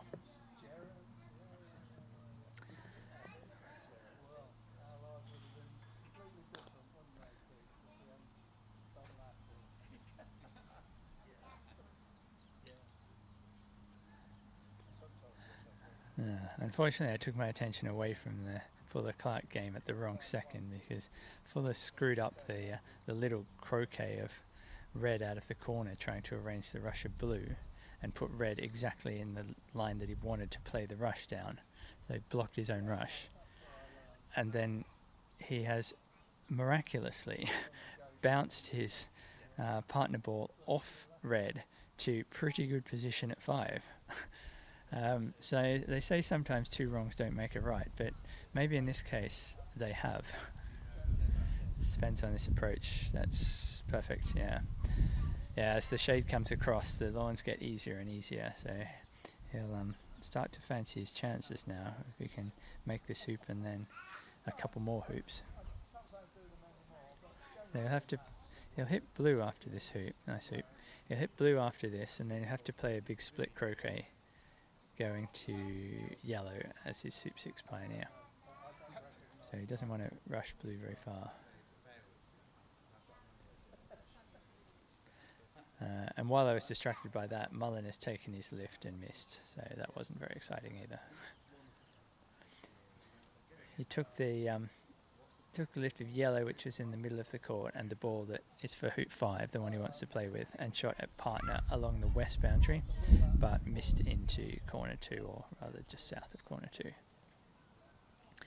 It makes Avery's finish very difficult though, because now he has 2 balls on the west boundary and 2 balls in corner 4, or just north of corner 4. I'd like to see him finish from here, only because that would be really impressive.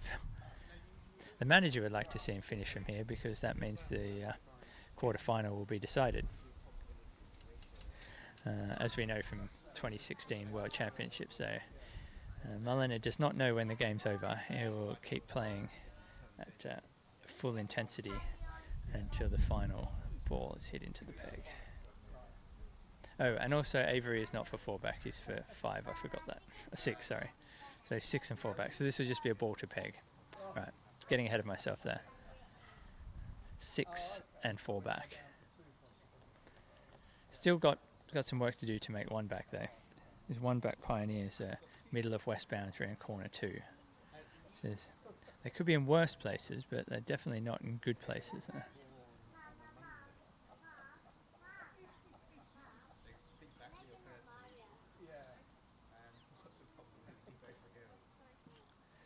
He's run 6. They both just run 6, in fact.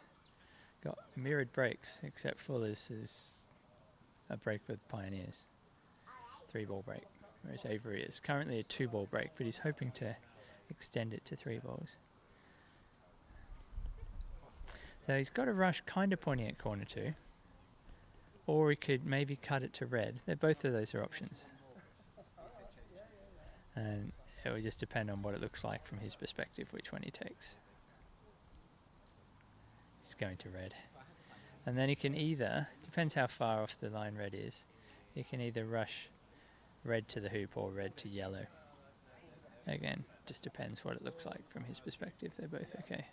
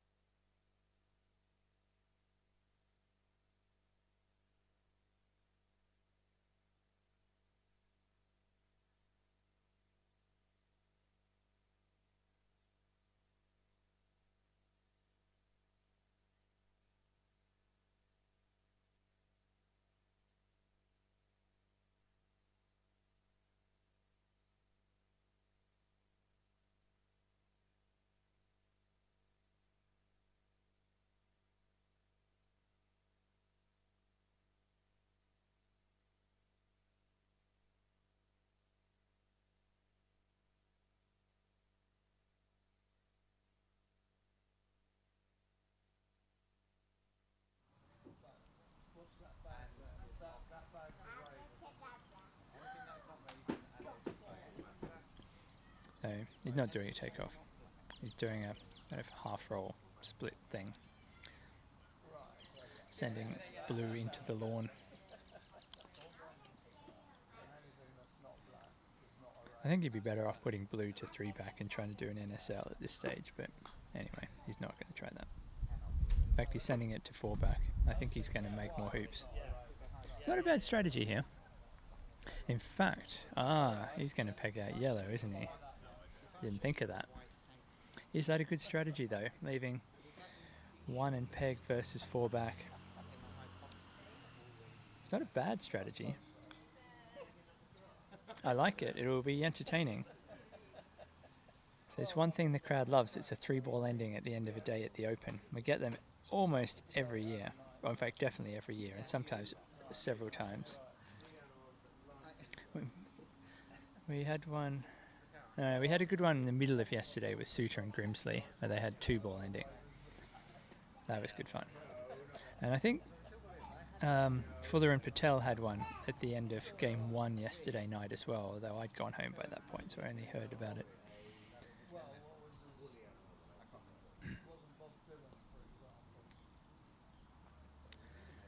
He's got himself a nice rush of red to 3 back.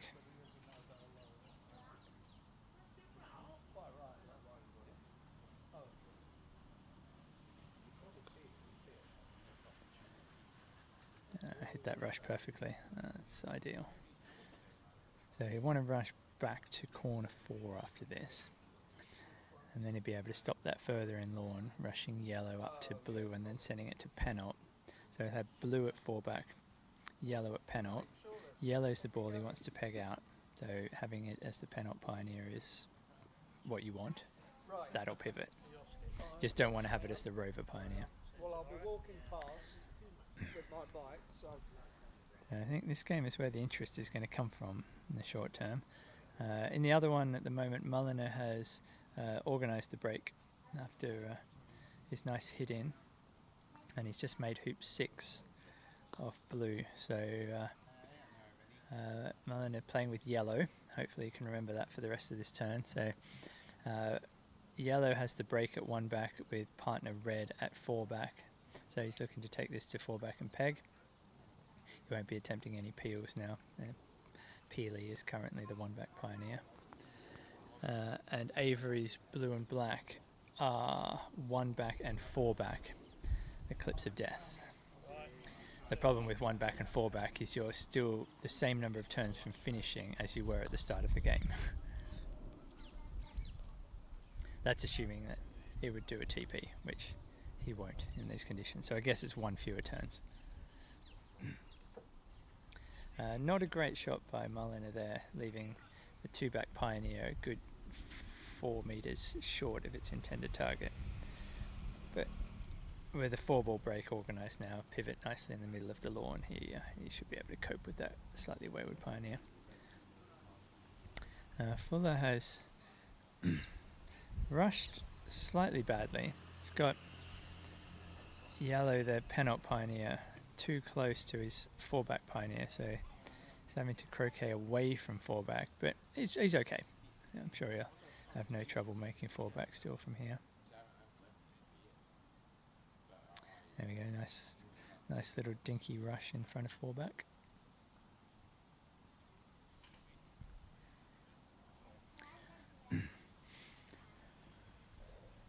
So he'll be giving a lift at the end of this turn. So traditionally it doesn't really matter whether you're giving a lift or a contact after a peg out of opponent. You're still usually looking to separate your balls because you don't want them to hit the lift and then effectively have the same thing as they would a contact with your balls together. And you're better off keeping them apart, so if they hit, it's still a near impossible task to organise a break. He needs to make this hoop, which he has done nicely with the rush to red, so he'd probably rush to red. Croquet blue more into the lawn, and then rush red to yellow.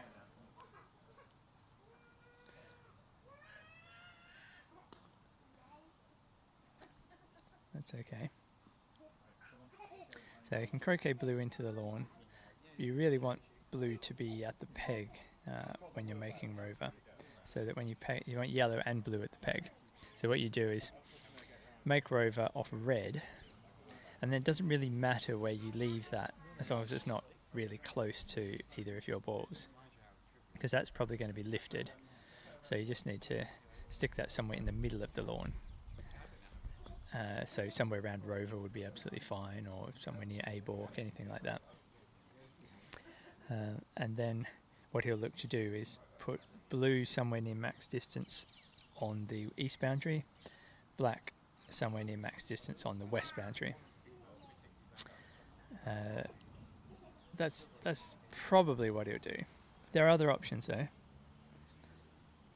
So another option would be to put blue and black as a very wide join on the west boundary, so something like black in corner 2 and blue middle of west boundary.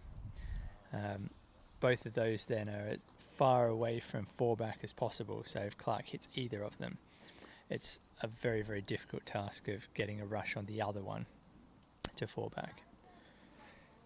So the boundary is close to both of them on the rushing side. So we'll see. He's got to make two more hoops yet.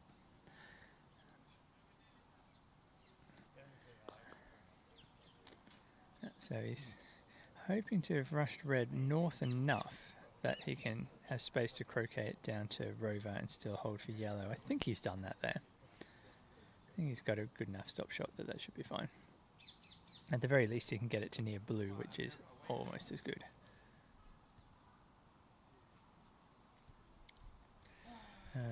Let's have a look at Mulliner for a minute. So remember, he's just having a break to the peg with yellow and partner clip on 4-back. Partner is currently the 3-back pioneer, so unlike Avery before, he's not even giving any thought to straight triple.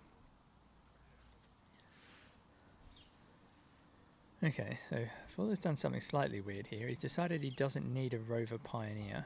I don't quite understand his logic there, but no doubt there is some logic behind it. He has a very logical mind, being a former world-class chess player before his croquet days. So logic and reason are his strong suits.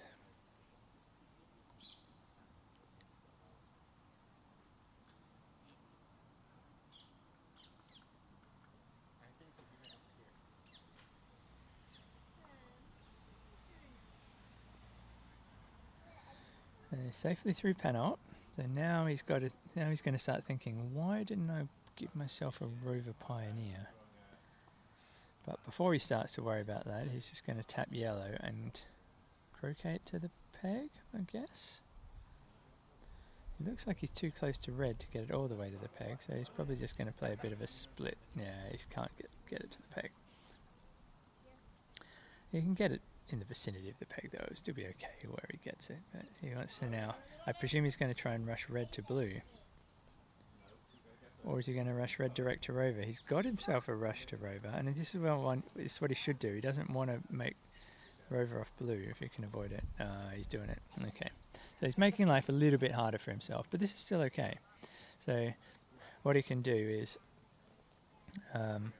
just leave red kind of nearish the peg. Where it is fine. I'm not quite sure why he's going to croquet it further south. He wants it as close to yellow as possible, really.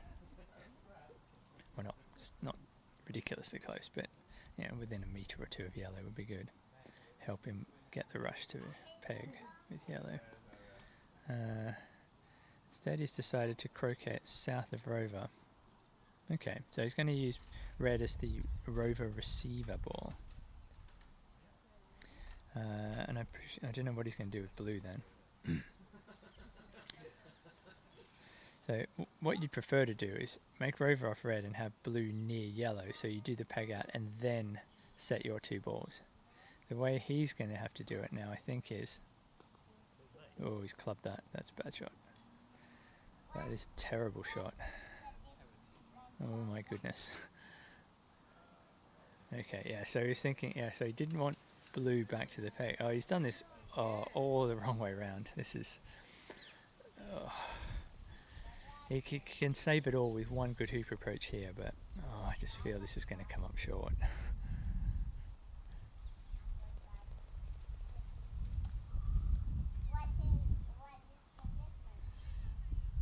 Oh no, he's played it brilliantly. That's a great shot. Well done. Well done. I was so worried about that. Okay, now everything's as it should have been in the first place. He's just gone the hard way about doing it. So making rover and then hitting red. There we go, nicely through. So he can rush red. He'll rush red as close as he can to yellow. It's not going to get very close because the angle's pointing more in the middle of the east boundary. But he just wants to cut it a little bit so that he has a shorter distance to go to get to yellow.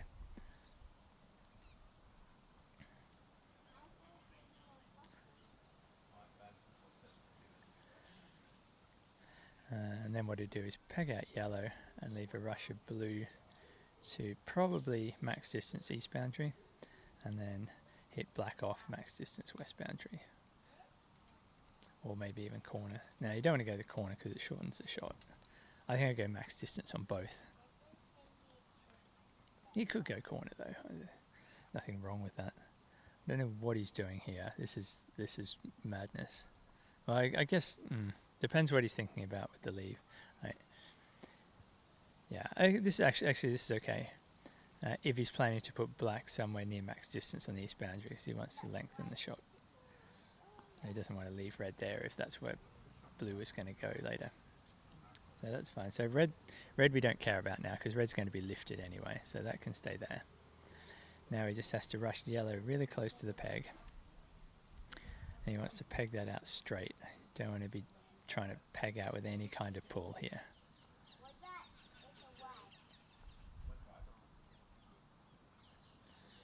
So what he's thinking about here is what he does with black after the peg out. So what kind of rush he's leaving with blue. Blue's not that well placed for rushing to max distance on either side at the moment. Oh, that is a horrible shot, but he's gotten away with it. That was almost a disaster. Yellow almost finished with blue in the way of the croquet into the peg. Oh, he would have been furious with himself if that's what happened, but he's okay. This is actually okay. So if he pegs this out straight with a stop shot, he's going to have a rush of blue to something like max distance on the east boundary. And that would be absolutely ideal for him if he can get that.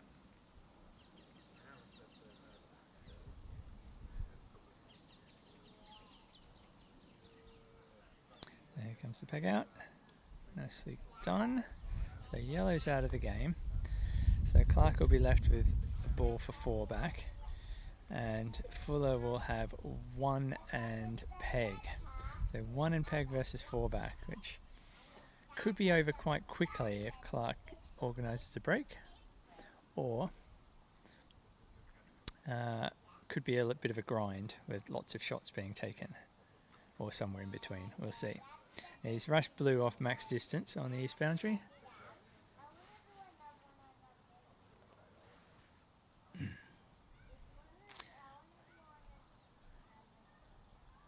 I think he's looking to croquet it further south, maybe. Not quite sure why you'd want to do that.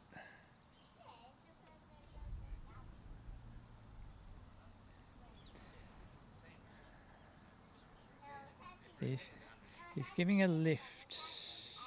No, is he giving a lift or contact? No, he's giving contact. Yeah, so he's giving contact, so he can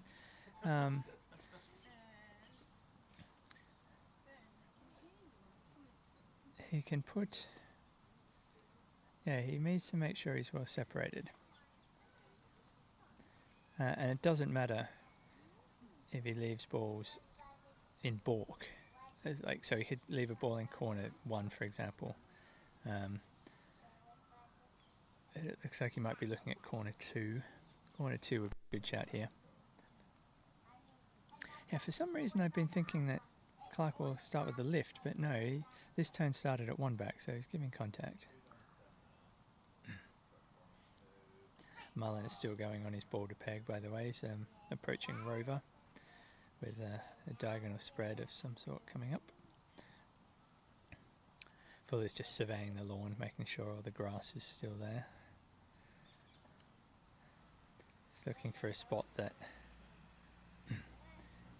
is side on to 4 back, so it maximises the difficulty of the roll up, which would be eminently sensible.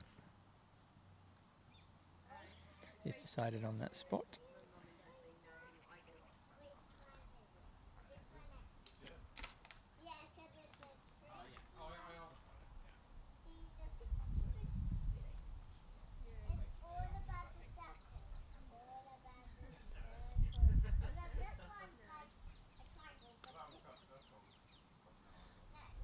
And off it goes. So, as is traditional at the Open, we have a 3-ball ending to end the day with. 1 and peg versus 4 back. I generally favour the player at 4 back in this stage, but it could go either way.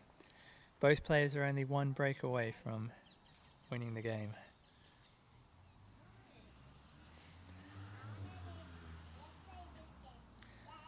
And Clark's decided that rolling up off the blue ball near corner 4, straight roll up to the hoop is the way to go. I think she's going to just forget about black.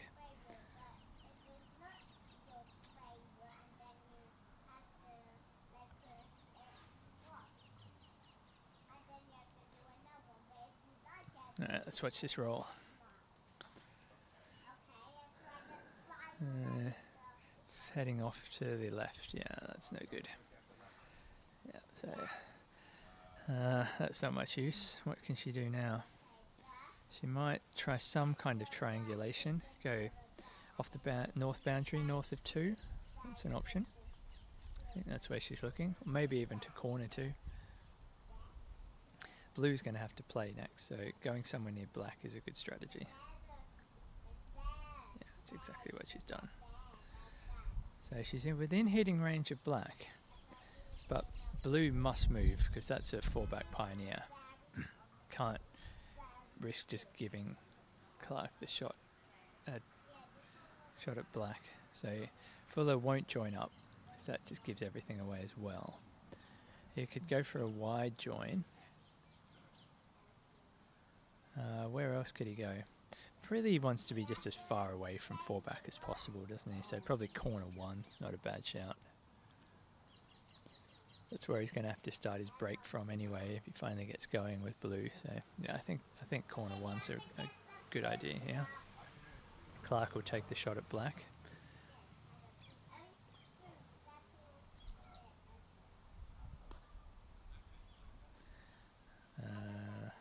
It's not quite corner 1. It's pretty close to it though. It's possible hoop 6 was in the way of actually getting to corner 1. Looked like he went very close to hoop 6 there.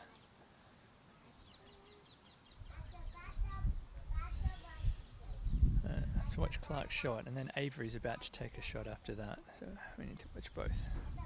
So Clark misses black, so Fuller will have a chance to get some kind of potential break going here. He won't get a break going because he's playing with black, but he'll be able to put red somewhere where he could possibly rush to it and maybe have some kind of break prospects. Clark will stick it in the corner probably, but anyway, let's go watch Avery. So he's looking at shooting at the peg ball or red and yellow, which are on the east boundary. And he's taking the so-called short shot, although red and yellow are halfway up the boundary, so I think this is at least as long as the shot from corner 3. And he's missed. Yes, Max's mallet, as if to say bad mallet. Very disappointed with you for that shot.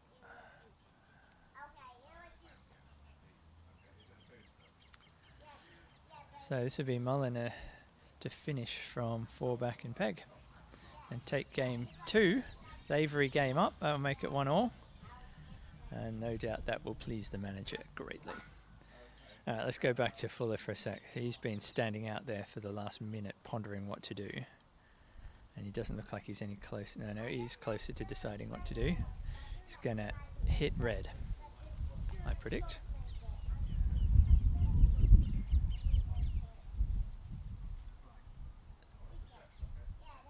And he does. Lovely hit. Rushed it to the south boundary, just next to blue. Remember, he's playing with his peg ball here, so he's not going to be making any hoops. What he wants to do is send red as far away as possible from blue and black. So we should expect to see red going to very near corner 3 in this shot. He'll be responsible then, of course, for the position of red, so he can't leave it wired from blue and black. In this situation, distance is his friend, as Robin Brown would say, so it doesn't really matter that he's leaving them open. Oh, that's desperately short. That's a terrible shot. It's horrible. In fact, he's put red in front of its hoop. I don't know what he was thinking there. Yeah.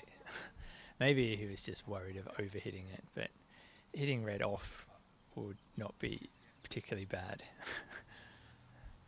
Yeah, that's left the shot for red about 10 meters shorter than it should have been. Oh, he's managed to hit blue though.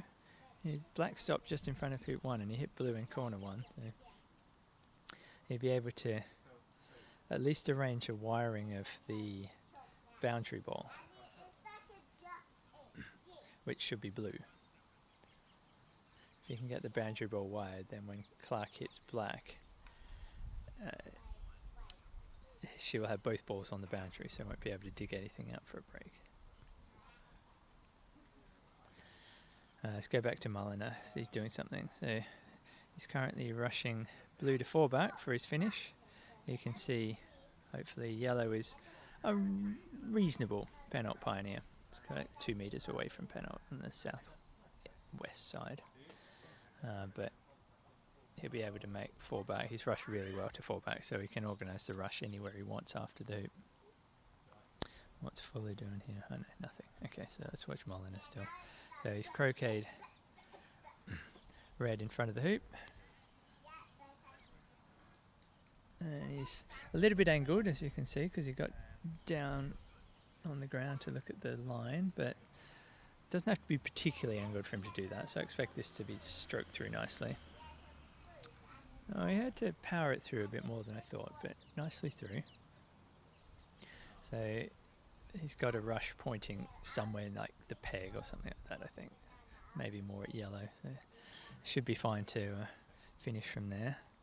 Let's go back to Clark and Fuller, because Fuller's done his leave. He's got a rush for blue and black pointing at hoop 1. And Clark's deciding whether she wants to take that shot. And she didn't have to think too hard about this. This is an obvious shot to take. There is a break prospect for blue if she misses, but it's a tricky one. It's going to require a lot of long rushes, which are playable on this lawn, but they don't have to go very far wrong for things to start unraveling quickly. Here we go. So she's watching it. She likes it. And hits blue on the nose. Not only, but she rushes it to corner 1, so actually she's got quite a bit of space to croquet this out and get the rush of black to 4 back. So yeah, that Fuller will be livid with himself for leaving us such a short shot there. That's inexcusable, as Stephen Hendry would say. Equivalent to missing a black off its spot. Okay, let's go check out Mully. He's got a Rover Pioneer, but he wasn't able to get a rush off the pivot ball to his wayward Penalt Pioneer, so he's got a bit of work to do yet. He needs to play a good takeoff here. It's a good 10 meter takeoff at least, maybe 12 meter. It's a long takeoff.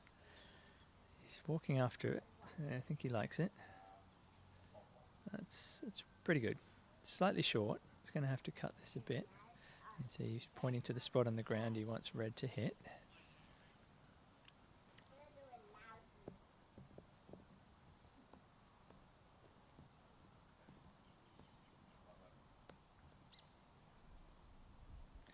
A nice cut rush there to Penalt. So Still fully expect him to finish from here. Alright, the interest now is in Clark's shot. So she's croqueted blue to halfway between 1 and 5, and she's got a rush of some sort to fall back. I think it's a bit of a cut rush. I can't really tell from where I am, but she would like to be closer than she is, that's for sure. Yeah, she shanked that. That's not what she wanted. Ended up rushing to hoop 2 rather than 4 back. So she'll still attempt the roll across to 4 back, but probability of finishing now is just plummeted. Speaking of finishing, Mulliner is now he's now made penalt, which courtesy of his nice little cut rush to in front of the hoop, and he's rushed partner, which is for the peg, over to black, which is near hoop 3, a little bit south of hoop 3. So he'll croquet yellow into the lawn as much as he can, and then rush black across to blue, which is his Rover Pioneer. Okay, let's check out Clark's roll up to 4 back here. Short. That's very short. Yeah, I don't think she can even attempt that hoop. Maybe she's going to attempt it. I mean, nothing to lose. It's the peg ball that's the peg ball that's nearby. So even if she misses it, she's not giving anything away. Yeah, hit the near wire. That was very unlikely to run.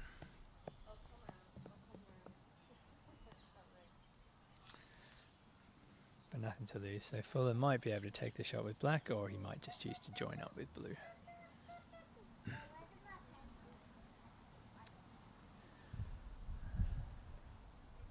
Now let's go see Mulliner. He's approaching Rover.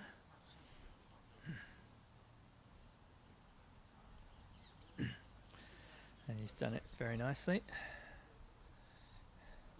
You heading off? See you tomorrow? Alright.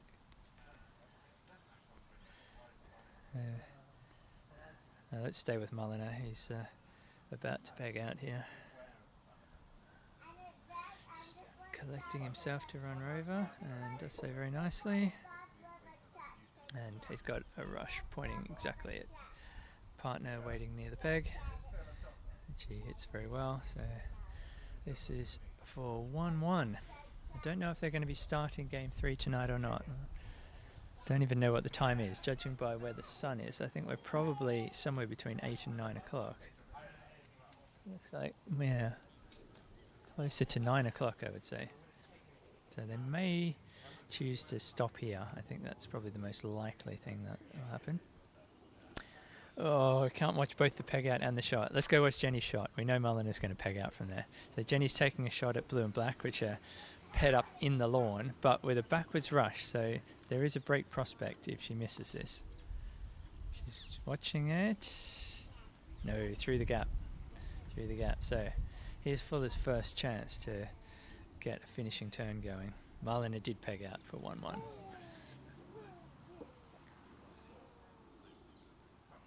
Alright, we can give full attention to the 3-ball ending now.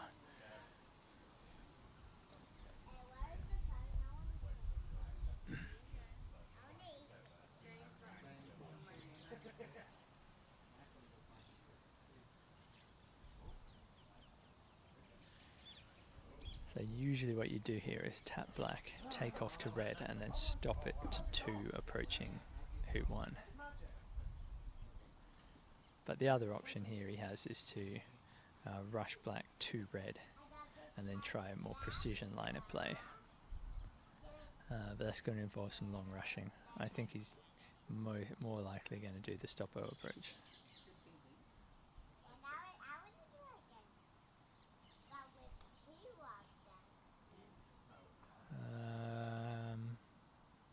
Okay, this is absolute madness here. I think he's had way too much time in the sun today.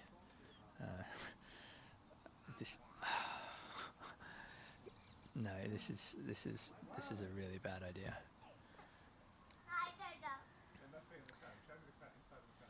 So one of the things that players forget in a 3-ball ending as a 2-ball player is they still have to win the game, and that does often involve having to take some calculated risks. And that was a fantastic prospect of a break there that he's just turned down, and who knows how many more of those he'll get. But you've got to be prepared to try and dig the break out as a 2-ball player. Your opponent's unlikely to just give you a break on a plate. But yeah, no, I think if we're watching the likes of Fulford or Dave Morn playing as blue just now, we would have seen them attempt the break. So, but anyway, it doesn't mean he's going to lose it. It just means he's going to pick off the hoops one by one, it seems, and draw out this ending, which will keep the crowd entertained. Mulliner and Avery have decided to call it stumps for the night, so that's the end of theirs. They'll be back tomorrow morning to play game 3, and we'll see how long this one goes for. I don't know what the time limit situation is. Quite a few games have gone to time this week because of the conditions. Most games are finishing still. As well, the conditions are fast. They're still quite playable once you get in. So Fuller's going to have a speculative roll approach to 2, it looks like.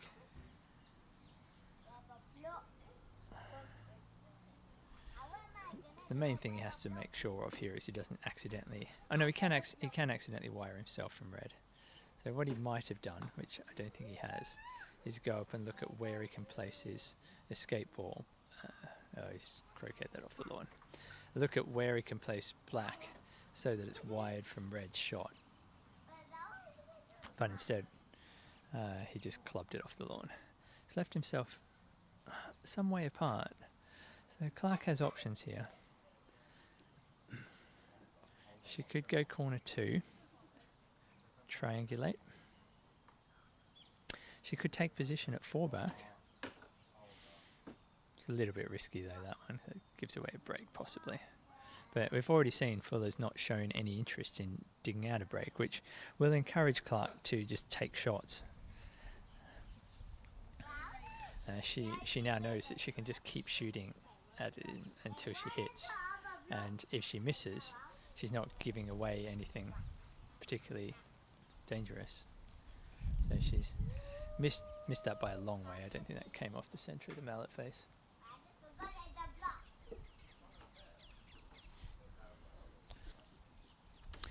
So now Fuller has the attacking option of playing with blue here. Shooting blue at red would give him a break. Shooting blue at black would give him a break. But he's, yeah. Oh.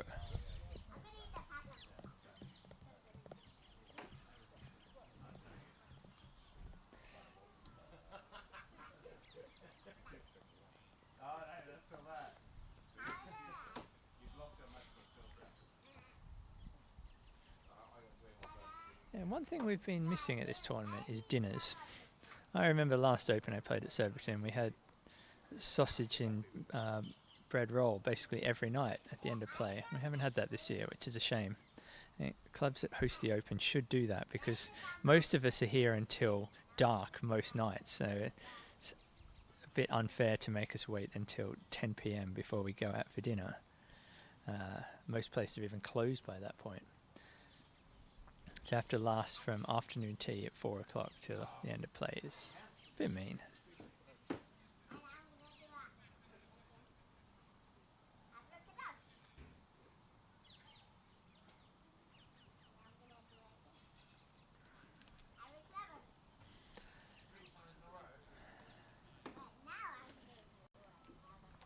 So we've seen Fuller croquet red out to hoop 4.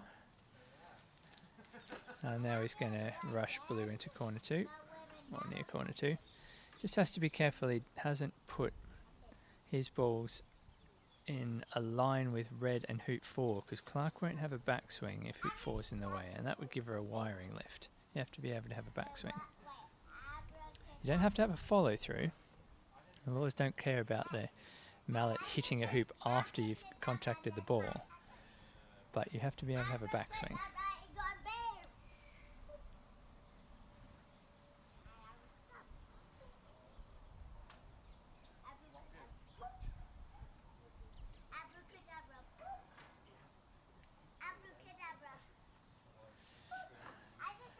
He's not been playing very long, David Fuller. He's maybe only 4 or 5 years. So his experience of 3-ball endings will be a lot less than Clark. So he is liable to do some careless things, or some things that he will, with the benefit of hindsight, wish he hadn't done. For example, he might accidentally wire himself from red here, thinking that he wants to set a wired rush, only to then realise that he's giving away a wiring lift, because he's responsible for the position of red.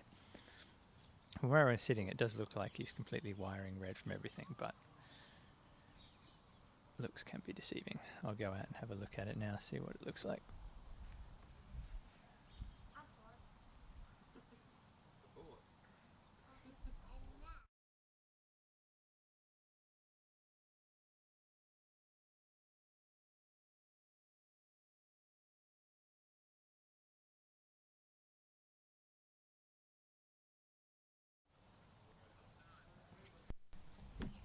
It's extremely close to a wiring. We might see Clark ask for the ref to adjudicate, or she might decide she's happy with it. I think it's just okay that she has the backswing. That was the main problem, I think. Yeah, she had the backswing. She's played the shot. She's watching it. This is very close.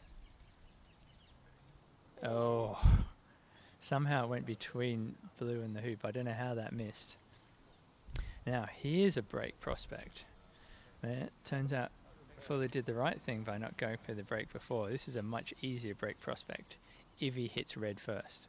Or will he do what he did before and leave red alone? He's doing the right thing now. I mean, it'd be the right thing if he hits it. Obviously, it'd be a calamity if he misses this, but he's shooting well. I see no likelihood of him missing this. Yeah, so he's rushed red just out of corner 2. And now he's got plenty of space to get the 3-ball break, so this is good. This is well played. Turns out he was right to not go for it before when I was so critical.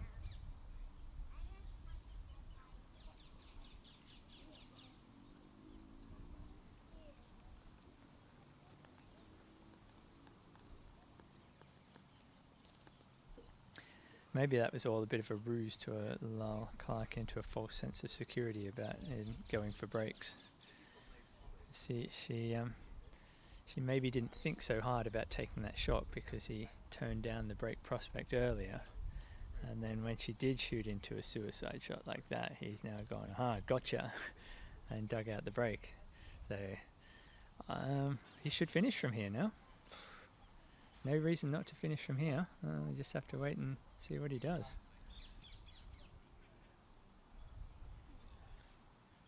Looks a lot like he's taking off to this hoop. I hope not. He should be croqueting black to the other side of it.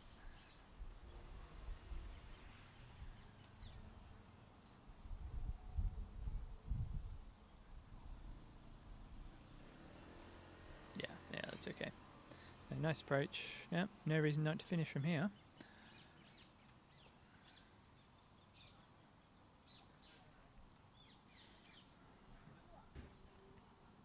Something tells me though that he's not going to finish from here. Don't know why. It's got that feeling. I think he'll make a few hoops and then a nasty feeling something's going to go wrong. Often it does between 6 and 1 back. We'll see though. The lawns, now that it's all in shade, is much easier to play on than it was earlier in the day. But lots of things could go wrong yet. We just have to wait and see. He's already rushed black a little bit further than he wanted there. Better off having that more like the middle of the north boundary and croqueting there. Now he's got to go across red, which just, things can go wrong. He might accidentally clip red or something like that. At this stage of a match, you want to keep things as simple as possible. Don't want to have to be playing any big split croquets if you can avoid it.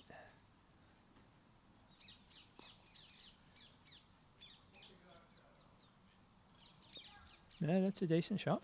Yeah, that's fine. Nothing wrong with that.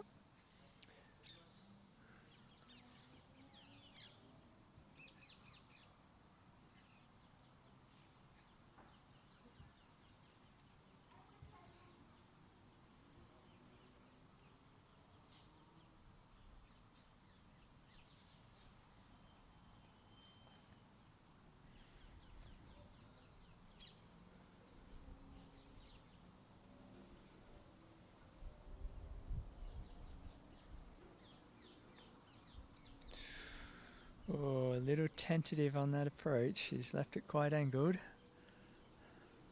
This is Red's hoop as well, and the clip in his line of sight there will put extra doubt in his mind, or extra pressure on the shot. Oh, what pressure. That's a great hoop run. No worries. And he's got something resembling a rush to black.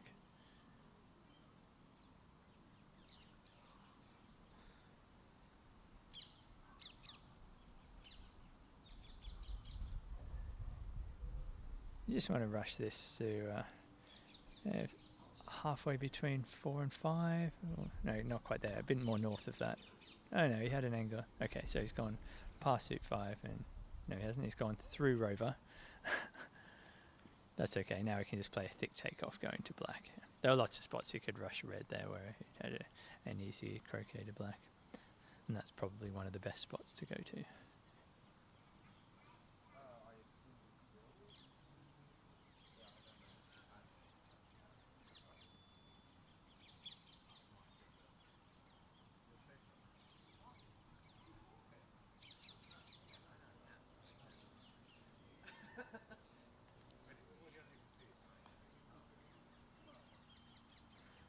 Yep.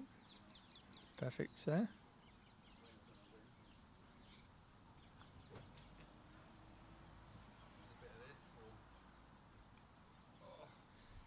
Oh, I got a massive kick on that rush, but it was also just very tentative. You can just see from the way he's playing, he's really, really tense and nervous. And who wouldn't be at this stage? And it's not a criticism, it's just the nature of the situation. It's just a battle between him and his nerves now as to whether he can finish on this turn. Yeah, good recovery there, nicely done.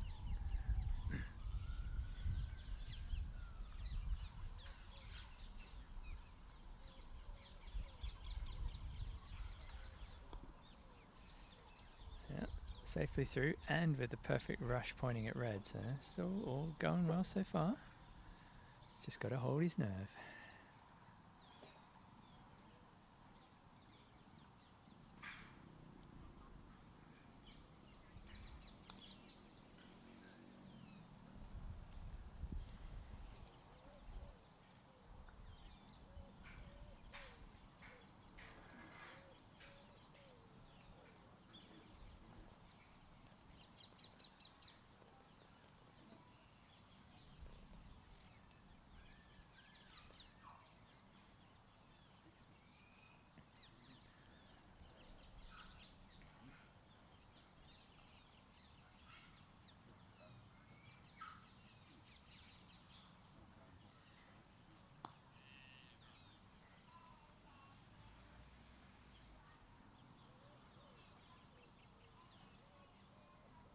Lovely croquet. Black's a little bit short, but it is on the western side, which is good. So the next thing he has to remember is after this hoop, he needs to not put red at one back. You need to put red well south of one back. Good, mate. Probably 3 meters south of one back. You want it almost level with 6, so that when you make 6 without a northward rush, you can still continue the break.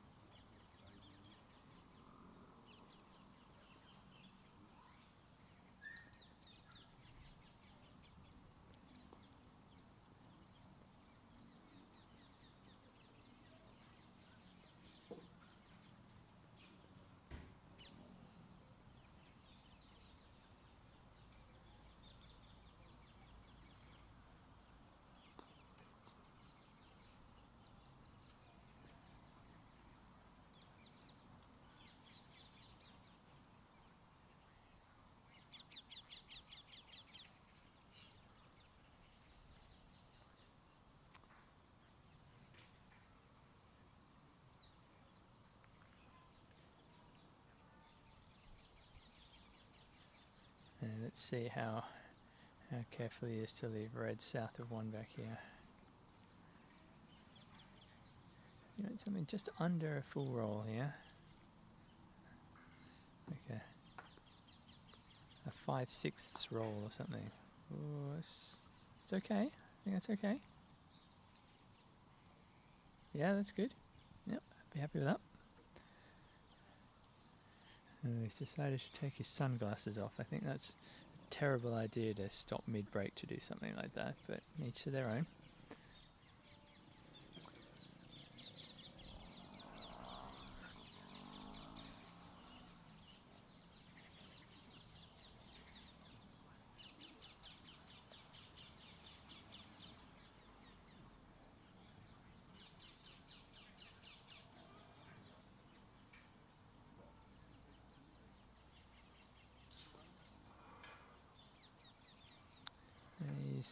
He's just rushed black into the wire, so this is why you put red south. So he's got no prospect of a forward rush here. But because he's put red in a good position, he doesn't need a forward rush. It's absolutely fine. He can just run the hoop and tap black, just clear it away from the hoop, and then play it just a split stop shot, loading 2 back, getting the rush of red to 1 back.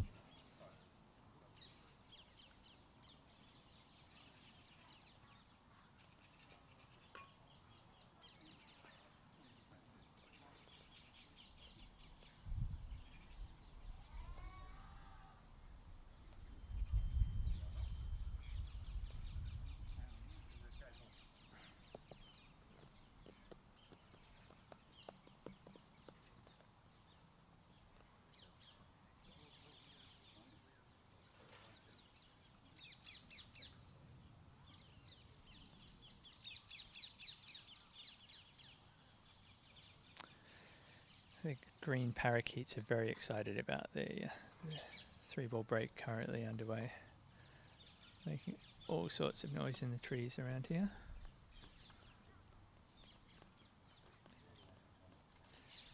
So that is, I would say, as good a croquet stroke as I've seen today. Blue's perfect, black's perfect. Great shot. It's in ideal position to keep this finishing turn going. You shank that rush a little bit. Where's that going to finish? I think it's okay. You just don't want it in line with the hoop. Oh, maybe it is in line with the hoop. I thought it was slightly off to the other side, but he's approaching from the side.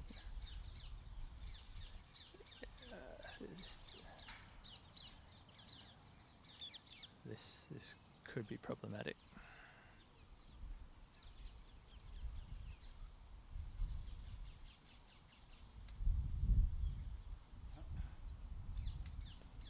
It took a little bit of a hill away from the hoop there, but I think he's okay. It's angled, but these hoops are pretty open to angled hoop runs.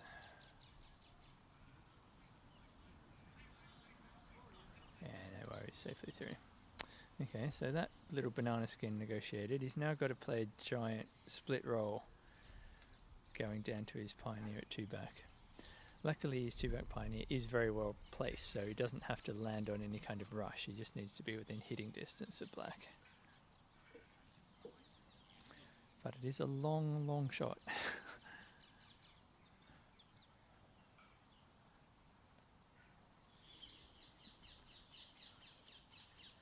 This is where if you're feeling a little bit tense or nervous, you can end up overhitting this by a couple of meters.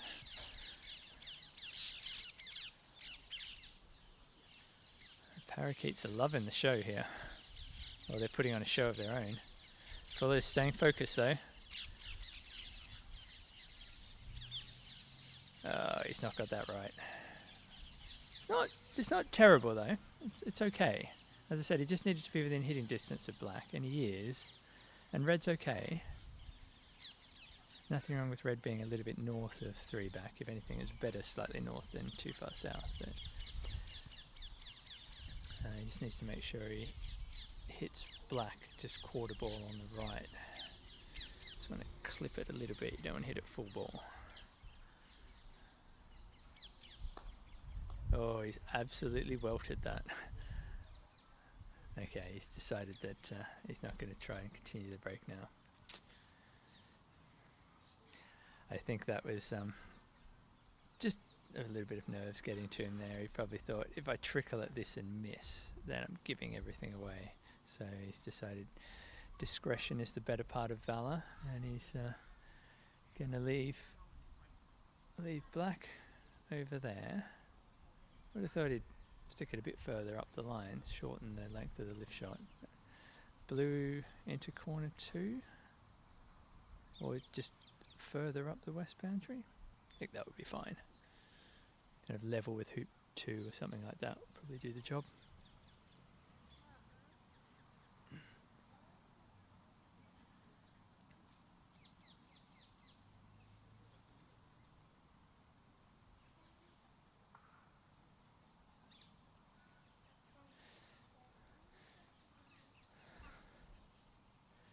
Looks like corner 2 he's aiming for. That's okay, nothing wrong with corner 2.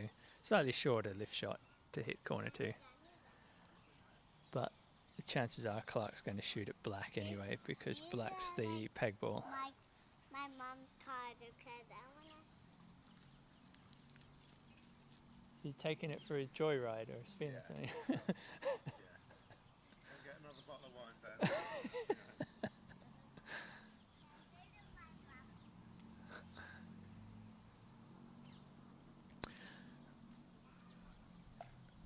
Yeah, it's Clark will take the shot at black and angle it so that she joins up somewhere near black, I would imagine.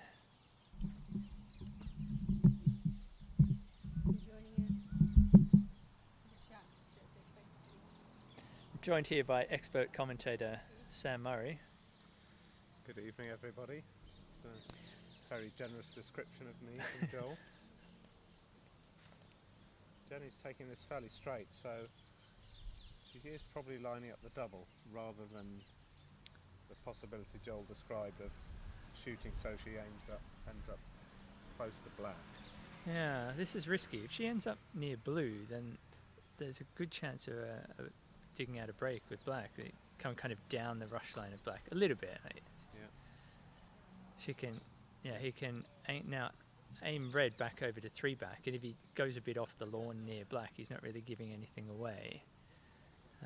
But if he lands on the rush, he's got a finish in prospect. Yeah, I mean, David has choices here. He could take that approach and try and roll red to 3 back, go to black.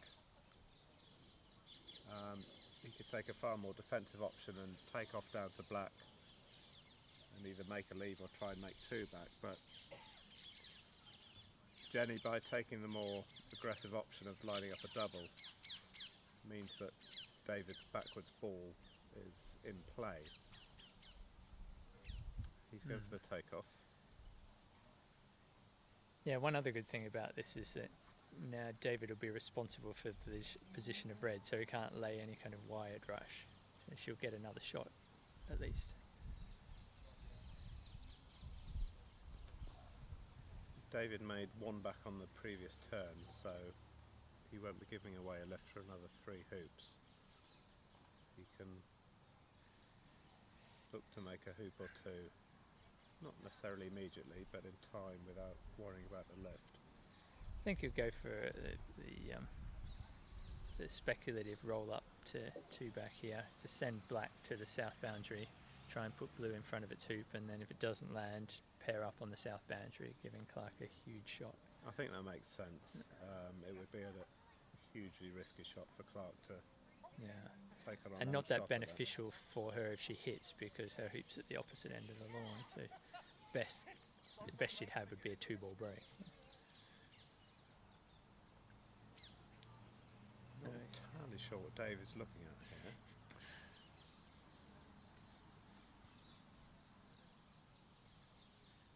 As Joel says, he can't wire both balls from red. He is responsible for red now. I think he's looking to put black over near 3 back to increase the distance of the shot for red. But I think putting black south of 2 back makes it a suicide shot if she takes it on and misses anyway. I think I'd rather keep it tight than spread his own balls around. He might be looking to pair up over near 3 back, but I don't see any real benefit. Yeah, I think he's decided against that. He's just going to have the go at approaching 2 back. Yeah.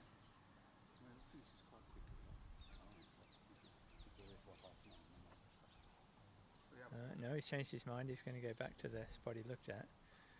He's not even having a speculative hoop approach here. He's just rolling both of them across. Yeah, I'm not sure. Not sure that's a recommended line. I'm a little surprised by this. He has to leave one of these balls open. I won't get up and check the wiring in case it tips him off that he needs to make sure he leaves them open. It does look very close to a wiring, but Joel and I have to be careful here that we don't provide David with any pointers. Ooh. In the skies over Surbiton, we see a DHL A300 Airbus just departed Heathrow. I wasn't aware that you're a aeronautical expert, Joel. Plane spotter, yeah. I live under the Heathrow flight path, so Okay. I see them all the time. Right, let's check this wire. David's plays his final shot, so Joel can go and have a look. About to report back. Black is wired, but blue is open. So he did accidentally roll black into a wired position. So, but he was careful to check that and make sure that he didn't leave both of them wired. So Clark does have a shot at blue, and it is pretty much a suicide shot if she takes it on. So she's going to go to corner 1 and do some kind of lurking, which I think is a good idea. I like this. It's a semi-aggressive shot. If David rushes to 2 back and for some reason fails to get in front of the hoop or doesn't make it, then Jenny's in the area. Yeah, he's getting to a point now. He's only 2 hoops behind her that she has to start taking some chances, and this is one of those. David might look to, if he can, rush into a wide position. Yeah, rushing into a wide position near hoop 5 where he's looking at. I don't think he can cut it to there, but that's one option. Another option would be to rush black and then croquet it to south of 2 back as the receiver, going to red, and then a big stop shot approach with red, sending it up to corner 3, and maybe getting position at the hoop would be another option. It looks like he's trying to rush to wide position. If he doesn't get it, or doesn't get close to it, he can always then just roll up to probably corner 2. Yeah, he's nowhere near a wide position there, so he's probably going to overcut that. Yeah, so rolling to corner 3 would maximise the length shot, but it would put him near Clark's hoop, which he probably doesn't want to do. So I think corner 2 would probably be the place to go here. The parakeets are absolutely loving this.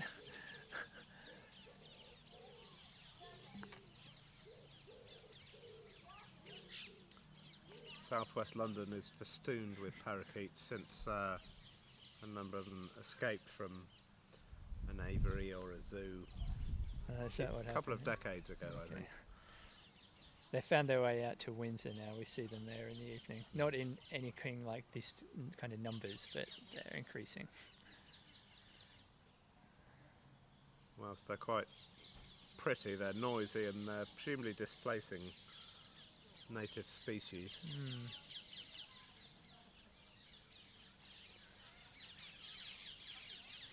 And he's decided corner 3 is a bit too risky in case she hits, so he's looking for somewhere near corner 2.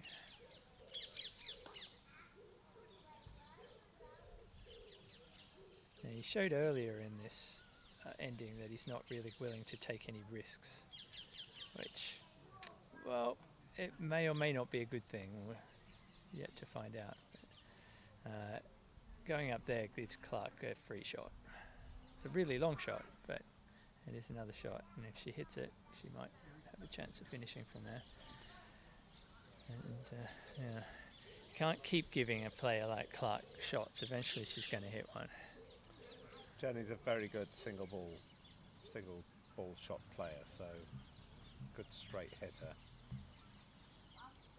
As Joel says, there's a limit to how many opportunities David will want to give her to just take on a shot and hit in.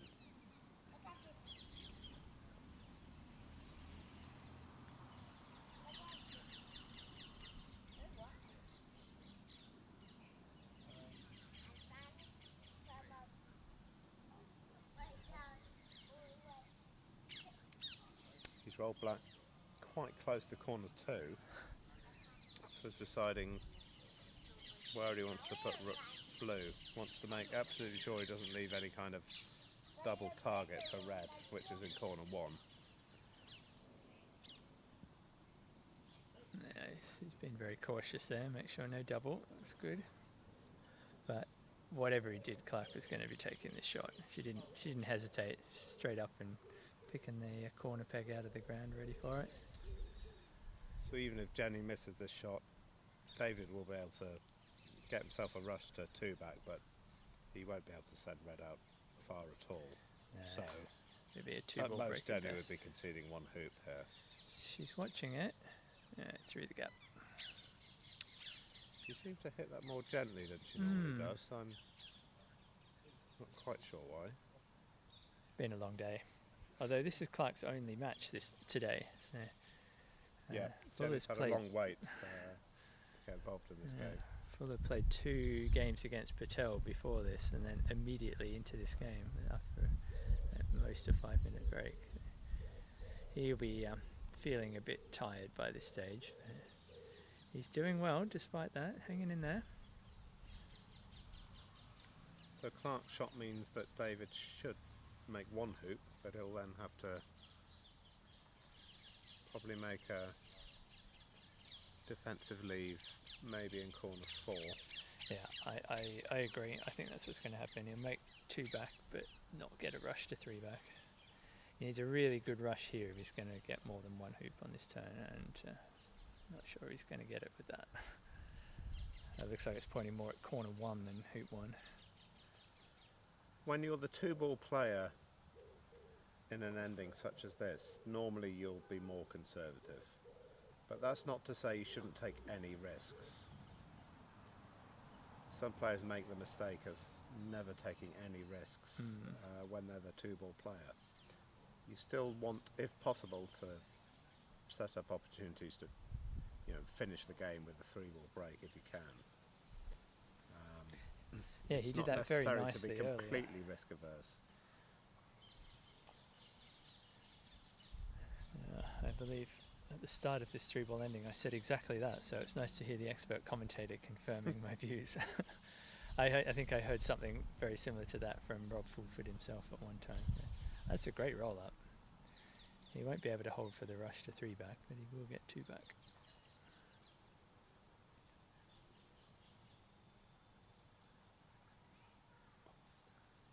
Smoothly through. Yeah, I think he'll probably just tap black and then roll them into corner 4. Or close to it.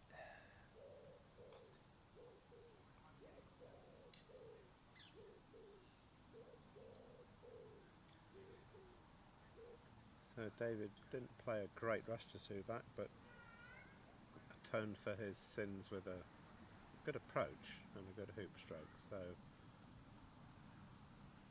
as Joel says, he'll roll towards corner 4.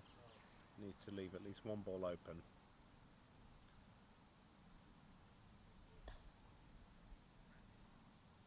Oh, he's gone for the speculative approach. First time he's tried one of those. It almost worked out. Now this is interesting because David will now put blue somewhere to the roughly to the south and east of black with a rush to 3 back. Because black is not tight to the corner, there's a bit of a risk in Jenny taking on the shot, in that he'd have a little bit of room to get red out to somewhere towards the middle of the lawn if she misses. So interestingly enough, the fact that he's not tight into the corner might deter the shot.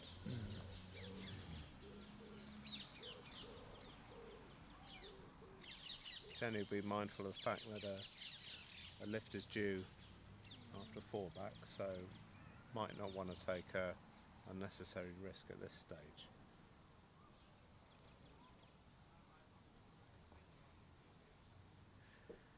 I don't think either blue or black are wired, so there'll be a shot if she wants it, but it is a risky one.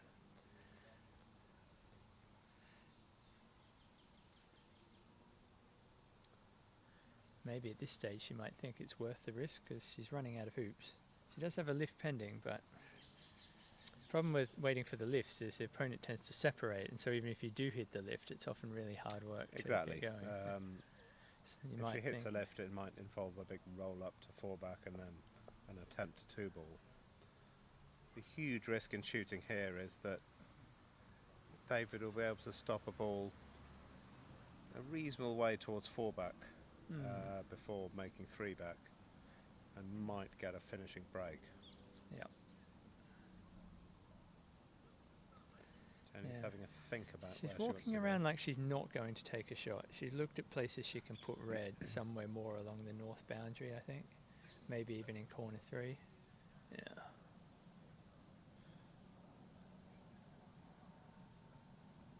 Yeah, all the way to the corner. Yeah, that's a reasonable option. It stops him making the hoop and then having a roll up to 4-back or something like that. I'm not sure I agree. I think it's now quite easy for David to make a wide rush to his hoop.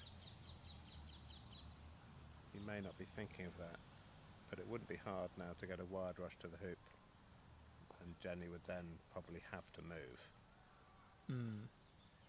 Yeah, would you do the wide rush before or after making 3-back? You could make 3-back. I think I'd try and do it before. Okay. With the balls where they are, it's quite simple to tap it, have a wild position. Jenny's then left in a corner next to David's next hoop. I think that gives her a dilemma. I don't think David's done that. I don't know if he really thought much about that. I think he might be doing exactly that. Well, I think he's left black open. He has, but I think he was trying to do that. Well, he was, but the initial rush didn't suggest it wasn't quite where he wanted. A fine attempt at a... It might be that this is plan B. That he was planning to make the hoop and then the rush didn't quite go where he wanted. But the rush seemed a little clumsy. Yeah, the reason I think I'd prefer doing it after the hoop is that if you rush to 3-back from where he is, then he doesn't have much chance of getting a forward rush out of the hoop. He's really close to the hoop now. But if he could rush up to 4-back from down there, then he wouldn't need a forward rush out of 4-back. Maybe it's slightly easier to finish on the 2-ball if you're starting at 4-back rather than 3-back. That's possibly true. I mean, if he played a very delicate wide rush, he could have given himself enough room to at least try to get a forward rush to 4-back. Yeah. Well, Clark's taking this on. I think I would too. She's got the hoop in between the 2 balls, so aim at the hoop and then hope it misses slightly to one side or the other. Well, that's true, but hitting the hoop, I think, is hitting the hoop would be bad. Is fatal. But I don't know. Yeah, probably because you've got a backward rush. So yeah, you just rush black to the south boundary and smash it up to 4-back. This is close. I think it's hitting the hoop. I think she's hitting the hoop. Yeah. Okay. Well, I think that's blue has a lot of options now. Yeah. There's a simple rush to corner 4, stopping the ball to 4-back, and making 3-back off red. Yeah, I think that's I feel the winning that's play. a slightly rash shot.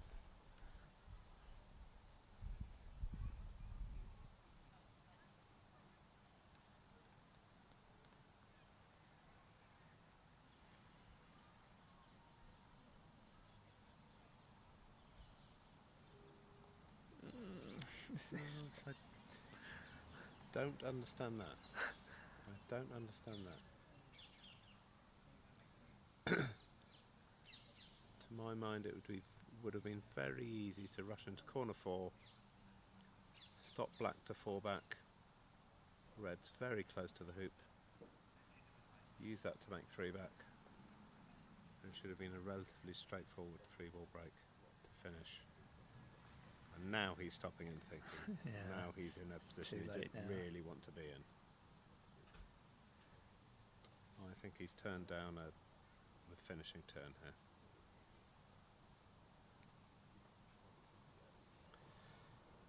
David's a very capable player, relatively new to the game, so perhaps, I don't wish to be unkind, but maybe inexperience showing a little bit there. I think so, yeah.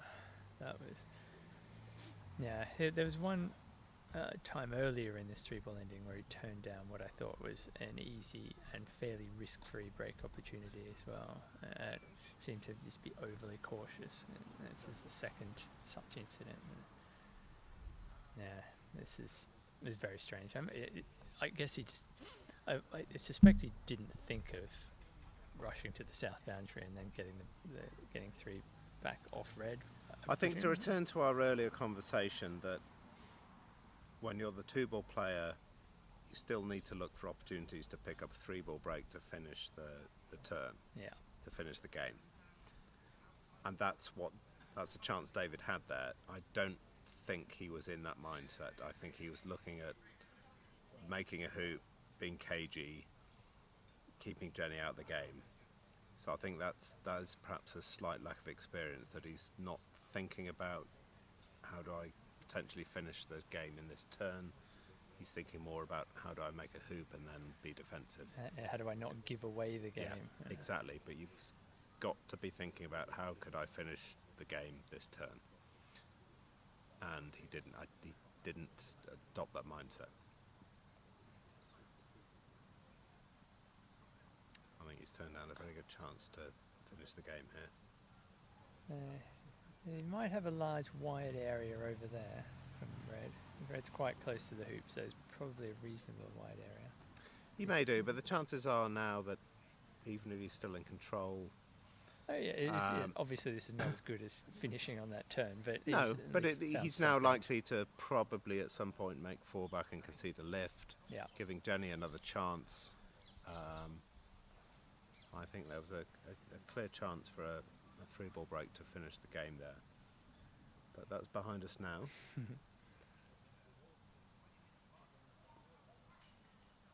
Dave has chosen to make one hoop and... He's left a rush pointing at red, I'm not sure. It's probably something to do with the wiring. We'll find out in a sec if it's wide, because if it's not, Jenny will be taking this shot.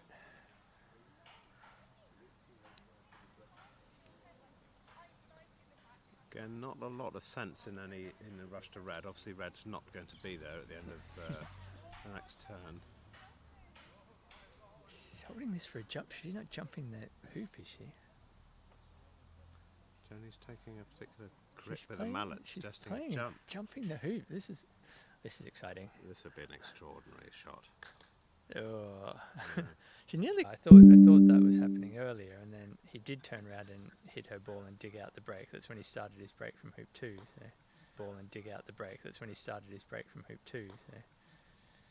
Well, David now suffering for the fact he didn't leave himself a rush to 4 back. Now the best he can do now is might be able to get a wiring through hoop 5 maybe, or you just try and roll them up to corner 3. You can maybe try corner 4, leave a rush somewhere near there. Try and get hoop 4 or hoop 1 in the way of the rush. Or he might have fluked a rush into a wide position right there. Given where he's putting his mallet, it looks like he's basically on the wide spot already. That's a bit of good fortune. Or well played, I don't know. I don't think he walked over there to look at it before he played the shot. So. Maybe no, I'm not going to give him the benefit of the doubt on that shot. So it's basically side on hoop 5, so to land on that spot is some good fortune. This gentle shot suggests he's wired from red by hoop 5. I don't think he can wire all of both balls though, so Clark might still have a shot at the edge of one of them. Feeling confident that even if she misses, he's not going to try and finish on the next turn.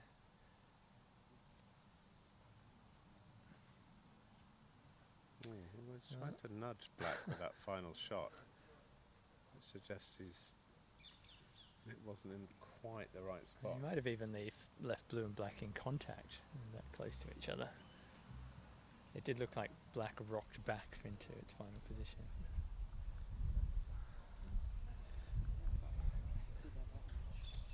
Clark obviously has a target. She's taking it on. Missed the hoop and missed the balls.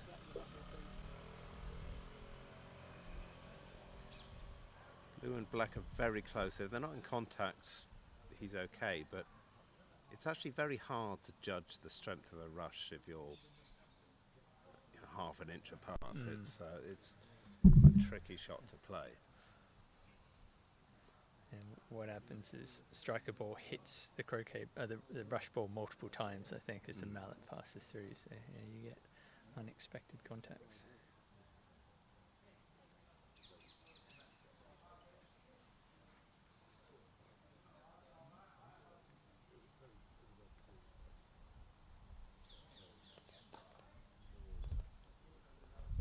That's pretty good rush. Oh no, it's running on.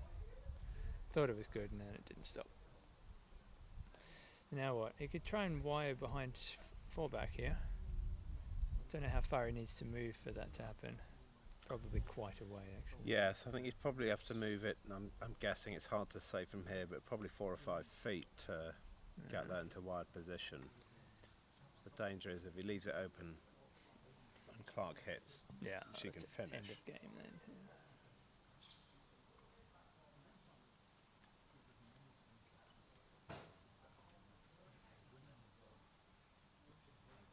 Alternative is to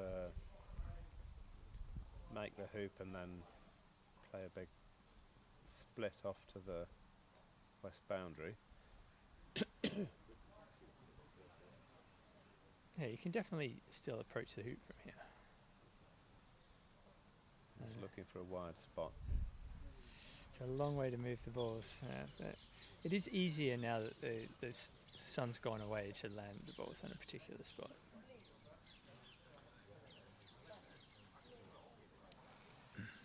Yeah, there's a characteristic of lawns that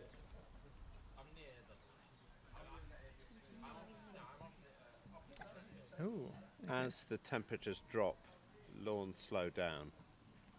I've been told by some people in the know that's because grass lies down in warmer weather and stands up as it gets cooler. I've yet to have this confirmed by a qualified agronomist, but And no doubt there's some Latin term for that behaviour of plants. I used to know the name for how sunflowers follow the sun around, and other plants do it as well. Well, heliotropism. Yeah, that sounds right. Or heliotropism. That sounds more Greek than Latin, though. Yeah.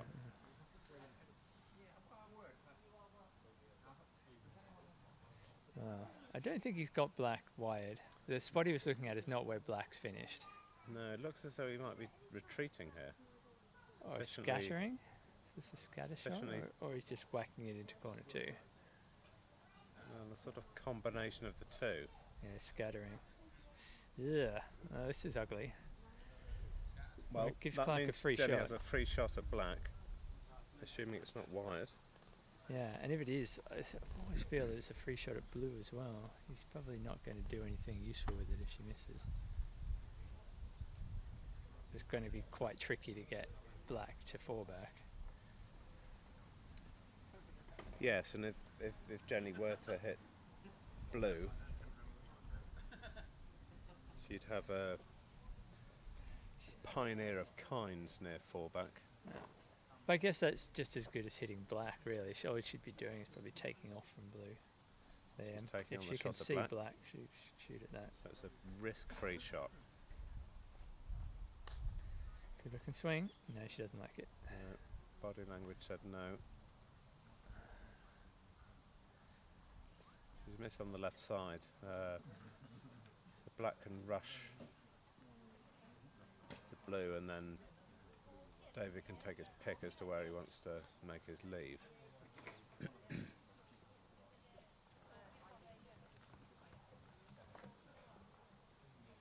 I love a good 3-ball ending drama and a day at the Open. Absolutely. Seems to have a lot of them, don't we? It creates a range of tactical opportunities. Yeah, you get all the spectators second guessing the players as to what the best shot choice is. Exactly. You can Everyone has guarantee all different the views. people behind us by the bar are talking about the options each player should be taking. Pegged out ending creates tactical richness that doesn't exist during a normal break or a typical turn. Yeah. Only thing that would be better is a 2-ball ending. Maybe he could peg out black in this turn. That would be exciting. Well, it would. It would Leave be blue in front of it. He could croquet extraordinarily blue brave, to but 4 back and peg out black. That'd be cool. I don't think he's going to do that though.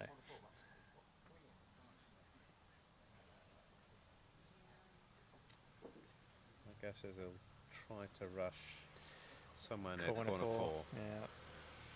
Maximum distance from red.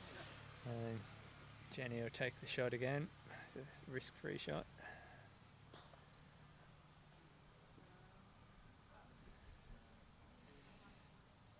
Skillfully avoided hitting hoop 5. So to return to an earlier discussion, David could roll this ball tight into corner 4. There's some merit in leaving the balls a couple of yards outside the corner, such that if Jenny's shot, he could then stop a ball out into the lawn. It's not going to get near Penalty's next hoop, but it will be a ball out into the lawn. Mm.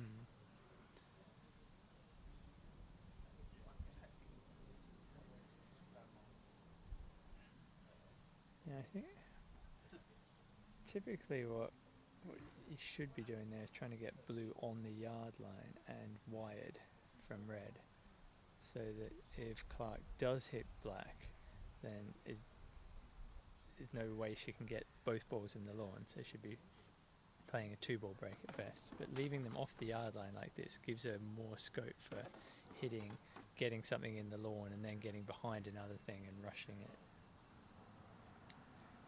Let's check the wiring.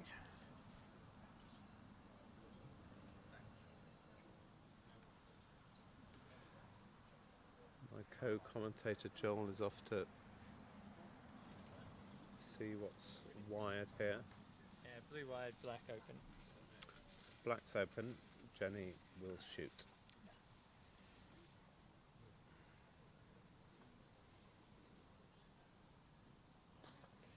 That strike looked good.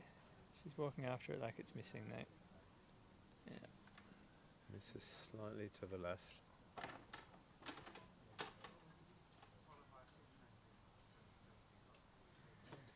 David has a rush straight to 4 back, which he can take. The Or more he could aggressive hit option red. is to pick up red. He's not thinking about that at all. Yeah. What would No you do there? hesitation. Would you shoot at red? Personally, I clearly have a slightly different approach to the game than David, but I'd shoot at red, and I can stop that a fair way into the lawn. Mm. It won't get particularly near penalt, but it will be somewhere in Could the be lawn. near rover maybe, Yeah. which then means you don't have. You could 2-ball it from 4 back to penalt possibly if Yeah, things work out. or you yeah. just engineer a backward rush from 4 back towards red if that's somewhere near rover. Yeah, it gives you choices. Yeah, which he doesn't and have you've now. got quite a lot of chance there. He's going to be able to set a wired rush here though, so that's pretty decent. It's quite a useful one to have over there. So without wanting to sound like a stuck record, you still want to be looking for 3-ball breaks to finish the game as the 2-ball player. Don't just rely on tapping around with your own balls.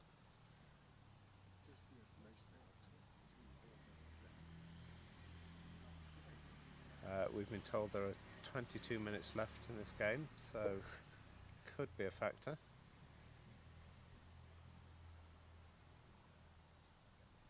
The time limit for this game is 4 hours, right? 4 hours for the first game. Yeah, so they've used 3 hours and 40 minutes almost to do this. Doesn't feel like it's been going that long, but I guess Avery and Molyneux were able to play a game and a half in the time it took to play half this game.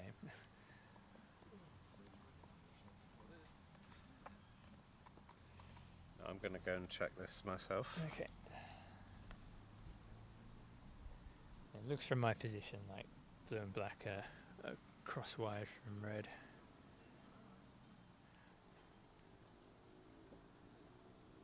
Looks like a perfect wiring. Clark can't see either ball. 3 seems to be a choice here. It's quite a reasonably aggressive option. It's putting pressure on him to say, right, you have to make this hoop. Now, as if something goes wrong, she's poised to attack. So he's shown that he doesn't like to take any risks in these, but given how close he is to the hoop, I'd expect him to be able to rush, make the hoop, and then get away from the hoop. He should, and with red there, he'll try to make a really tight rush to the hoop. If he's at all unhappy with it, he'll just roll away. He can run away.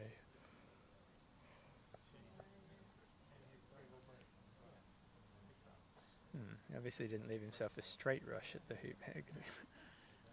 Half ball cut rush. That's okay. That's gone well.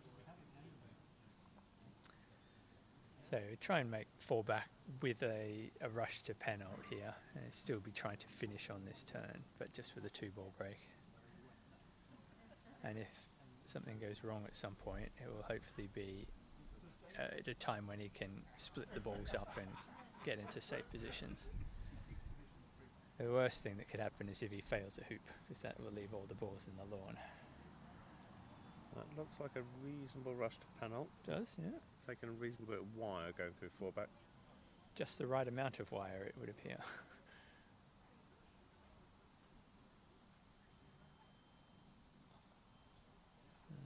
It's pretty good. Touch short, but that's fine. Gives him space to get a forward rush after penalt, which I've seen a few players this week in this position and then fail to get the forward rush to Rover. Well, David Kibble, a seasoned croquet player, he's not here this week, but Kibble's law is you never get a rush out of penalty. It's not entirely true, but it does seem to be quite difficult to get a rush out of penalty. But I mean, David certainly has the room here to do that.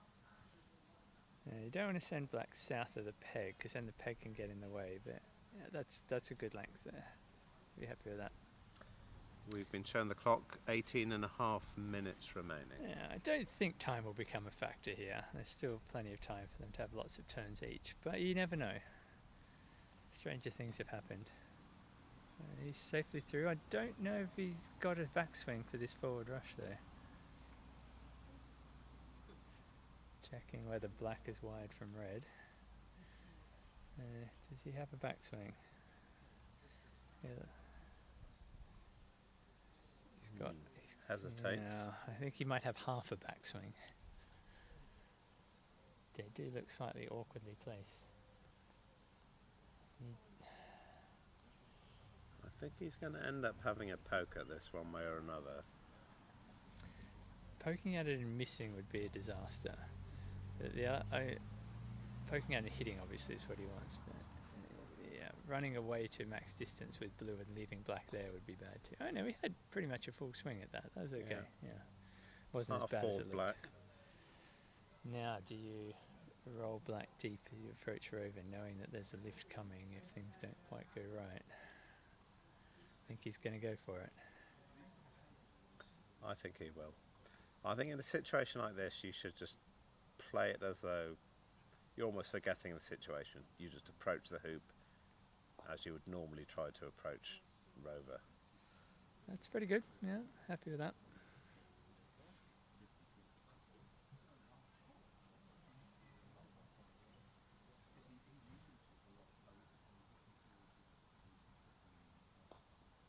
Safely through, and that should be good enough to win it. Good hoop.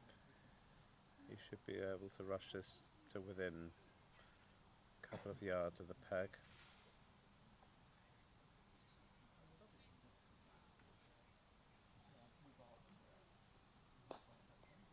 Oh.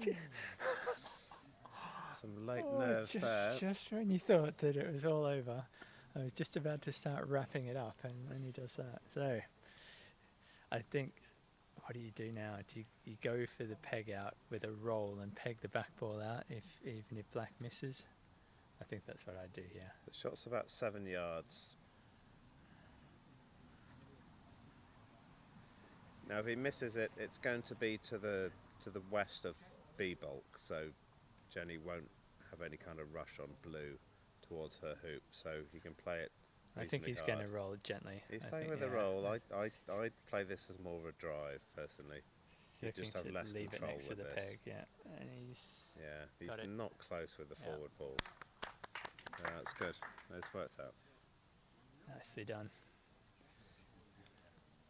Yeah, that held its line nicely. So Fuller pegs out to take game 1 with about 15 minutes left on the clock by +5. 4. 1, 2, 3, +4. So, yeah, both players had their chances there. David showing he's quite nerveless in these yeah, he held his nerve situations. really well, He didn't did the same against Samir. Continuing on his giant killing run after taking out Samir earlier today, he's not daunted by the prospect of facing Jenny Clark. So they'll be sleep quite soundly tonight, knowing that he's halfway to the target of, I think, playing Fulford in the next round. Is the winner of this play Fulford? I think he plays the winner of Avery and Muller. Okay, well, we can check Croquet scores on that to be completely sure there. But yeah, great game and exciting 3-ball ending to finish off the day. Thank you for tuning in. If you enjoyed what you saw, don't forget to hit like and subscribe for more exciting croquet action. I'm sure we'll be back with you tomorrow morning. But until then, farewell. Good night.